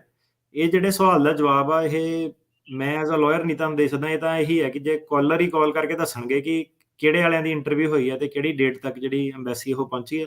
ਮੈਨੂੰ ਥੱਲੇ ਜਿਹੜਾ ਆਫਿਸ ਦੀ ਐਕਚੁਅਲ ਵਿਜ਼ਿਬਿਲਿਟੀ ਨਹੀਂ ਮੈਂ ਤੁਹਾਨੂੰ ਦੱਸ ਸਕਦਾ ਕਿ ਕਿਹੜਾ ਮਹੀਨਾ ਚੱਲ ਰਿਹਾ ਉੱਥੇ। ਠੀਕ ਹੈ, ਉਦਾਂ ਤੁਹਾਨੂੰ ਕੋਈ ਆਈਡੀਆ ਕੋਈ ਕਲਾਇੰਟ ਦਾ ਕਦੋਂ ਤੱਕ ਦਾ? ਕੁਛ ਕਿਹਾ ਨਹੀਂ ਜਾ ਸਕਦਾ ਇਹਦਾ। ਕਈ ਹੁਣ ਇਹਦੇ ਵਿੱਚ ਇਦਾਂ ਵੀ ਹੋਇਆ ਕਿ ਬਾਅਦ ਚ ਕੇਸ ਕੀਤੇ ਸੀਗੇ, ਪਹਿਲਾਂ ਨੰਬਰ ਨਿਕਲਿਆ, ਇਦਾਂ ਵੀ ਕਈਆਂ ਦੇ ਕੇਸ ਹੋਇਆ, 1-2 ਜਣਿਆਂ ਦੇ। ਜੀ, ਤਾਂ ਉਹੀ ਹੈ ਕਿ ਸੁਣਨ ਵਾਲਾ ਹੀ ਜੇ ਕੋਈ ਹੈਗਾ ਕਾਲ ਕਰਕੇ ਦੱਸ ਦੇਵੇ ਸਾਨੂੰ ਕਿ ਜਿਹਨਾਂ ਦੇ ਘਰ ਦੇ ਨਿਕਲੇ ਆ ਕਿਹੜੀ ਤਰੀਕ ਵਾਲੇ ਆਏ ਆ। ਠੀਕ ਹੈ ਜੀ, ਥੈਂਕ ਯੂ ਜੀ। ਅਗਲੇ ਕਾਲਰ ਗੁਰਦੀਪ। ਹਾਂਜੀ, ਸਤਿ ਸ਼੍ਰੀ ਅਕਾਲ ਜੀ। ਜੀ ਸਤਿ ਸ਼੍ਰੀ ਅਕਾਲ। ਹਾਂਜੀ, ਮੈਂ ਗੁਰਦੀਪ ਸਿੰਘ ਬੋਲਦਾ। ਮੇਰਾ ਸਵਾਲ ਇਹ ਸੀਗਾ ਕਿ ਮੈਂ ਟੂਰਿਸਟ ਵੀਜ਼ੇ ਤੇ ਅਮਰੀਕਾ ਆਇਆ ਹੋਇਆ ਤੇ ਮੈਂ ਇੰਡੀਅਨ ਆਰਮੀ ਚੋਂ ਰਿਟਾਇਰ ਹਾਂ ਤੇ ਮੈਂ UNO ਮਿਸ਼ਨ 'ਚ ਵੀ ਗਿਆ ਸੀ ਆਪਣੇ ਆਰਮੀ ਵੱਲੋਂ। ਤਾਂ ਮੈਂ ਇਹ ਪੁੱਛਣਾ ਚਾਹੁੰਦਾ ਸਾਹਿਬ ਜੀ ਕਿ ਮੈਂ ਕਿਸ ਹਿਸਾਬ ਨਾਲ ਆਪਣਾ ਕੇਸ ਲਾਵਾਂ ਜਿਹੜਾ ਮੈਂ ਇੱਥੇ ਸੈਟਲ ਹੋ ਪਾਵਾਂ। ਭਾਜੀ ਏਦਾਂ ਕਿ ਦੇਖੋ ਇਹ ਚੰਗਾ ਵੈਸੇ ਤੁਸੀਂ ਪੁੱਛ ਲਿਆ ਮੇਰੇ ਤੋਂ ਲਾਈਵ ਹੀ, ਕਿਉਂਕਿ ਜਿਹੜੇ ਸੁਣ ਵੀ ਰਹੇ ਆ ਕਈ ਵਾਰੀ। ਸੋ ਭਾਜੀ ਸਾਡਾ ਜਿਹੜਾ ਲਾਇਰ ਦਾ ਇੱਥੇ ਕੀ ਰੋਲ ਆ ਕਿ ਲਾਇਰ ਨੂੰ ਸਟੇਟ ਨੇ ਦਿੱਤਾ ਹੋਇਆ ਲਾਇਸੈਂਸ, ਤੇ ਜਿਹੜਾ ਇਮੀਗ੍ਰੇਸ਼ਨ ਦਾ ਕੋਈ ਗਲਤ ਕੇਸ ਲਾਉਂਦਾ, ਫਰੋਡ ਕਰਦਾ, ਉਹਨੂੰ 10 ਸਾਲ ਦੀ ਜੇਲ੍ਹ ਆ। ਕਾਫੀ ਜਿਹੜੇ ਵਕੀਲ ਆ ਇੱਥੇ ਜਿਹੜੇ ਸੀਗੇ ਕੰਮ ਕਰਦੇ ਸੀਗੇ ਜੇਲ੍ਹ ਗਏ ਹੋਏ ਆ। ਤੇ ਸਰਚ ਕਰੋ, ਸ਼ੇਖੋਂ ਜਿਹੜਾ ਇੱਕ ਪੰਜਾਬੀ ਵਕੀਲ ਸੀਗਾ ਇੱਥੇ, ਉਹਨੂੰ ਉਹਦੇ ਸਟਾਫ ਨੂੰ ਸਾਰਿਆਂ ਨੂੰ ਚੱਕ ਕੇ ਉਹਨਾਂ ਨੇ ਜੇਲ੍ਹ 'ਚ ਪਾ ਦਿੱਤਾ ਹੈ ਨਾ, ਕਿ ਨਕਲੀ ਕਹਾਣੀਆਂ ਬਣਾਉਂਦੇ ਸੀਗੇ, ਕੇਸ ਲਾਉਂਦੇ ਸੀਗੇ। ਸੋ ਸਭ ਤੋਂ ਪਹਿਲਾਂ ਤਾਂ ਇਹ ਹੈ ਕਿ ਆਪਣਾ ਜਿਹੜਾ ਕੰਮ ਆ ਉਹ ਹੈਗਾ ਇਮੀਗ੍ਰੇਸ਼ਨ ਤੱਕ ਲਿਮਿਟਿਡ। ਤਾਂ ਕੋਈ ਵੀ ਇਦਾਂ ਦਾ ਨਹੀਂ ਕਿ ਮੇਰਾ ਕਿਹੜਾ ਕੇਸ ਸਟਰੋਂਗ ਆ, ਮੇਰੀ ਕਿਹੜੀ ਕਹਾਣੀ ਬਣਨੀ ਆ, ਕਿਉਂਕਿ ਉਹਦਾ ਮਤਲਬ ਇਹ ਹੈਗਾ ਕਿ ਤੁਸੀਂ ਵਕੀਲ ਨੂੰ ਪੁੱਛ ਰਹੇ ਆ ਕਿ ਦੱਸ ਕਿਹੜਾ ਫਾਰਮੂਲਾ ਵਧੀਆ ਜਿਹੜਾ ਲੱਗੂਗਾ। ਸੋ ਉਹ ਆਪਾਂ ਕੋਈ ਇਦਾਂ ਦਾ ਕੰਮ ਕਰ ਨਹੀਂ ਸਕਦੇ, ਨਾ ਹੀ ਕਰਨਾ, ਕਿਉਂਕਿ ਇਹ ਇੰਡੀਆ ਨਹੀਂ ਹੈਗਾ, ਇਹ ਅਮਰੀਕਾ ਵਾ, ਹੈ ਨਾ। ਤਾਂ ਜੇ ਤਾਂ ਤੁਸੀਂ ਉਹ ਹਿਸਾਬ ਨਾਲ ਆ ਰਹੇ ਆ ਤਾਂ ਫਿਰ ਮੈਂ ਤੁਹਾਡੇ ਲਈ ਗਲਤ ਵਕੀਲ ਆ। ਆਪਾਂ ਉਹ ਵਾਲਾ ਕੰਮ ਨਹੀਂ ਕਰਨਾ। ਲੋਕੀ ਡਿਸਅਪੁਆਇੰਟਡ ਹੋ, ਕਹਿੰਦੇ ਭਾਜੀ ਮੈਂ ਇਦਾਂ ਸੋਚਿਆ ਸੀਗਾ। ਮੈਂ ਕਿਹਾ ਨਹੀਂ ਯਾਰ, ਆਪਣਾ ਸਿੱਧਾ ਕੰਮ ਆ, ਤੁਹਾਡੇ ਸਟੇਟਮੈਂਟ ਆ, ਤੁਸੀਂ ਮੈਨੂੰ ਦੱਸਣਾ ਕਿ ਕੀ ਤੁਹਾਡੇ ਨਾਲ ਹੋਇਆ। ਉਹਦੇ ਵਿੱਚ ਜੇ ਤੁਹਾਡੀ ਸਟੇਟਮੈਂਟ ਦੇ ਵਿੱਚ ਦਮ ਹੈਗਾ ਤਾਂ ਉਹਦੇ ਵਿੱਚ ਫਿਰ ਮੈਂ ਤੁਹਾਨੂੰ ਹੋਰ ਸਵਾਲ ਜਵਾਬ ਜਿਹੜੇ ਪੁੱਛ ਕੇ ਅੱਗੇ ਕੇਸ ਜਿਹੜਾ ਵਧੂਗਾ। ਜੇ ਨਹੀਂ ਵੱਧ ਸਕਦਾ ਉੱਥੇ ਤਾਂ ਨਹੀਂ ਵੱਧ ਸਕਦਾ, ਫਿਰ ਉੱਥੇ ਬ੍ਰੇਕ ਲੱਗੂਗੀ। ਬਹੁਤ ਲੋਕਾਂ ਦੀ ਲੱਗੀ ਵੀ ਹੋਈ ਆ। ਤਾਂ ਫਿਰ ਭਾਵੇਂ ਜੋ ਮਰਜ਼ੀ ਆ ਕਿ ਭਾਜੀ ਮੈਂ ਐਡੀ ਦੂਰੋਂ ਡਰਾਈਵ ਕਰਕੇ ਆਇਆ ਸੀਗਾ, ਮੈਨੂੰ ਬੜੀਆਂ ਉਮੀਦਾਂ ਸੀਗੀਆਂ। ਸੋ ਇਦਾਂ ਕਿ ਮੈਂ ਹੁਣ ਆਪ ਤਾਂ ਕਿਸੇ ਦੇ ਕਰਕੇ ਜੇਲ੍ਹ ਜਾਣਾ ਨਹੀਂ, ਹੈ ਨਾ। ਸੋ ਇਹ ਹੈ ਕਿ ਇਹ ਕੰਟਰੀ ਹੋਰ ਹਿਸਾਬ ਦੀ ਆ, ਇਹ ਰੂਲ ਰੈਗੂਲੇਸ਼ਨ ਵਾਲੀ ਆ। ਇੱਥੇ ਤੁਸੀਂ ਇਦਾਂ ਨਹੀਂ ਕਿ ਮੇਰਾ ਆਹ ਸਿਸਟਮ ਆ ਤਾਂ ਮੇਰਾ ਕਿਹੜਾ ਵਾਲਾ ਕੇਸ ਲੱਗੂਗਾ। ਇਹਦੇ ਵਿੱਚ ਇਦਾਂ ਹੈ ਕਿ ਤੁਹਾਡਾ ਕਿਹੜਾ ਕੇਸ ਹੈਗਾ ਤੁਸੀਂ ਦੱਸਣਾ ਸਾਨੂੰ, ਤੁਹਾਡੀ ਜ਼ਿੰਮੇਵਾਰੀ ਹੈ ਸਾਨੂੰ ਕਨਵਿੰਸ ਕਰਨਾ। ਤੇ ਜੇ ਫਿਰ ਉਹ ਕੇਸ ਹੈਗਾ ਉਹਨੂੰ ਆਪਾਂ ਜੱਜ ਮੋਰੇ ਜਾ ਸਕਦੇ ਹਾਂ ਉਹਦੇ ਨਾਲ, ਤਾਂ ਫਿਰ ਤੁਹਾਡੀ ਜਿਹੜੀ ਪੇਸ਼ਕਸ਼ ਆ ਉਹ ਹੋਊਗੀ, ਨਹੀਂ ਤਾਂ ਨਹੀਂ ਹੋਊਗੀ। ਜੀ, ਥੈਂਕ ਯੂ ਜੀ ਕਾਲ ਦੇ ਲਈ। ਤੇ ਅਗਲੇ ਜਿਹੜੇ ਕਾਲਰ ਨੇ ਪਲਵਿੰਦਰ। ਇੱਕ ਰਾਜਕਰਨ ਜੀ, ਇਹਦੇ ਵਿੱਚ ਮੈਂ ਇੱਕ ਗੱਲ ਹੋਰ ਐਡ ਕਰਦਾ। ਉਹ ਭਾਜੀ ਉਹਨਾਂ ਨਾਲ ਤਾਂ ਨਹੀਂ ਰੈਲੇਵੈਂਟ ਸੀਗੀ, ਉੱਦਾਂ ਹੀ ਕੁਐਸਚਨ ਕਾਫੀ ਵਾਰੀ ਆਇਆ ਕਿ ਮੈਂ ਸਰਕਾਰ ਲਈ ਕੰਮ ਕੀਤਾ। ਤੁਸੀਂ ਸਰਕਾਰ ਲਈ ਕੰਮ ਕੀਤਾ, ਉਹਦੇ ਨਾਲ ਉਹਦਾ ਮਤਲਬ ਇਹ ਨਹੀਂ ਹੁੰਦਾ ਕਿ ਸਰਕਾਰ ਲਈ ਕੰਮ ਕੀਤਾ ਤੇ ਬੰਦਾ ਸਰਕਾਰੀ ਕਰਮਚਾਰੀ ਹੋ ਗਿਆ, ਸਰਕਾਰ ਦੇ ਹੀ ਜਿਹੜਾ ਐਕਚੁਅਲੀ ਪੋਲੀਟੀਕਲ ਅਸਾਈਲਮ ਬਣਿਆ, ਆਪਾਂ ਦੇਖੀਏ ਕਿ ਕਾਫੀ ਮੁਲਕਾਂ ਦੇ ਜਿਹੜੇ ਈਵਨ ਪ੍ਰਾਈਮ ਮਿਨਿਸਟਰ ਵੀ ਲੋਕੀ ਜਿਹੜੇ ਭੱਜ ਕੇ ਆ ਕੇ ਉਹਨਾਂ ਨੇ ਵੀ ਸ਼ਰਨ ਲਿੱਤੀ ਹੋਈ ਆ। ਛੋਟਾ ਜਿਹੜਾ ਮੁਲਾਜ਼ਮ ਉਹ ਤਾਂ ਬੜੀ ਦੂਰ ਦੀ ਗੱਲ ਆ। ਈਵਨ ਜਿਹੜੇ ਸਟੇਟ ਹੈਡ ਜਿਹੜੇ ਹੁੰਦੇ ਨੇ, ਜਿਹੜਾ ਪੋਲੀਟੀਕਲ ਅਸਾਈਲਮ ਹੁੰਦਾ ਉਹਦਾ ਮਤਲਬ ਇਹ ਹੈ ਕਿ ਸਿਆਸੀ ਕਾਰਨਾਂ ਦੇ ਕਰਕੇ। ਉਹ ਸਿਆਸੀ ਕਾਰਨ ਕੀ ਆ ਉਹ ਤੁਸੀਂ ਦੱਸਣੇ ਆ, ਕੀ ਸਿਆਸੀ ਕਾਰਨ। ਰਿਲੀਜੀਅਸ ਅਸਾਈਲਮ ਦਾ ਮਤਲਬ ਇਹ ਹੈਗਾ ਕਿ ਧਾਰਮਿਕ ਗਤੀਵਿਧੀਆਂ ਕਰਕੇ। ਸੋ ਕੋਈ ਵੀ ਬੰਦਾ ਜਿਹੜਾ ਹੈਗਾ, ਡਜ਼ ਨਾਟ ਮੈਟਰ ਉਹਦਾ ਕੀ ਅਹੁਦਾ, ਉਹ ਅਸਾਈਲਮ ਆਪਣਾ ਜਿਹੜਾ ਉਹ ਅਪਲਾਈ ਕਰ ਸਕਦਾ। ਤੇ ਜਿਹੜਾ ਨੇ ਫੌਜ ਲਈ ਕੰਮ ਕੀਤਾ, ਵੈਪਨ ਦੀ ਟ੍ਰੇਨਿੰਗ ਆ, ਪੁਲਿਸ ਲਈ ਕੰਮ ਕੀਤਾ, ਉਹਨਾਂ ਨੂੰ ਜਦੋਂ ਉਹਦੇ ਵਿੱਚ ਪੁੱਛਦੇ ਆ ਕਿ ਤੁਸੀਂ ਕੋਈ ਐਸੀ ਫੈਸਿਲਿਟੀ ਦੇ ਇੰਚਾਰਜ ਤਾਂ ਨਹੀਂ ਸੀਗੇ ਜਿੱਥੇ ਕੈਦੀ ਬੰਦ ਕੀਤੇ ਜਾਂਦੇ ਸੀਗੇ। ਅਸਾਈਲਮ ਦੇ ਵਿੱਚ ਇੱਕ ਕੁਐਸਚਨ ਹੈਗਾ, ਜੇ ਤੁਸੀਂ ਉਹ ਜੇਲਰ ਜੁਲਰ ਸੀਗੇ ਜਾਂ ਕੋਈ ਇਦਾਂ ਦੇ ਰੋਲ ਦੇ ਵਿੱਚ ਸੀਗੇ ਤਾਂ ਤੁਹਾਡੇ ਉੱਤੇ ਕਾਫੀ ਜ਼ਿਆਦਾ ਜਿਹੜੀ ਇਨਕੁਆਇਰੀ ਉਹ ਹੋਣੀ ਆ। ਉਹਨੂੰ ਕਹਿੰਦੇ ਆ ਪ੍ਰੋਸੀਕਿਊਟਰ ਬਾਰ। ਪ੍ਰੋਸੀਕਿਊਟਰ ਬਾਰ ਦੇ ਵਿੱਚ ਇਹ ਹੁੰਦਾ ਕਿ ਜੇ ਤੁਸੀਂ ਸਰਕਾਰ ਦੇ ਆਦੇਸ਼ ਦੇ ਉੱਤੇ ਕਿਸੇ ਨੂੰ ਡੰਡਾ ਮਾਰਿਆ, ਹਿਊਮਨ ਰਾਈਟ ਵਾਇਲੇਸ਼ਨ ਕੀਤੀਆਂ, ਤਾਂ ਫਿਰ ਤੁਹਾਨੂੰ ਜਿਹੜਾ ਤੁਹਾਡੇ ਉੱਤੇ ਪ੍ਰੋਸੀਕਿਊਟਰ ਬਾਰ ਜਿਹੜੀ ਉਹ ਲੱਗੂਗੀ, ਅਸਾਈਲਮ ਨਹੀਂ ਤੁਹਾਨੂੰ ਮਿਲ ਸਕਦਾ। ਇਹਦਾ ਮਤਲਬ ਇਹ ਵੀ ਨਹੀਂ ਹੈਗਾ ਕਿ ਹੁਣ ਜਿਹੜਾ ਬੰਦਾ ਹੋਵੇ ਪੁਲਿਸ ਤੇ ਕੰਮ ਕੀਤਾ ਕਵੇ ਮੈਂ ਦੱਸਣਾ ਹੀ ਨਹੀਂ ਹੈਗਾ। ਸੋ ਇਦਾਂ ਕੁਝ ਨਹੀਂ ਹੈਗਾ। ਤੁਸੀਂ ਬਿਲਕੁਲ ਆਪਣੀ ਸਰਕਾਰੀ ਨੌਕਰੀ ਸਾਰਾ ਕੁਝ ਸਹੀ ਦੱਸਣਾ ਵਾ।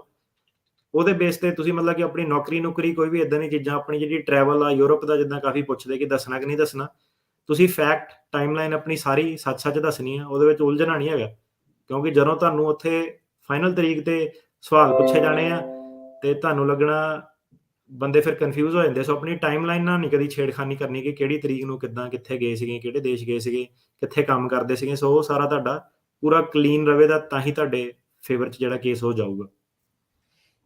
ਜੀ ਥੈਂਕ ਯੂ ਜੀ। ਪਲਵਿੰਦਰ ਜੀ। ਦੋਵਾਂ ਵੀਰਾਂ ਨੂੰ ਸਤਿ ਸ਼੍ਰੀ ਅਕਾਲ। ਸਤਿ ਸ਼੍ਰੀ ਜੀ। ਅਕਾਲ। ਭਾਜੀ ਮੇਰਾ ਕੁਐਸਚਨ ਹੈ ਕਿ ਮੇਰੇ ਪੇਰੈਂਟਸ ਨਾ ਕੋਵਿਡ ਤੋਂ ਪਹਿਲਾਂ ਇੰਡੀਆ ਗਏ ਸੀਗੇ, ਗ੍ਰੀਨ ਕਾਰਡ ਹੋਲਡਰ ਆ, ਤੇ ਉਹਨਾਂ ਦਾ ਇਸ ਸਾਲ ਗ੍ਰੀਨ ਕਾਰਡ ਐਕਸਪਾਇਰ ਹੋ ਜਾਣਾ ਆ, ਤੇ ਉਹਨਾਂ ਵਾਸਤੇ ਬੈਸਟ ਕੀ ਆ ਕਿ SB1 ਵੀਜ਼ਾ ਅਪਲਾਈ ਕਰ ਲੈਣ ਕਿ ਗ੍ਰੀਨ ਕਾਰਡ ਦੁਬਾਰਾ ਅਪਲਾਈ ਕਰਨ? ਭਾਜੀ ਉਹਨਾਂ ਨੂੰ ਸਾਲ ਤੋਂ ਜ਼ਿਆਦਾ ਹੋ ਗਿਆ। 3 ਸਾਲ ਹੋ ਗਏ ਹੁਣ ਤਾਂ। ਭਾਜੀ ਉਹਨਾਂ ਦਾ SB1 ਵੀਜ਼ਾ ਹੋਣਾ ਨਹੀਂ ਅਪਰੂਵ। ਆਪਾਂ ਕਈ ਜਿੱਦਾਂ ਕਰ ਤੁੱਕਾ ਲੱਗ ਸਕਦਾ, ਪਰ SB1 ਵੀਜ਼ਾ ਜਿਹੜਾ ਸੀਗਾ ਨਾ, ਆਪਾਂ ਕੋਵਿਡ ਤੋਂ ਪਹਿਲਾਂ ਵੀ ਕਾਫੀ ਕੀਤੇ ਸੀ ਰੇਡੀਓ ਤੇ। ਆਪਣੇ ਕਾਲਰ ਜਿਹੜੇ ਸੀਗੇ ਇਹਨਾਂ ਨੇ ਕਾਫੀਆਂ ਨੇ ਸਾਨੂੰ ਹਾਇਰ ਕੀਤਾ ਸੀਗਾ, ਤੇ 6-6 7-7 ਮਹੀਨੇ ਜਦੋਂ ਹੋ ਗਏ ਉਹਨਾਂ ਦੇ ਤਾਂ ਉਹਨਾਂ ਨੇ ਡਿਨਾਈ ਕਰਨੇ ਸ਼ੁਰੂ ਕਰਤੇ SB1 ਵੀਜ਼ਾ। ਉਹ ਕਹਿੰਦੇ ਕਿ ਦੇਣੇ ਨਹੀਂ ਆਪਾਂ, ਦੁਬਾਰਾ ਰੀਕੁਆਲੀਫਾਈ ਕਰੋ। ਸੋ ਮੇਰੇ ਹਿਸਾਬ ਨਾਲ ਤੁਹਾਨੂੰ ਕੀ ਕਰਨਾ, ਜੇ ਤੁਸੀਂ SB1 ਦਾ ਵੀਜ਼ੇ ਦਾ ਵੀ ਰਿਸਕ ਲੈ ਸਕਦੇ ਆ, ਤੁਸੀਂ ਉਹਨਾਂ ਦੇ ਇੱਥੇ ਟਰੈਵਲ ਕਰਨ ਦਾ ਵੀ ਰਿਸਕ ਲੈ ਸਕਦੇ ਆ ਕਿ ਉਹ ਜਹਾਜ਼ ਚੜ੍ਹ ਕੇ ਆ ਗਏ। ਪਹਿਲਾਂ ਤਾਂ ਇਦਾਂ ਸੀਗਾ ਕਿ 에ਅਰਲਾਈਨਸ ਵਾਲੇ ਰੋਕਣ ਲੱਗ ਪਏ ਸੀਗੇ ਕਿ ਨਹੀਂ ਤੁਹਾਨੂੰ ਜਾਣ ਨਹੀਂ ਦੇਣਾ ਹੈ ਨਾ ਕੋਵਿਡ ਦੇ ਵਿੱਚ। ਸੋ ਇਹ ਜੇ ਮੰਨ ਲਓ ਚੜ੍ਹ ਕੇ ਉਹ ਆ ਗਏ ਤਾਂ ਬਾਰਡਰ ਤੇ ਉਹ ਐਂਟਰ ਕਰਨ ਦਿੱਤੇ, ਤਾਂ ਉਹਦੇ ਵਿੱਚ ਆਪਾਂ ਦੇਖਿਆ 2 ਸਿਨੈਰੀਓ। ਇੱਕ ਤਾਂ ਹੈਗਾ ਕਿ ਤੁਸੀਂ ਵਾਪਸ ਚਲ ਜਾਓ, ਆਪਾਂ ਨਹੀਂ ਜਾਣ ਦੇਣਾ, ਤੁਹਾਡਾ ਐਕਸਪਾਇਰਡ ਆ। ਇੱਕ ਸਿਨੈਰੀਓ ਹੈਗਾ ਕਿ ਉਹ ਵਾਰਨਿੰਗ ਦੇ ਦਿੰਦੇ ਕਿ ਅੱਗੇ ਤੋਂ ਨਾ ਇਦਾਂ ਕਰਿਓ ਕਿ ਕੀ ਹੋਇਆ ਸੀਗਾ, ਵਧੀਆ ਆਫਿਸਰ ਟੱਕਰ ਗਿਆ ਤਾਂ ਉਹਨਾਂ ਨੇ ਐਂਟਰੀ ਦੇ ਦੇਣੀ ਆ। ਤੀਜਾ ਸਿਨੈਰੀਓ ਹੈਗਾ ਗ੍ਰੀਨ ਕਾਰਡ ਰਿਵੋਕ ਕਰਕੇ ਉਹ ਐਜ਼ ਅ ਟੂਰਿਸਟ ਐਂਟਰੀ ਦੇ ਦਿੰਦੇ ਆ, ਤੇ ਫਿਰ 90 ਦਿਨ ਬਾਅਦ ਵਾਲਾ ਜਿਹੜਾ ਰੂਲ ਆ ਤੁਸੀਂ ਗ੍ਰੀਨ ਕਾਰਡ ਉਹਨਾਂ ਦੇ ਜ਼ਰੀਏ ਅਪਲਾਈ ਕਰ ਸਕਦੇ ਆ। ਤੇ ਇਹ ਤੋਂ ਇਲਾਵਾ ਜਿਹੜੀ ਚੌਥੀ ਆਪਸ਼ਨ ਤੁਹਾਡੇ ਲਈ ਇਹ ਆ ਗਈ ਕਿ ਸਿੱਧੇ ਹੀ ਤੁਸੀਂ ਉਹਨਾਂ ਦਾ ਜਿਹੜਾ ਹੈਗਾ ਗ੍ਰੀਨ ਕਾਰਡ ਸਰੈਂਡਰ ਕਰਕੇ ਉੱਥੋਂ ਟੂਰਿਸਟ ਵੀਜ਼ਾ ਲੈ ਲਿਆ ਕਿ ਮੈਨੂੰ ਹੁਣ ਜਾਣ ਦਾ ਕੋਈ ਹੱਕ ਨਹੀਂ, ਮੈਂ ਇੰਡੀਆ ਰਹਿਣਾ, ਮੈਨੂੰ ਆ ਫੜੋ ਮੇਰਾ ਗ੍ਰੀਨ ਕਾਰਡ, ਮੈਨੂੰ 10 ਸਾਲ ਦਾ ਟੂਰਿਸਟ ਵੀਜ਼ਾ ਦੇ ਦਿਓ। ਤੇ ਉਹ ਫਿਰ 10 ਸਾਲ ਦਾ ਟੂਰਿਸਟ ਵੀਜ਼ਾ ਦੇ ਦਿੰਦੇ ਨੇ। ਤੇ ਕਈ ਲੋਕੀ ਫਿਰ ਇਹ ਕਰਦੇ ਨੇ ਕਿ ਫਿਰ ਉਹੀ ਜੇ ਆ ਕੇ ਉਹਨਾਂ ਦਾ ਇਰਾਦਾ ਬਦਲਿਆ 90 ਦਿਨ ਬਾਅਦ ਉਹ ਗ੍ਰੀਨ ਕਾਰਡ ਫਾਈਲ ਕਰ ਸਕਦੇ ਨੇ। ਪੰਜਵੀਂ ਆਪਸ਼ਨ ਜੀ ਤੁਹਾਡੇ ਕੋਲ ਇਹ ਆ ਗਈ ਕਿ ਗ੍ਰੀਨ ਕਾਰਡ ਤੁਸੀਂ ਕੈਂਸਲ ਮੰਨਿਆ, ਤੁਸੀਂ ਦੁਬਾਰਾ ਨਵਾਂ ਜਿਹੜਾ I-130 ਵਗੈਰਾ ਫਾਈਲ ਕਰਕੇ ਸਾਰਾ 2-3 ਸਾਲਾਂ ਦੇ ਵਿੱਚ ਕਲੀਨ ਤੌਰ ਤੇ ਉਹਨਾਂ ਨੂੰ ਮੰਗਾ ਲਿਆ। ਤਾਂ ਹੁਣ ਇਹਦੇ ਵਿੱਚ ਇਦਾਂ ਕਿ ਹਰੇਕ ਦੇ ਆਪਣੇ ਪ੍ਰੋਜ਼ ਐਂਡ ਕੌਨਸ ਜਿਹੜੇ ਉਹ ਹੈਗੇ ਆ। ਜੇ ਮੇਰੀ ਸਲਾਹ ਲੈਣੀ ਆ ਤਾਂ ਕਿੱਦਾਂ ਹੋਣਾ ਕਿ ਹੁਣ ਮੈਂ ਇਹ ਵੀ ਨਹੀਂ ਚਾਹੁੰਦਾ ਕਿ ਤੁਸੀਂ ਉਹਨਾਂ ਤੇ ਗੈਂਬਲ ਖੇਡੋ, ਉਹ ਆਣ ਇੱਥੇ ਤੇ ਬਾਰਡਰ ਤੋਂ ਵਾਪਸ ਤੋਰੇ ਜਾਣ, ਸਫ਼ਰ ਬਹੁਤ ਹੋ ਜਾਣਾ। ਪਰ ਉਹਦੇ ਵਿੱਚ ਇਦਾਂ ਕਿ ਤੁਹਾਡਾ ਦਾ ਲੱਗ ਵੀ ਸਕਦਾ ਵਾ। ਉਹ ਕਰਨਾ ਕਿ ਨਹੀਂ ਕਰਨਾ ਉਹ ਤੁਹਾਡੀ ਮਰਜ਼ੀ ਆ। ਮੇਰੇ ਹਿਸਾਬ ਨਾਲ ਜਿਹੜੀ ਸਭ ਤੋਂ ਸੇਫ ਆਪਸ਼ਨ ਇਹੀ ਹੈ ਕਿ ਗ੍ਰੀਨ ਕਾਰਡ ਜਾ ਕੇ ਸਰੈਂਡਰ ਕਰੋ, 10 ਸਾਲ ਦਾ ਜਿਹੜਾ ਟੂਰਿਸਟ ਵੀਜ਼ਾ ਲਓ, ਉਹਨਾਂ ਨੇ ਹੱਸ ਕੇ ਦੇ ਦੇਣਾ, ਉਹਨਾਂ ਨੂੰ ਕਹੋ ਕਿ ਕੋਈ ਇਰਾਦਾ ਨਹੀਂ, ਤਾਂ ਕਰਕੇ 3 ਸਾਲ ਜਿਹੜੇ ਇੱਥੇ ਰੁਕੇ ਸੀਗੇ। ਟੂਰਿਸਟ ਵੀਜ਼ਾ ਇੱਕ ਵਾਰੀ ਮਿਲ ਜਾਂਦਾ, ਆਪਣੀ ਆਵਾਜਾਈ ਕਰੋ, ਤੇ ਜੇ 90 ਦਿਨਾਂ ਬਾਅਦ ਤੁਹਾਡਾ ਉਹਨਾਂ ਦਾ ਇਰਾਦਾ ਚੇਂਜ ਹੁੰਦਾ ਤਾਂ ਇੱਥੇ ਰਹਿ ਕੇ ਉਹ ਨਵੇਂ ਸਿਰਿਓਂ ਗ੍ਰੀਨ ਕਾਰਡ ਜਿਹੜਾ ਉਹ ਅਪਲਾਈ ਕਰ ਸਕਦੇ ਆ। ਤੇ ਜੇ SB1 ਵੀਜ਼ਾ ਮੇਰੇ ਹਿਸਾਬ ਨਾਲ ਚਾਂਸ ਨਹੀਂ ਹੈਗੇ, ਪਰ ਮੈਂ ਤੁਹਾਨੂੰ ਇਹ ਵੀ ਨਹੀਂ ਕਹੂੰਗਾ ਕਿ ਪੋਸੀਬਲ ਨਹੀਂ ਹੈਗਾ, ਪੋਸੀਬਲ ਹੈਗਾ, ਪਰ ਕਾਫੀ ਘੱਟ ਚਾਂਸ ਆ, ਜਾਂ 10% ਹੀ ਪੋਸੀਬਿਲਿਟੀ ਹੈ ਕਿ ਮਿਲੂਗਾ। ਜੀ ਥੈਂਕ ਯੂ ਜੀ। ਭਾਜੀ ਗ੍ਰੀਨ ਕਾਰਡ ਸੈਂਟਰ ਤੇ ਤੁਸੀਂ ਹੈਲਪ ਕਰ ਸਕਦੇ ਆ? ਗ੍ਰੀਨ ਕਾਰਡ ਸੈਂਟਰ ਦਾ ਭਾਜੀ ਬੜਾ ਸੌਖਾ ਕੰਮ ਆ, ਤੁਹਾਨੂੰ ਵਕੀਲ ਦੀ ਲੋੜ ਨਹੀਂ ਹੈਗੀ। ਉੱਥੇ ਐਮਬੈਸੀ ਤੇ ਜਾਓ, ਸਰੈਂਡਰ ਗ੍ਰੀਨ ਕਾਰਡ ਦਾ ਉਹਨੇ ਫਾਰਮ ਵਗੈਰਾ ਉੱਥੇ ਲਿਖਿਆ ਹੋਇਆ, ਸਿੱਧੇ ਜਾ ਕੇ ਅਪਾਇੰਟਮੈਂਟ ਲੈ ਕੇ ਸਰੈਂਡਰ ਕਰ ਦਿਓ, ਤੇ tourist visa in ਲਿਊ of green card ਆ ਜਿਹੜਾ B1 B2 ਆ ਉਹ ਅਪਲਾਈ ਕਰ ਦਿਓ, ਜਿਹੜਾ ਸਟੈਂਡਰਡ ਪ੍ਰੋਸੈਸ ਹੈਗਾ। ਤੇ ਅੱਜ ਤੱਕ ਮੈਂ ਜਿੰਨੇ ਵੀ ਲੋਕੀ ਗਏ ਸੀਗੇ ਜਿਨ੍ਹਾਂ ਨੇ ਕਿਹਾ ਕਿ ਆਹ ਫੜੋ ਮੇਰਾ ਗ੍ਰੀਨ ਕਾਰਡ, ਮੈਂ ਨਹੀਂ ਜਾਣਾ, ਤੇ ਉਹਨਾਂ ਨੇ ਟੂਰਿਸਟ ਵੀਜ਼ੇ ਉਹਨਾਂ ਨੂੰ ਦਿੱਤੇ ਹੀ ਆ ਤਕਰੀਬਨ, ਮੈਂ ਨਹੀਂ ਸੁਣਿਆ ਕਦੀ ਕਿ ਉਹਨਾਂ ਨੇ ਨਾ ਦਿੱਤਾ ਹੋਵੇ। ਸੋ ਪਹਿਲਾਂ ਇਹ ਟਰਾਈ ਕਰ ਲਓ, ਫਿਰ ਜੇ ਨਹੀਂ ਮੰਨ ਲਓ ਕਿ ਨਹੀਂ ਵੀ ਉਹ ਦਿੰਦੇ, ਉਹ ਕਹਿੰਦੇ ਕਿ ਨਹੀਂ ਦੇਣਾ ਤੁਹਾਨੂੰ, ਸਾਨੂੰ ਤੁਹਾਡੇ ਤੇ ਸ਼ੱਕ ਆ, ਤੇ ਫਿਰ ਤੁਹਾਡਾ ਜਿਹੜਾ ਨਾਰਮਲ ਵਾਲਾ ਗ੍ਰੀਨ ਕਾਰਡ ਦਾ ਪ੍ਰੋਸੈਸ ਜਿਹੜਾ ਉਹ ਤਾਂ ਹੈਗਾ ਹੀ ਆ। ਸੋ ਹੁਣ ਇਹ ਤੁਸੀਂ ਦੇਖੋ ਕਿ ਕਿਹੜੀ ਵਾਲੀ ਗੈਂਬਲ ਜਿਹੜੀ ਉਹ ਕਰਨੀ ਤੁਸੀਂ। ਠੀਕ ਹੈ ਜੀ। ਤੇ ਇੱਕ ਸਵਾਲ ਆਨਲਾਈਨ ਆਪਾਂ ਨੂੰ ਆਇਆ ਆ, ਹਰਮਨਪ੍ਰੀਤ ਹੋਣਾ ਦਾ, ਕਹਿੰਦੇ ਵੀ ਅਸਾਈਲਮ ਆਫਿਸ 'ਚ ਕੇਸ ਪਿਛਲੇ 4 ਸਾਲ ਤੋਂ ਲੱਗਾ ਆ, ਇਮੀਗ੍ਰੇਸ਼ਨ ਆਫਿਸ ਦੇ ਵਿੱਚ ਕੋਈ ਇੰਟਰਵਿਊ ਡੇਟ ਨਹੀਂ ਆਈ। ਪਰਿਵਾਰ ਕਹਿੰਦੇ ਜੀ ਪਿੱਛੇ ਆ, ਤੇ ਇੰਟਰਵਿਊ ਡੇਟ ਨੂੰ ਲੈ ਕੇ ਅੱਗੇ ਵਧਣਾ ਚਾਹੁੰਦੇ ਆ, ਜਲਦੀ ਕਰਨਾ ਚਾਹੁੰਦੇ ਆ, ਹੈ ਕੋਈ ਆਪਸ਼ਨ ਇਹਨਾਂ ਲਈ? ਜੇ ਪਰਿਵਾਰ ਦੀ ਸ਼ਮੂਲੀਅਤ ਸੀਗੀ ਧਰਨਿਆਂ ਦੇ ਵਿੱਚ, ਪ੍ਰੋਟੈਸਟਾਂ ਦੇ ਵਿੱਚ, ਜੇ ਕੁਛ ਇੱਦਾਂ ਦਾ ਸਿਆਸੀ ਲੈਵਲ ਤੇ ਉਹਨਾਂ ਨੇ ਪਿੱਛੇ ਗਤੀਵਿਧੀਆਂ ਕੀਤੀਆਂ, ਜਾਂ ਇਹਨਾਂ ਦੀ ਇੱਥੇ ਪਾਰਟੀਸਪੇਸ਼ਨ ਕਰਕੇ ਕੋਈ ਨੁਕਸਾਨ ਪਹੁੰਚਿਆ ਉਹਨਾਂ ਨੂੰ ਪਿੱਛੇ ਮਗਰ, ਤਾਂ ਉਹ ਜੇ ਉਹ ਚੀਜ਼ ਐਕਸਪਲੇਨ ਕਰ ਸਕਦੇ ਆ ਐਫੀਡੇਵਿਟ ਰਾਹੀਂ, ਫੋਟੋਆਂ ਰਾਹੀਂ, ਗੁਆਂਢੀਆਂ ਦੇ ਐਫੀਡੇਵਿਟ ਰਾਹੀਂ, ਜੋ ਵੀ ਹੈ ਘਰ ਵਾਲੀ ਬੱਚੇ ਉਹਨਾਂ ਦੇ ਐਫੀਡੇਵਿਟ ਰਾਹੀਂ, ਮਾਪੇ ਦੇ ਐਫੀਡੇਵਿਟ ਰਾਹੀਂ, ਮੈਡੀਕਲ ਡਾਕੂਮੈਂਟੇਸ਼ਨ ਰਾਹੀਂ, ਤੇ ਜੇ ਕੋਈ ਇੱਦਾਂ ਦੀ ਗੰਭੀਰ ਖਤਰਾ ਬਣਿਆ ਹੋਇਆ ਜਿਹਨਾਂ ਨੂੰ, ਉਹ ਲੋਕਾਂ ਦਾ ਜਿਹੜਾ ਅਸਾਈਲਮ ਆਫਿਸ ਹੈਗਾ ਉਹ ਐਕਸਪੀਡਾਈਟ ਕਰ ਸਕਦਾ। ਕੋਈ ਗਰੰਟੀ ਨਹੀਂ, ਪਰ ਕਰ ਸਕਦਾ। ਠੀਕ ਹੈ। ਇੱਕ ਹੋਰ ਸਵਾਲ ਆ ਆਨਲਾਈਨ ਹੀ, ਵਰਕ ਪਰਮਿਟ ਕਹਿੰਦੇ ਡਿਨਾਈ ਹੋ ਗਿਆ, ਉਹਨਾਂ ਨੇ I-220B ਮੰਗਿਆ, ਪਰ ਉਹਦੇ ਕੋਲ ਕਹਿੰਦੇ ਵੀ ਮੇਰੇ ਕੋਲ I-220A ਹੈਗਾ ਆ, ਸੋ ਉਹ ਕੀ ਕਰ ਸਕਦਾ ਹੈ?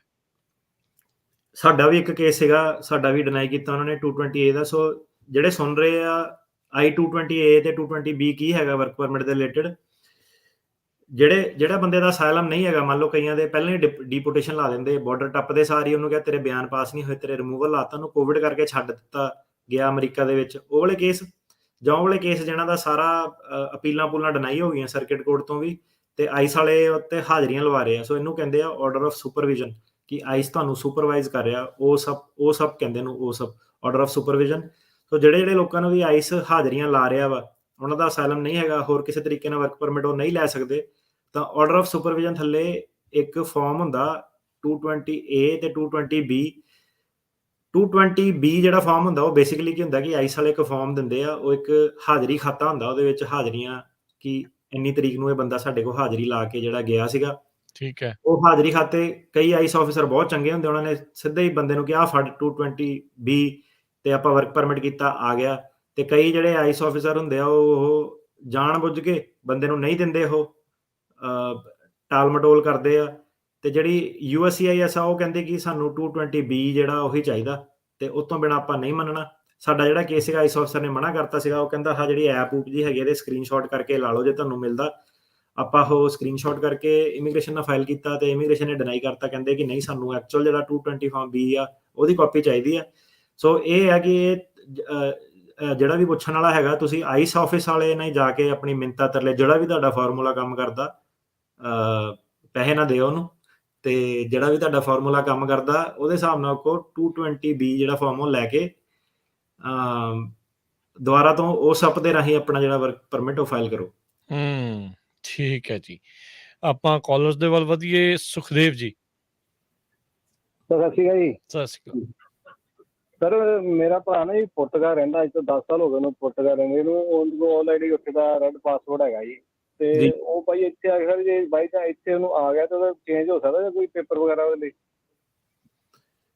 ਸੋ ਭਾਜੀ ਏਦਾਂ ਕਿ ਪੁਰਤਗਾਲ ਪਹਿਲਾਂ ਇਹਦੇ ਵਿੱਚ ਇਹਦਾ ਮੈਂ ਤੁਹਾਨੂੰ ਦੱਸ ਦੇਣਾ ਇਹ ਕੁਐਸਚਨ ਬਹੁਤ ਕਾਮਨ ਆ, ਆਫਿਸ ਵੀ ਕਈ ਮੇਰੇ ਐਡੀ ਦੂਰ ਚਲਾ ਕੇ ਆਉਂਦੇ ਆ। ਸੋ ਇਹ ਕਿ ਵਾਂਸ ਫॉर ਆਲ ਇਹਦਾ ਜਵਾਬ ਸੁਣ ਲਓ ਕੀ ਹੈ। ਜਿਹੜਾ ਬੰਦਾ ਐਡੇ ਲੰਬੇ ਸਮੇਂ ਯੂਰੋਪੀਅਨ ਕੰਟਰੀ ਦੇ ਵਿੱਚ ਰਿਹਾ ਸੀਗਾ, ਸਭ ਤੋਂ ਪਹਿਲਾਂ ਤਾਂ ਇਹ ਹੈ ਕਿ ਜਿਹੜਾ ਬੰਦਾ E2 ਕੰਟਰੀ 'ਚ, ਪੁਰਤਗਾਲ ਨਹੀਂ ਹੈਗਾ ਅਨਫੋਰਚੂਨੇਟਲੀ, ਸੋ ਕਈ ਇਟਲੀ, ਸਪੇਨ, ਕਈ ਦੇਸ਼ ਜਿਹੜੇ E2 ਵਾਲੇ ਹੈਗੇ ਆ, ਉਹ E2 ਵੀਜ਼ੇ ਰਾਹੀਂ ਆਪਣਾ ਜਿਹੜਾ ਇੱਥੇ ਆਣ, ਉਹ ਅਸਾਈਲਮ ਸੂਲਮ ਇੱਦਾਂ ਨਾ ਕਰਨ, ਉਹ ਸਿਟੀਜ਼ਨ ਬਣ ਕੇ ਇੱਥੇ ਆਣ।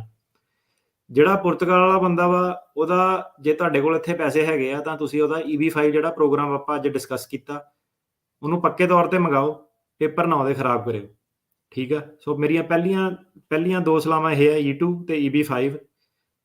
ਲੋਕੀ ਬਹੁਤ ਮਿਲੂਗੇ ਤੁਹਾਨੂੰ ਕਿ ਚੱਲ ਜਾ, ਆ ਜਾ, ਵਕੀਲ ਵੀ ਬਹੁਤ ਮਿਲਣੇ ਕਰਦੇ ਅਸਾਈਲਮ ਫਾਈਲ, ਕਿਉਂਕਿ ਸਾਡੇ ਪੈਸੇ ਬਣਦੇ ਆ, ਠੀਕ ਆ। ਪਰ ਇੱਦਾਂ ਕਿ ਤੁਸੀਂ ਸੋਚ ਕੇ ਦੇਖੋ ਕਿ ਬੰਦਾ 10 ਸਾਲ ਤੋਂ ਪੁਰਤਗਾਲ ਰਹਿ ਰਿਹਾ, ਵਿੱਚ ਹੋ ਸਕਦਾ ਇੰਡੀਆ ਵੀ ਗਿਆ ਹੋਊਗਾ, ਆਪਣੀ ਕੰਟਰੀ ਜਿੱਥੇ ਵੀ ਉੱਥੇ ਗਿਆ ਹੋਊਗਾ। ਸੋ ਪਹਿਲਾਂ ਤਾਂ ਇਹ ਆ ਜਾਂਦਾ ਕਿ ਤੂੰ ਵਾਪਸ ਕੀ ਕਰਨ ਗਿਆ ਸੀਗਾ, ਤੈਨੂੰ ਕੀ ਪ੍ਰੋਬਲਮ ਆ, ਤੈਨੂੰ ਕਿੱਦਾਂ ਪਤਾ ਤੈਨੂੰ ਲੱਭ ਰਹੇ ਆ, 10 ਸਾਲ ਦਾ ਜਿਹੜਾ ਵਕਫਾ ਬਹੁਤ ਲੰਬਾ। ਤੇ ਤੁਹਾਡੇ ਜਿਹੜੇ ਪਹਿਲਾਂ ਤਾਂ ਇਹ ਚੈਲੰਜ ਹੈ ਕਿ ਇਹ ਬੰਦਾ ਸੱਚ ਕਹਿ ਰਿਹਾ ਕਿ ਨਹੀਂ ਕਹਿ ਰਿਹਾ, ਕਿ ਇਹਦੀ ਸਟੇਟਮੈਂਟ ਦੇ ਵਿੱਚ ਦਮ ਵੀ ਹੈਗਾ ਕਿ ਨਹੀਂ ਹੈਗਾ, ਕੋਈ ਸੈਂਸ ਬਣਦੀ ਹੈ ਕਿ ਨਹੀਂ ਬਣਦੀ ਹੈ, ਹਨਾ।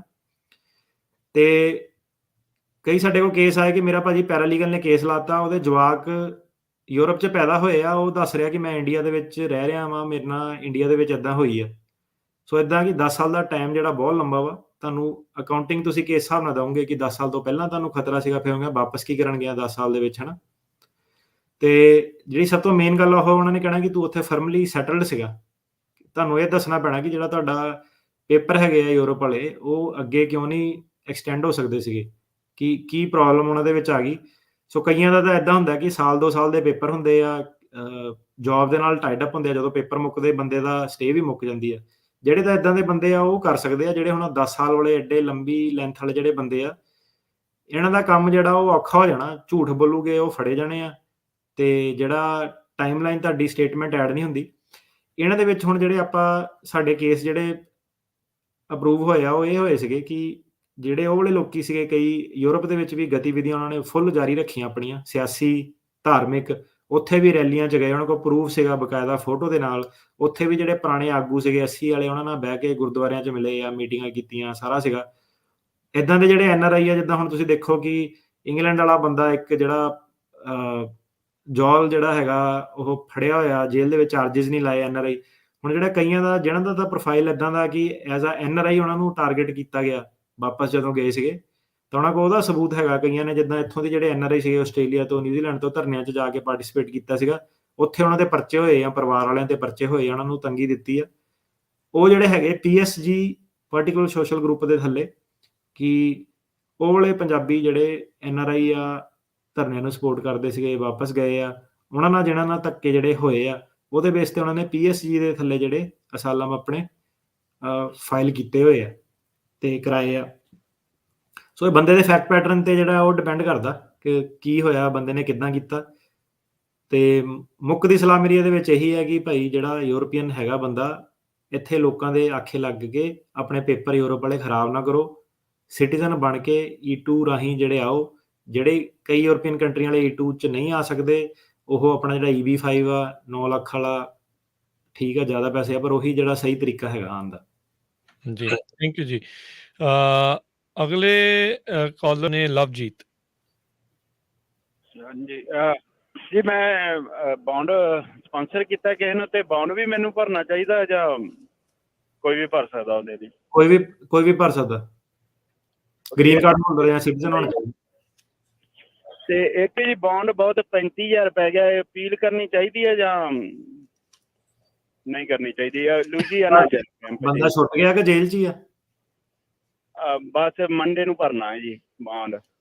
ਭਰ ਦੋਗੇ ਤੇ ਬੰਦਾ ਛੇਤੀ ਛੁੱਟ ਜਾਣਾ ਵਾ। ਅਪੀਲ ਪੂਲ ਕਰੋਗੇ ਤਾਂ ਕਈ ਵਾਰੀ ਲਟਕਾ ਦਿੰਦੇ ਕਿ ਪਹਿਲਾਂ ਭਰ ਬੌਂਡ, ਫਿਰ ਅਪੀਲ ਨੂੰ ਟਾਈਮ ਲੱਗ ਗਿਆ ਤਾਂ ਸਾਰਿਆਂ ਨੂੰ 35,000 ਹੀ ਪਾਈ ਜਾਂਦੇ ਜੀ, ਬੜਾ। ਤੇ ਹਾਈ ਕੋਰਟ ਭੇਜੀ ਜਾਂਦੇ ਆ। ਇਹ ਤਾਂ ਏਦਾਂ ਹੀ ਹੈ ਜੀ। ਹੁਣ ਤੁਸੀਂ ਫੈਸਲਾ ਲੈਣਾ। ਹੁਣ ਜੱਜ ਨੂੰ ਤਾਂ ਕੁਝ ਕਹਿ ਨਹੀਂ ਸਕਦੇ ਆਪਾਂ ਨਾ ਕਿ ਵੀ ਵੱਧ ਆ ਕੇ ਘੱਟ ਆ, ਪਰ ਫਿਰ ਤੁਹਾਡਾ ਬੰਦਾ ਉਹਨਾਂ ਨੇ ਅੰਦਰ ਟੰਗੀ ਰੱਖਣਾ, ਹਨਾ। ਤੇ ਬਾਅਦ ਅਪੀਲ ਡਿਨਾਈ ਕੀਤੀ ਜਾਂ ਕੁਝ ਕੀਤਾ, ਕੋਈ ਫਾਇਦਾ ਨਹੀਂ ਕੀਤਾ। ਤੇ ਏਦਾਂ ਕਿ ਕੋੜਾ ਕੁੱਟ ਭਰਨਾ ਹੀ ਪੈਂਦਾ। ਬੰਦਾ ਜਿੰਨੀ ਛੇਤੀ ਜੇਲ੍ਹ 'ਚੋਂ ਬਾਹਰ ਕਢਾ ਲਓ ਉਨਾ ਹੀ ਠੀਕ ਆ। ਹੁਣ ਸਾਨੂੰ ਕਾਲ ਕਰਦੇ ਆ ਤਾਂ ਬੰਦਾ ਆਂਦਾ ਤਾਂ ਬੜੀ ਦਲੇਰੀ ਨਾਲ ਬੋਰਡਰ ਟੱਪਦਾ। ਹੁਣ ਤੁਹਾਨੂੰ ਪਤਾ ਜੇਲ੍ਹ ਦੇ ਹਾਲਾਤ ਏਦਾਂ ਦੇ ਆ, ਮਾਨਸਿਕ ਸਥਿਤੀ ਲੋਕਾਂ ਦੀ ਬਹੁਤ ਵਿਗੜ ਜਾਂਦੀ ਜਿੰਨੀ ਚਿਰ ਅੰਦਰ ਰਹੀ ਜਾਂਦੇ ਆ। ਸੋ ਕਈ ਵਾਰੀ 35,000 ਬੰਦੇ ਨੂੰ ਸੌਖੇ ਸਸਤੇ ਪੈਂਦੇ ਆ, ਬਜਾਏ ਕਿ ਬੰਦਾ ਤੁਹਾਡਾ ਜਿਹੜਾ ਅੰਦਰ ਜ਼ਿਆਦਾ ਦੇਰ ਟਿਕੇ। ਇਹ ਤੁਸੀਂ ਹੁਣ ਬੰਦੇ ਨਾਲ ਗੱਲ ਕਰੋ ਕਿ ਫਾਈਨੈਂਸ਼ੀਅਲ ਦੇਖਣੇ ਆ ਕਿ ਮੈਂਟਲ ਹੈਲਥ ਦੇਖਣੀ, ਹੈ ਨਾ। ਤਾਂ ਜੇਲ੍ਹਾਂ 'ਚ ਰਹਿਣਾ ਕੋਈ ਸੌਖਾ ਕੰਮ ਤਾਂ ਹੈ ਨਹੀਂ ਜੀ। ਹੁਣ ਆਪਾਂ ਇਹਨਾਂ ਨੂੰ ਸਵਾਲ ਨਹੀਂ ਕਰ ਸਕਦੇ ਵੀ ਭਾਈ ਜ਼ਿਆਦਾ ਕਿਉਂ ਪਾਉਂਦੇ ਆ ਕਿ ਘੱਟ ਕਿਉਂ ਪਾਉਂਦੇ ਆ। ਇਹ ਤਾਂ ਜਿਹੜਾ ਉਸ ਟਾਈਮ ਜੱਜ ਬੈਠਾ ਆ, ਉਹਦੇ ਮਨ 'ਚ ਕੀ ਆ, ਉਹਨੂੰ ਕੀ ਲੱਗਦਾ ਹੈ ਵੀ ਕਿੰਨਾ ਕੁ ਸਟੇਟ ਨੂੰ ਰਿਸਕ ਆ, ਕੀ ਆ, ਕਿਵੇਂ ਆ, ਉਹਨਾਂ ਨੇ ਉਸ ਹਿਸਾਬ ਦੇ ਨਾਲ ਕਰ ਦੇਣਾ ਹੈ। ਮੋਹਨ, ਸਤਿ ਸ੍ਰੀ ਅਕਾਲ ਜੀ। ਸਤਿ ਸ਼੍ਰੀ ਅਕਾਲ ਸਰ ਜੀ, ਮੇਰਾ ਕੁਐਸਚਨ ਹੈ ਕਿ ਮੇਰੀ ਵਾਈਫ ਦਾ ਨਾ 2019 ਦਾ ਕੇਸ ਲੱਗਿਆ ਹੈਗਾ, ਤੇ ਅਗਰ ਮੈਂ ਕਾਂਗਰਸ ਮੈਂਬਰ ਕੋਲੋਂ ਲੈਟਰ ਲਿਖਵਾ ਦਵਾਂ ਰੀਜ਼ਨ ਦੇ ਕੇ, ਤੇ ਇੰਟਰਵਿਊ ਜਲਦੀ ਆ ਸਕਦੀ ਹੈ ਜੀ? ਟਰਾਈ ਕਰਨ 'ਚ ਕੋਈ ਹਰਜ ਨਹੀਂ ਹੈਗਾ, ਪਰ ਮੇਰੇ ਹਿਸਾਬ ਨਾਲ ਨਹੀਂ ਆਣੀ ਤੁਹਾਡੀ, ਕਿਉਂਕਿ ਉਹਨਾਂ ਨੇ ਕਾਂਗਰਸਮੈਨ ਨੂੰ ਇਹੀ ਕਹਿਣਾ ਕਿ ਸਾਡੇ ਹੋਰ ਵੀ ਕੇਸ ਜਿਹੜੇ ਪੈਂਡਿੰਗ ਆ, ਆਪਾਂ ਨਾਰਮਲ ਹਿਸਾਬ ਨਾਲ ਚੱਲ ਰਹੇ। ਠੀਕ ਹੈ ਜੀ, ਥੈਂਕ ਯੂ। ਓਕੇ ਜੀ। ਵਿਕਰਮ। ਸਤਿ ਸ਼੍ਰੀ ਅਕਾਲ ਭਾਜੀ। ਮੇਰੇ ਨਾ ਹਾਂਜੀ, ਮੈਂ ਜਿੱਦਾਂ ਅਸਾਈਲਮ ਦਾ ਕੇਸ ਪਾਸ ਹੋਇਆ ਸੀਗਾ ਤੇ ਮੈਂ ਗ੍ਰੀਨ ਕਾਰਡ ਲਈ ਅਪਲਾਈ ਕੀਤਾ ਹੋਇਆ, ਤੇ ਮੈਨੂੰ ਉਹਨਾਂ ਨੇ 2 ਪੇਪਰ ਮੰਗੇ ਆ ਮੇਰੇ ਤੋਂ। ਇੱਕ ਤੇ I-797 notice of action showing the approval of all extension and changes of status, ਹਾਂਜੀ ਤੇ ਇੱਕ ਉਹਨਾਂ ਨੇ ਮੇਰੇ ਤੋਂ ਮੰਗਿਆ ਹੋਇਆ I-94 arrival departure ਰੈਕਡ and with the asylum approval stamp. ਹਾਂਜੀ ਹਾਂਜੀ, ਤੇ ਉਹ ਮੇਰੇ ਕੋਲ I-94 ਤੇ ਜਿਹੜਾ ਮੇਰੇ ਪਾਸਪੋਰਟ ਤੇ ਉਹਨਾਂ ਨੇ ਜਦੋਂ ਅਸੀਂ ਆਏ ਸੀ ਉਦੋਂ ਲਾਇਆ ਸੀਗਾ ਉਹ ਤੇ ਹੈਗਾ, ਪਰ ਉਹਦੇ ਉੱਤੇ ਅਸਾਈਲਮ ਦੀ ਅਪਰੂਵਲ ਦੀ ਸਟੈਂਪ ਨਹੀਂ ਹੈਗੀ, ਤੇ ਦੂਸਰਾ ਜਿਹੜਾ I-97 ਮੇਰੇ ਤੋਂ ਉਹਨਾਂ ਨੇ ਮੰਗਿਆ ਉਹ ਨਹੀਂ ਹੈਗਾ, ਤੇ ਮੈਂ ਉਹਦਾ ਕੀ ਕਰ ਸਕਦਾ ਜੀ? ਭਾਜੀ ਤੁਸੀਂ ਮੇਰੇ ਖਿਆਲ ਨਾਲ ਇੱਕ ਸਟੈਪ ਮਿਸ ਕਰ ਗਏ। ਜਦੋਂ ਤੁਹਾਡਾ ਅਸਾਈਲਮ ਦਾ ਕੇਸ ਅਪਰੂਵ ਹੁੰਦਾ ਵਾ ਤੇ ਤੁਸੀਂ USCIS ਦੇ ਨਾਲ ਆਪਣੀ ਉਹ ਜਿਹੜੇ ਤੁਹਾਨੂੰ ਹੈਗੇ ਨਾ ਆਟੋਮੈਟਿਕਲੀ ਉਹ 797 ਅਸਾਈਲਮ ਦਾ ਅਪਰੂਵਲ ਨੋਟਿਸ ਭੇਜ ਦਿੰਦੇ ਆ। ਜਦੋਂ ਨਹੀਂ ਭੇਜਦੇ ਆ ਤੁਸੀਂ ਉਹਨਾਂ ਨਾਲ ਇਨਫੋ ਪਾਸ ਅਪਾਇੰਟਮੈਂਟ ਬਣਾਉਣੀ ਹੁੰਦੀ ਆ, ਫੋਨ ਕਰਕੇ ਉਹਨਾਂ ਨੂੰ। ਇਨਫੋ ਪਾਸ ਅਪਾਇੰਟਮੈਂਟ ਜਦੋਂ ਤੁਸੀਂ ਬਣਾਉਂਦੇ ਆ ਫਿਰ ਤੁਸੀਂ ਉੱਥੇ ਜਾਂਦੇ ਹੋ, ਤੁਹਾਡੇ ਫਿੰਗਰਪ੍ਰਿੰਟ ਵਗੈਰਾ ਕਰਕੇ ਤੁਹਾਨੂੰ ਨਵਾਂ ਇੱਕ I-94 ਦਿੰਦੇ ਆ ਜਿਹੜੀ ਆਹ ਗੱਲ ਕਰ ਰਹੇ ਆ। ਸੋ ਮੇਰੇ ਖਿਆਲ ਨਾਲ ਤੁਸੀਂ ਪੁਰਾਣੇ ਨਾਲ ਕਨਫਿਊਜ਼ ਕਰ ਰਹੇ ਆ। ਤੁਸੀਂ ਅਸਾਈਲਮ ਕੇਸ ਅਪਰੂਵ ਹੋਣ ਤੋਂ ਬਾਅਦ ਆਹ ਵਾਲਾ ਸਟੈਪ ਜਿਹੜਾ ਉਹ ਮਿਸ ਕਰਤਾ। ਤੁਸੀਂ ਉਹਨਾਂ ਨਾਲ ਇਨਫੋ ਪਾਸ ਅਪਾਇੰਟਮੈਂਟ ਬਣਾ ਕੇ ਦੁਬਾਰਾ ਉਹਨਾਂ ਦੇ ਦਫ਼ਤਰ ਜਾਓ ਤਾਂ ਆਪਣਾ ਨਵਾਂ ਜਿਹੜਾ ਅਪਡੇਟਡ I-94 ਆ 797 ਵਾਲਾ ਉਹ ਲੈ ਕੇ ਆਓ। ਠੀਕ ਹੈ ਜੀ, ਠੀਕ ਹੈ, ਹਾਂਜੀ, ਮਿਹਰਬਾਨੀ। ਬਲਜਿੰਦਰ ਜੀ। ਹੈਲੋ, ਸਤਿ ਸ਼੍ਰੀ ਅਕਾਲ। ਸਤਿ ਸ਼੍ਰੀ ਅਕਾਲ ਜੀ। ਜੀ ਵੀਰੇ, ਮੇਰਾ ਸਵਾਲ ਹੈ ਜੀ, ਮੇਰਾ ਵਰਕ ਪਰਮਿਟ ਲਾਏ ਨੂੰ 3 ਮਹੀਨੇ ਹੋ ਗਿਆ, ਜਿੱਦਾਂ ਮੇਰਾ ਫਸਟ ਟਾਈਮ ਵਰਕ ਪਰਮਿਟ ਆ, ਤੇ ਉਹਦੇ ਵਿੱਚ ਕੁਛ ਆਪਾਂ ਪਤਾ ਕਰ ਸਕਦੇ ਜਾਂ ਫਿਰ ਇੰਨਾ ਡਿਲੇ ਕਾਹਤੋਂ ਹੋ ਰਿਹਾ? ਤੁਸੀਂ ਜਿਹੜਾ ਪਹਿਲਾ ਵਰਕ ਪਰਮਿਟ ਅਪਲਾਈ ਕੀਤਾ ਸੀ, ਤੁਸੀਂ ASAP ਦੀ ਮੈਂਬਰਸ਼ਿਪ ਲਈ ਸੀਗੀ, ਕੈਸਾ ਜਾਂ ASAP ਦੀ? ਹਾਂਜੀ ਭਾਜੀ, ਹਾਂਜੀ ਭਾਜੀ, ਤੇ ਇਹ ਮੇਰਾ ਜਿਹੜਾ ਵਰਕ ਪਰਮਿਟ ਵੀ ਮੈਂ ਲਾਇਆ ਹੋਇਆ, ਇਹ ਵੀ ਫਸਟ ਟਾਈਮ ਹੀ ਲਾਇਆ ਹੋਇਆ ਹਜੇ। ਜਿੱਦਾਂ ਭਾਜੀ ਕੈਸਾ ਤੇ ASAP ਦਾ ਤਾਂ ਇਹੀ ਸੈਟਲਮੈਂਟ ਸੀਗੀ ਕਿ 60 ਦਿਨਾਂ ਦੇ ਅੰਦਰ ਅੰਦਰ ਤੁਹਾਡਾ ਵਰਕ ਪਰਮਿਟ ਆ ਜਾਣਾ। ਸੋ ਇੱਕ ਵਾਰੀ ਚੈੱਕ ਕਰੋ ਕਿ ਤੁਸੀਂ ਜਿਹੜੀ ਮੈਂਬਰਸ਼ਿਪ ਦਾ ਪ੍ਰੂਫ ਆ ਉਹ ਦਿੱਤਾ ਉਹਨਾਂ ਨੂੰ ਕਿ ਨਹੀਂ ਦਿੱਤਾ, ਕਿਉਂਕਿ ਜਿਹੜੇ ਹਾਂਜੀ ਜਾਂ ਤਾਂ ਇੱਦਾਂ ਕਿ ਮਿਸ ਨਾ ਤੁਸੀਂ ਕਰਤਾ ਹੋਵੇ ਵਰਕ ਪਰਮਿਟ ਵਾਲਾ ਪ੍ਰੂਫ। ਸੋ ਉਹਨਾਂ ਨੂੰ ਉਹ ਪ੍ਰੂਫ ਭੇਜੋ ਤੇ ਉਹਨਾਂ ਨੂੰ ਫੋਨ ਕਰਕੇ ਕਹੋ ਕਿ ਮੈਂ ਕੈਸਾ ਤੇ ASAP ਦਾ ਮੈਂਬਰ ਆ, ਮੇਰਾ 30 ਦਿਨ 60 ਦਿਨ ਦੇ ਅੰਦਰ ਮੇਰਾ ਵਰਕ ਪਰਮਿਟ ਆਉਣਾ ਚਾਹੀਦਾ ਪਹਿਲੇ ਵਾਲਾ। ਜੀ ਥੈਂਕ ਯੂ ਜੀ। ਜੇ ਮਿਸ ਕਰ ਗਏ ਆ ਤਾਂ ਕੀ ਦੁਬਾਰਾ ਇਹ ਬਾਅਦ ਚ ਸੈਂਡ ਕਰ ਸਕਦੇ ਉਹਦੇ ਨਾਲ ਸਪੋਰਟਿੰਗ ਡਾਕੂਮੈਂਟ ਦੇ ਤੌਰ ਤੇ ਜਾਂ ਨਹੀਂ? ਕਰ ਤਾਂ ਸਕਦੇ, ਪਰ ਉਹਨਾਂ ਨੇ ਨਾ ਹੁਣ ਥੋੜਾ ਗੇੜਾ ਜਿਹਾ ਚ ਪੈਣਾ ਕਿ ਫਾਈਲਾਂ ਸਰਕਾਰੀ ਮਹਿਕਮਾ। ਸੋ ਬੈਸਟ ਇਹਨਾਂ ਦੇ ਲਈ ਇਹੀ ਰਹੂਗਾ ਕਿ ਕੈਸਾ ਤੇ ASAP ਦੀ ਮੈਂਬਰਸ਼ਿਪ ਲੈ ਕੇ ਉਹਦੇ ਪ੍ਰੂਫ ਨਾਲ ਨਵਾਂ ਵਰਕ ਪਰਮਿਟ ਜਿਹੜਾ ਉਹ ਫਾਈਲ ਕਰ ਲੈਣਾ, ਉਹੀ ਇਹਨਾਂ ਲਈ ਬੈਟਰ ਰਹੂਗਾ ਇਸ ਵੇਲੇ। ਬੈਟਰ ਰਹੂਗਾ, ਠੀਕ ਹੈ ਜੀ। ਹਰਜੀਤ। ਹਾਂਜੀ ਹਰਜੀਤ ਜੀ। ਹੈਲੋ, ਸਤਿ ਸ਼੍ਰੀ ਅਕਾਲ ਜੀ। ਹਾਂਜੀ ਸਤਿ ਸ਼੍ਰੀ ਅਕਾਲ। ਹਾਂਜੀ ਜਸ ਭਾਜੀ, 1.5 ਮਹੀਨੇ ਬਾਅਦ ਕਾਲ ਮਿਲੀ ਹੈ ਤੇ ਕੁਐਸਚਨ ਮੇਰੇ 2 ਆ, ਕੁਇਕ ਕੁਐਸਚਨ ਆ ਭਾਜੀ ਨਾਲ। ਤੇ ਭਾਜੀ ਆਪਣਾ ਪਹਿਲਾਂ ਤੇ ਮੈਂ 2 ਕੇਸ ਤੁਹਾਡੇ ਕੋਲੋਂ ਫਾਈਲ ਕਰਵਾਉਣੇ ਆ। ਇੱਕ ਤੇ ਆਪਣਾ ਮੈਨੂੰ PD ਮਿਲੀ ਆ ਲਾਸਟ ਮੰਥ, ਠੀਕ ਹੈ, ਨਿਊਯਾਰਕ ਤੋਂ, ਤੇ ਦੂਸਰਾ ਮੇਰਾ ਬ੍ਰਦਰ ਆਨ ਦਾ ਵੇ ਆ ਭਾਜੀ, ਤੇ ਉਹਨਾਂ ਦਾ ਕੇਸ ਵੀ ਮੈਂ ਕਰਵਾਉਣਾ ਤੁਹਾਡੇ ਕੋਲ। ਠੀਕ ਹੈ, ਤੇ 2 ਚੀਜ਼ਾਂ ਇਹ ਆ। ਤੇ ਹੁਣ ਮੈਨੂੰ ਇਹ ਭਾਈ ਦੱਸੋ ਕਿ ਇੱਕ ਮੇਰਾ ਨਾ U ਵੀਜ਼ਾ 1 ਸਾਲ ਹੋ ਗਿਆ, ਮੇਰੇ ਨਾਲ ਅਟੈਕ ਹੋਇਆ ਸੀ, ਕੰਨ ਮਾਰੀ ਮੇਰੇ ਸਿਰ ਤੇ ਉਹਨਾਂ ਨੇ। ਠੀਕ ਹੈ। ਇੱਕ ਮੈਂ U ਵੀਜ਼ਾ ਫਾਈਲ ਕਰਨਾ, ਉਹਦੇ ਬਾਅਦ ਤੁਸੀਂ ਭਾਜੀ ਕੀ ਰਿਕਮੈਂਡ ਕਰਦੇ ਮੈਨੂੰ? ਇਹਦੇ ਲਈ ਦੁਬਾਰਾ ਜਾਣਾ ਚਾਹੀਦਾ ਵਾ ਅਪੀਲ ਦੇ ਲਈ, ਜਾਂ ਫਿਰ ਮੈਂ ਵਿਆਹ ਦਾ ਦੇਖਾਂ? ਤੁਸੀਂ 2 ਨੰਬਰ ਚ ਆਏ ਹੈਗੇ? ਹਾਂਜੀ ਭਾਜੀ। ਠੀਕ ਹੈ। ਅੱਛਾ ਭਾਜੀ, ਏਦਾਂ ਕਿ ਜਿਹੜਾ ਨੰਬਰ ਹੈ ਨਾ 4159090503, ਕਾਲ ਕਰਕੇ ਟੈਕਸਟ ਛੱਡ ਦਿਓ ਜ਼ਰੂਰ ਉੱਥੇ। ਤੇ ਜਿੱਦਾਂ ਦੱਸਿਆ ਕਿ 2-3 ਹਫ਼ਤੇ ਦੇ ਸਾਡੇ ਇੱਦਾਂ ਦਾ ਸੀਗਾ ਕਿ ਕਾਲਾਂ ਦਾ ਕਹਿ ਲਓ ਕਿ ਉਹੀ ਟੁੱਟ ਪਿਆ ਹੈ ਨਾ, ਕਿ 5-6 ਜਣੇ।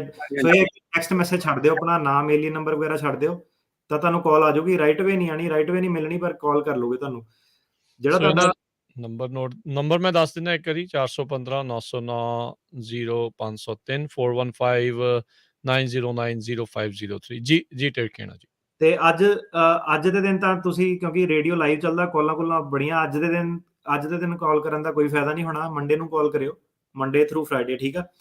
ਤੇ ਜਿਹੜਾ ਤੁਹਾਡਾ ਬ੍ਰਦਰ ਵਾਲਾ ਕੇਸ ਆ, ਉਹ ਕਾਲ ਤੇ ਭਾਜੀ ਆਨਸਰ ਬੈਕ ਆਉਂਦਾ ਨਹੀਂ, ਮੈਂ 1.5 ਮਹੀਨੇ ਤੋਂ ਟਰਾਈ ਕਰਨ ਡਿਆ ਭਾਜੀ। ਉਹੀ ਤਰੀਕਾ, ਜਾਂ ਤਾਂ ਮੈਨੂੰ ਏਦਾਂ ਕਿ ਲਾਈਵ 'ਚ ਜੇ ਆਪਣਾ ਨੰਬਰ ਦੱਸ ਸਕਦੇ ਆ ਦੱਸ ਦਿਓ, ਮੈਂ ਤੁਹਾਨੂੰ ਕਾਲ ਬੈਕ ਕਰਾ ਦੂੰਗਾ। ਪਲੀਜ਼ ਨੰਬਰ ਨੋਟ ਡਾਊਨ ਕਰ ਲਓ ਤੁਸੀਂ। 347 217 0897। ਠੀਕ ਹੈ ਜੀ, ਥੈਂਕ ਯੂ ਹਰਜੀਤ। 3472170 ਠੀਕ ਹੈ ਭਾਜੀ ਜੀ, ਠੀਕ ਹੈ ਜੀ, ਥੈਂਕ ਯੂ ਜੀ। ਕਰ ਲੈਣਗੇ ਜੀ ਹੁਣ ਤੁਹਾਨੂੰ ਇਹ ਆਪ ਕਾਲ।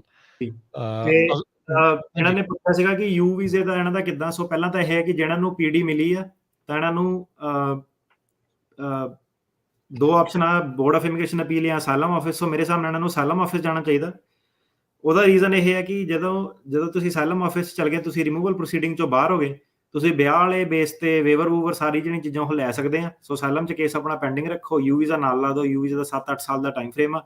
ਵਿਆਹ ਵਾਲਾ ਵੀ ਨਾਲ ਪਰਸੂ ਕਰ ਲਓ। 601 ਵੇਵਰ ਵੀ ਕਰ ਸਕਦੇ ਆ। ਜੇ ਤੁਸੀਂ ਅਪੀਲ ਵਾਲੇ ਰਾਹ ਤੇ ਗਏ, ਤੁਸੀਂ 601 ਨਹੀਂ ਕਰ ਸਕਦੇ ਕਿਉਂਕਿ ਤੁਹਾਨੂੰ ਰਿਮੂਵਲ ਪ੍ਰੋਸੀਡਿੰਗ 'ਚ ਜਿਹੜਾ ਉਹ ਮੰਨਿਆ ਜਾਊਗਾ। ਤੇ ਮੇਰੇ ਹਿਸਾਬ ਨਾਲ ਤੁਹਾਡੇ ਲਈ ਜਿਹੜਾ ਬੈਸਟ ਹੈਗਾ ਉਹ ਅਸਾਈਲਮ ਆਫਿਸ 'ਚ ਫਾਈਲ ਕਰੋ, ਨਾਲ ਯੂ ਵੀਜ਼ਾ ਕਰੋ ਤੇ ਨਾਲ ਆਪਣਾ ਵਿਆਹ ਦਾ ਕੇਸ ਜਿਹੜਾ ਉਹ ਚਲਾਓ ਜੀ। ਹਰਜਿੰਦਰ, ਸਤਿ ਸ਼੍ਰੀ ਅਕਾਲ ਜੀ। ਸਤਿ ਸ਼੍ਰੀ ਅਕਾਲ। ਸਤਿ ਸ਼੍ਰੀ ਅਕਾਲ। ਮੈਂ ਯੂ ਵੀਜ਼ਾ ਅਪਲਾਈ ਕੀਤਾ ਸੀ ਅਗਸਤ 2016 'ਚ।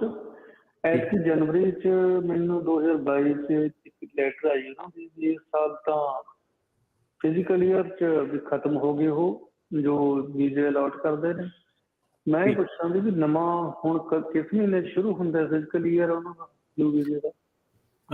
ਅਕਤੂਬਰ ਤੋਂ ਲੈ ਕੇ ਸਤੰਬਰ ਤੱਕ ਚੱਲਦਾ ਫਿਜ਼ੀਕਲ ਈਅਰ।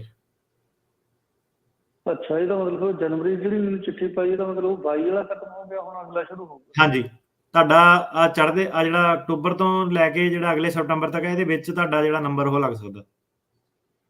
ਠੀਕ ਹੈ ਜੀ, ਸਤਿ ਸ਼੍ਰੀ ਅਕਾਲ, ਥੈਂਕ ਯੂ ਬਹੁਤ। ਧੰਨਵਾਦ ਜੀ। ਚਲੋ ਹੁਣ ਕਿਨਾਰੇ ਤੇ ਹੀ ਹੈ ਜੀ, ਇਹਨਾਂ ਦਾ ਕੰਮ ਆ ਹੀ ਜਾਣੀ ਆ ਵਾਰੀ, ਇਹਦਾ ਮਤਲਬ। ਹਾਂਜੀ, ਸੋ ਜਿਹੜੇ ਸੁਣ ਰਹੇ ਆ ਯੂ ਵੀਜ਼ੇ ਦਾ ਵੀ ਸਵਾਲ ਬੜਾ ਪੁੱਛਦੇ ਆ। ਸੋ ਬਾਈ ਨੇ ਹੁਣੇ ਦੱਸਿਆ ਕਿ 2016 ਦਾ ਇਹਨਾਂ ਦਾ ਸੀਗਾ ਕੇਸ ਕੂਸ ਉਹਨਾਂ ਦਾ ਹੋ ਗਿਆ। ਉਹਨਾਂ ਨੇ ਕਿਹਾ ਕਿ ਨੰਬਰ ਖਤਮ ਹੋ ਗਏ ਆ ਤਾਂ ਇਹਨਾਂ ਦਾ ਨੰਬਰ ਆ ਜਾਣਾ। ਪਰ ਏਦਾਂ ਹੋ ਸਕਦਾ ਕਿ ਅਗਲੇ ਸਾਲ ਦੇ ਨੰਬਰ ਵੀ 10,000 ਹੀ ਵੀਜ਼ੇ ਹੁੰਦੇ ਆ ਸਾਰਿਆਂ ਵਾਸਤੇ। ਸੋ ਉਹ 10,000 ਜੇ ਕਿੱਥੇ ਸਟੈਂਡ ਕਰਦੇ ਆ ਉੱਤੇ ਡਿਪੈਂਡ ਕਰਦਾ ਕਿ ਅਗਲੇ ਸਾਲ ਇਹਨਾਂ ਦਾ ਨੰਬਰ ਲੱਗਣਾ ਕਿ ਫਿਰ ਦੁਬਾਰਾ ਏਦਾਂ ਕਿ 2015 ਵਾਲਿਆਂ ਦਾ ਤਾਂ ਨੰਬਰ ਜਿਹੜੇ ਉਹ ਲੱਗ ਗਏ ਆ, 16 ਵਾਲਿਆਂ ਦੇ ਜਿਹੜੇ ਕੇਸ ਅਜੇ ਪੈਂਡਿੰਗ ਆ। ਸੋ ਅਗਲੇ ਸਾਲ ਤੱਕ ਪਤਾ ਲੱਗੂਗਾ ਕਿ 16 ਵਾਲਿਆਂ ਦੇ ਕੇਸ ਅਜੇ ਹੋਰ ਅੱਗੇ ਲਟਕਣੇ ਆ ਕਿ ਉਹਨਾਂ ਨੂੰ ਯੂ ਵੀਜ਼ੇ ਮਿਲ ਜਾਣੇ ਆ। ਜੀ ਜੀ। ਸੰਦੀਪ, ਹੈਲੋ। ਹਾਂਜੀ ਸੰਦੀਪ, ਸਤਿ ਸ਼੍ਰੀ ਅਕਾਲ ਭਾਜੀ। ਸਤਿ ਸ਼੍ਰੀ ਅਕਾਲ। ਅੱਛਾ ਭਾਜੀ, ਮੇਰੇ ਛੋਟੇ 3 ਸਵਾਲ ਆ। ਜਿੱਦਾਂ ਭਾਜੀ ਉਹਨਾਂ ਨੇ ਸ਼ੁਰੂਆਤ ਦੇ ਵਿੱਚ ਦੱਸਿਆ ਸੀਗਾ ਕਿ ਫਿੰਗਰਪ੍ਰਿੰਟ ਨਹੀਂ ਹੋਏ ਸੀਗੇ ਤੇ ਜੱਜ ਨੇ ਫਿਰ ਵੀ ਜਿਹੜੀ ਕੀ ਕਹਿੰਦੇ ਹੁੰਦੇ ਕੋਰਟ ਅਸਾਈਲਮ ਜਿਹੜਾ ਕੇਸ ਆ, ਹਾਂਜੀ, ਉਹ ਸੁਣਵਾਈ ਕੀਤੀ ਸੀਗੀ ਨਾ। ਮੇਰਾ ਸੇਮ ਕੇਸ ਸੀਗਾ ਨਾ, ਮੇਰੇ ਫਿੰਗਰਪ੍ਰਿੰਟ ਨਹੀਂ ਹੋਏ ਸੀਗੇ ਤੇ ਬਟ ਜੱਜ ਬਹੁਤ ਚੰਗਾ ਸੀਗਾ ਤੇ ਉਹਨੇ ਸੁਣਵਾਈ ਕੀਤੀ ਸੀ ਤੇ ਕੇਸ ਮੈਨੂੰ ਗ੍ਰਾਂਟ ਕਰ ਦਿੱਤਾ ਸੀਗਾ, ਹਨਾ। ਬਟ ਉਸ ਤੋਂ ਬਾਅਦ ਇਹ 20 ਫੈਬਰਵਰੀ 2020 ਦੀ ਗੱਲ ਆ ਇਹ, ਹਨਾ। ਤੇ ਉਸ ਤੋਂ ਬਾਅਦ ਕੋਵਿਡ ਆ ਗਿਆ ਤੇ ਫਿੰਗਰਪ੍ਰਿੰਟ ਸਾਡੇ ਹੋਏ ਨਹੀਂ। 2021 ਦੇ ਵਿੱਚ ਜਾ ਕੇ ਮਾਰਚ ਦੇ ਵਿੱਚ ਸਾਡੇ ਫਿੰਗਰਪ੍ਰਿੰਟ ਹੋਏ ਤੇ ਫਿਰ ਅਸੀਂ ਫਿੰਗਰਪ੍ਰਿੰਟ ਜਿਹੜੀ ਲੈਟਰਸ ਆ ਉਹਨਾਂ ਨੂੰ ਅਸੀਂ ਸੈਂਡ ਕੀਤੀ ਤੇ ਉਹਨਾਂ ਨੇ ਮਈ ਦੇ ਵਿੱਚ ਸਾਨੂੰ ਫਿਰ ਭੇਜਿਆ ਸੀਗਾ ਜਿਹੜਾ ਡਿਸੀਜ਼ਨ ਲੈਟਰ, ਹਨਾ। ਅੱਛਾ ਜੀ। ਤੇ ਅੱਛਾ, ਮੈਂ ਇਹ ਚੀਜ਼ ਪੁੱਛਣੀ ਸੀਗੀ, ਬਟ ਜਿਹੜਾ ਮਈ ਦੇ ਵਿੱਚ ਸਾਨੂੰ ਭੇਜਿਆ ਸੀਗਾ ਤੇ ਉਹ ਸਾਨੂੰ ਮਈ ਦੀ ਡੇਟ ਪਾ ਕੇ ਭੇਜਿਆ ਸੀਗਾ, ਹਨਾ। ਮਤਲਬ 2021 ਦੀ 2022 ਦੇ ਵਿੱਚ ਫੈਬਰਵਰੀ ਦੇ ਵਿੱਚ ਸੁਣਵਾਈ ਸਾਡੀ ਸੀਗੀ, ਤਰੀਕ ਸੀਗੀ ਤੇ ਉਹ ਮਤਲਬ ਸਾਨੂੰ ਉਹ ਡੇਟ ਕਿਉਂ ਨਹੀਂ ਪਾ ਕੇ ਦਿੱਤੀ ਤੇ ਕੀ ਆਪਾਂ ਉਹਨਾਂ ਨੂੰ ਕਹਿ ਸਕਦੇ ਕਿ ਸਾਨੂੰ ਉਹੀ ਡੇਟ ਪਾ ਕੇ ਦਿਓ ਕਿਉਂਕਿ ਉਹਨਾਂ ਥੋੜਾ ਫਾਸਟ ਹੋ ਜਾਂਦਾ ਜਿੱਦਾਂ ਗ੍ਰੀਨ ਕਾਰਡ ਦਾ ਜਾਂ ਗਾਂ ਸਿਟੀਜ਼ਨਸ਼ਿਪ ਦਾ, ਇਹ ਚੀਜ਼ਾਂ ਜਿਹੜੀਆਂ ਸੀਗਾ ਕਿ ਉਹ ਨਾ ਕੰਡੀਸ਼ਨਲ ਗ੍ਰਾਂਟ ਕਹਿੰਦੇ ਉਹਨੂੰ, ਕੰਡੀਸ਼ਨਲ ਗ੍ਰਾਂਟ, ਕਿਉਂਕਿ ਜਿਹੜੀ ਜ਼ਿੰਮੇਵਾਰੀ ਪੈਂਦੀ ਆ ਤੁਹਾਡੇ ਤੇ, ਵਕੀਲ ਤੇ ਸਿਸਟਮ ਤੇ ਸਾਰੇ ਕਾਸੇ ਦਾ ਮਿਲਾ ਕੇ ਫਿੰਗਰਪ੍ਰਿੰਟ ਕੰਡੀਸ਼ਨਲ ਗ੍ਰਾਂਟ ਨੂੰ ਫੁੱਲ ਗ੍ਰਾਂਟ ਨਹੀਂ ਮੰਨਦੇ। ਸੋ ਤੁਸੀਂ ਉਹਨੂੰ ਰਿਕੁਐਸਟ ਕਰ ਸਕਦੇ ਆ, ਰਿਕੁਐਸਟ ਕਰਨ 'ਚ ਕੋਈ ਹਰਜ ਨਹੀਂ ਹੈਗਾ। ਪਰ ਇੱਦਾਂ ਕਿ ਜਦੋਂ ਤੁਹਾਡਾ ਫਿੰਗਰਪ੍ਰਿੰਟ ਹੋਏ, ਕਿਉਂਕਿ ਤੁਸੀਂ ਤਾਂ ਆਪਣੀ ਖਾਨਾ ਪੂਰਤੀ ਉਦੋਂ ਪੂਰੀ ਕੀਤੀ ਹੈ, ਸੋ ਤੁਹਾਡਾ ਜਿਹੜਾ ਅਸਾਈਲਮ ਆ ਉਹ ਉਦੋਂ ਹੀ ਗ੍ਰਾਂਟ ਮੰਨਿਆ ਜਾਊਗਾ ਜਦੋਂ ਤੁਹਾਨੂੰ ਲੇਟੈਸਟ ਬਾਅਦ 'ਚ ਉਹਨਾਂ ਨੇ ਡਿਸੀਜਨ ਦਿੱਤਾ। ਓਕੇ, ਦੂਜਾ ਜਿਹੜਾ ਸਵਾਲ ਇਹ ਸੀਗਾ ਵੀ ਜਿਹੜੀ ਹੁਣ ਅੱਜ ਦਾ ਮੈਟਰ ਸੀਗਾ ਵੀ ਦੂਜੇ ਦਾ eb5 ਦਾ, ਹਨਾ। ਮੇਰੇ ਰਿਲੇਟਿਵ ਆ ਇੰਡੀਆ ਦੇ ਵਿੱਚ, ਮਤਲਬ ਉੱਥੇ ਕਾਫੀ ਹੋ ਰਿਚ ਆ ਤੇ ਉਹ ਇੱਥੇ ਦਾ ਵੀਜ਼ਾ ਵੀ ਪੂਰੀ ਫੈਮਿਲੀ ਦੇ ਵਿੱਚ 5 ਜਣੇ ਆ ਉਹ, ਤੇ ਉਹ ਆਉਂਦੇ ਵੀ ਜਾਂਦੇ ਆ ਪਿਛਲੇ ਕਈ ਸਾਲਾਂ ਤੋਂ। ਅੱਛਾ, ਮੈਂ ਇੱਕ ਚੀਜ਼ ਜਿਹੜਾ ਸ਼ਾਰਟ ਆਊਟ ਮੈਂ ਕਰਨਾ ਵੀ ਜੇ ਇੱਥੇ ਆ ਕੇ ਉਹ ਇਨਵੈਸਟਮੈਂਟ ਕਰਦੇ ਆ ਤੇ ਉਸ ਤੋਂ ਬਾਅਦ ਉਹਨਾਂ ਨੂੰ ਉਹ ਆਪਣੇ ਵੀਜ਼ੇ ਤੋਂ ਬਾਅਦ ਉਹ ਵਰਕ ਪਰਮਿਟ 1 ਸਾਲ ਬਾਅਦ ਆਉਣਾ ਆ, ਠੀਕ ਹੈ ਨਾ, ਜਦੋਂ ਵੀ ਉਹਨਾਂ ਵਰਕ ਪਰਮਿਟ ਅਪਲਾਈ ਕਰਦੇ ਆ ਨਾ। ਅੱਛਾ, ਥਰੂ ਆਊਟ ਜਦ ਤੱਕ ਉਹਨਾਂ ਨੂੰ ਗ੍ਰੀਨ ਕਾਰਡ ਨਹੀਂ ਮਿਲਦਾ ਤੇ ਉਹ ਇੰਡੀਆ ਜਾ ਜਾਂ ਮਤਲਬ ਕਿਸੇ ਵੀ ਕੰਟਰੀ ਆਊਟ ਕਰ ਸਕਦੇ ਆ ਇੰਨਾ ਟਾਈਮ ਲਈ? ਉਹਨਾਂ ਨੂੰ ਟਰੈਵਲ ਡਾਕੂਮੈਂਟ ਦੀ ਵੇਟ ਕਰਨੀ ਪੈਣੀ ਹੈ। ਵਰਕ ਪਰਮਿਟ ਤੇ ਟਰੈਵਲ ਡਾਕੂਮੈਂਟ ਦੋਨੋਂ ਕੰਬੋ ਇਕੱਠੇ ਆਣੇ। ਸੋ ਇਹਦੀ ਮੁੱਖ ਦੀ ਗੱਲ ਇਹ ਹੈ ਕਿ ਜੇ ਉਹ ਇੱਥੇ ਆਉਂਦੇ ਆ ਕੇ ਉਹਨਾਂ ਦਾ ਇਰਾਦਾ ਬਦਲਦਾ, 90 ਦਿਨ ਬਾਅਦ ਉਹ ਗ੍ਰੀਨ ਕਾਰਡ ਸਾਰਾ ਆਪਣਾ ਫਾਈਲ ਕਰ ਸਕਦੇ ਆ। ਜਦੋਂ ਉਹਨਾਂ ਨੇ ਫਾਈਲ ਕੀਤਾ 10ਵੇਂ ਕੁ ਮਹੀਨੇ ਬਾਅਦ ਉੱਤੋਂ ਵਰਕ ਪਰਮਿਟ ਟਰੈਵਲ ਡਾਕੂਮੈਂਟ ਮਿਲੂਗਾ। ਉਹ ਜਿਹੜਾ ਟਰੈਵਲ ਡਾਕੂਮੈਂਟ ਆ ਉਹ ਉਹਨਾਂ ਨਾਲ ਆ ਜਾ ਸਕਦੇ ਆ। ਸੋ ਇਹ ਜਿਹੜੀ ਨਵੀਂ ਚੇਂਜ ਜਿਹੜੀ ਲਾਅ ਦੇ ਵਿੱਚ ਉਹ ਆਈ ਹੈ ਜੀ। ਸੋ ਇੰਨੇ ਸਵਾਲ ਕੱਲੇ ਨੂੰ ਮੁਸ਼ਕਿਲ ਆ ਜੀ। ਸੋ ਹੁਣ ਥੈਂਕ ਯੂ ਆ ਜੀ ਤੁਹਾਡਾ ਕਾਲ ਦੇ ਲਈ, ਕਿਉਂਕਿ ਜੇ ਮੈਂ ਇੱਕ ਨੂੰ 3 ਕਰਨ ਦਊਂਗਾ ਤੇ ਬਾਕੀਆਂ ਨੂੰ 1 ਕਰਨ ਦਊਂਗਾ, ਉਹਨਾਂ ਕਹਿਣਾ ਵੀ ਇਹ ਗੱਲ ਠੀਕ ਨਹੀਂ ਆ। ਸੋ ਥੈਂਕ ਯੂ ਇਸ ਚੀਜ਼ ਦੇ ਲਈ। ਤੇ ਬਾਕੀ ਜਿਹੜੇ ਸਵਾਲ ਤੁਹਾਡੇ ਰਹਿ ਗਏ ਆ ਤੇ ਉਹ ਅੱਜ ਤੁਸੀਂ ਇਹਨਾਂ ਦੇ ਨਾਲ ਅਪੁਆਇੰਟਮੈਂਟ ਬਣਾ ਕੇ ਜੇ ਤੁਹਾਨੂੰ ਲੱਗਦਾ ਵੀ ਉਹ ਤੁਸੀਂ ਕਰ ਸਕਦੇ ਆ। ਰੇਡੀਓ ਦੇ ਉੱਤੇ ਪਲੀਜ਼ ਇੱਕ ਸਵਾਲ ਹੀ ਜਿਹੜਾ ਪੁੱਛਿਆ ਕਰੋ, ਪਰ ਫਿਰ ਵੀ ਆਪਾਂ ਥੋੜ੍ਹਾ ਜਿਹਾ ਲੀਨੀਅੰਟ ਹੀ ਚੱਲਦੇ ਆ। ਟਰਾਈ ਇਹੀ ਕਰਦੇ ਆ ਵੀ ਵੱਧ ਤੋਂ ਵੱਧ ਸਵਾਲਾਂ ਦੇ ਜਵਾਬ ਜਿਹੜੇ ਇਸ ਦੇ ਵਿੱਚ ਮਿਲਣ। ਸੋ ਇੰਨਾ ਕੁ ਜਿਹੜਾ ਆਪਾਂ ਬਾਕੀਆਂ ਦਾ ਵੀ ਧਿਆਨ ਰੱਖਦੇ ਜਾਈਏ। ਸੋ ਅਟਾਰਨੀ ਟਰਕੀਆਨਾ ਜੀ, ਥੈਂਕ ਯੂ ਆ ਜੀ, ਧੰਨਵਾਦ ਆ ਤੁਹਾਡਾ। ਤੁਸੀਂ ਇਹਨਾਂ ਸਵਾਲਾਂ ਦੇ ਜਵਾਬ ਦਿੱਤੇ ਤੇ eb5 ਦੇ ਬਾਰੇ, PD ਦੇ ਬਾਰੇ, ਹੋਰ ਸਾਰੀਆਂ ਜਿਹੜੀਆਂ ਜਾਣਕਾਰੀਆਂ ਸਾਡੇ ਨਾਲ ਸਾਂਝੀਆਂ ਕੀਤੀਆਂ। ਮਿਲਦੇ ਹਾਂ ਜੀ ਅਗਲੀ ਵਾਰ। ਧੰਨਵਾਦ ਜੀ, ਸਤਿ ਸ਼੍ਰੀ ਅਕਾਲ। ਸਤਿ ਸ਼੍ਰੀ ਅਕਾਲ ਜੀ ਸਾਰਿਆਂ ਨੂੰ। ਸਤਿ ਸ਼੍ਰੀ ਅਕਾਲ, ਥੈਂਕ ਯੂ। ਸੋ ਪ੍ਰੋਗਰਾਮ ਦੀ ਸਮਾਪਤੀ ਆ ਤੇ ਸਮਾਪਤੀ ਹੋਣ ਤੋਂ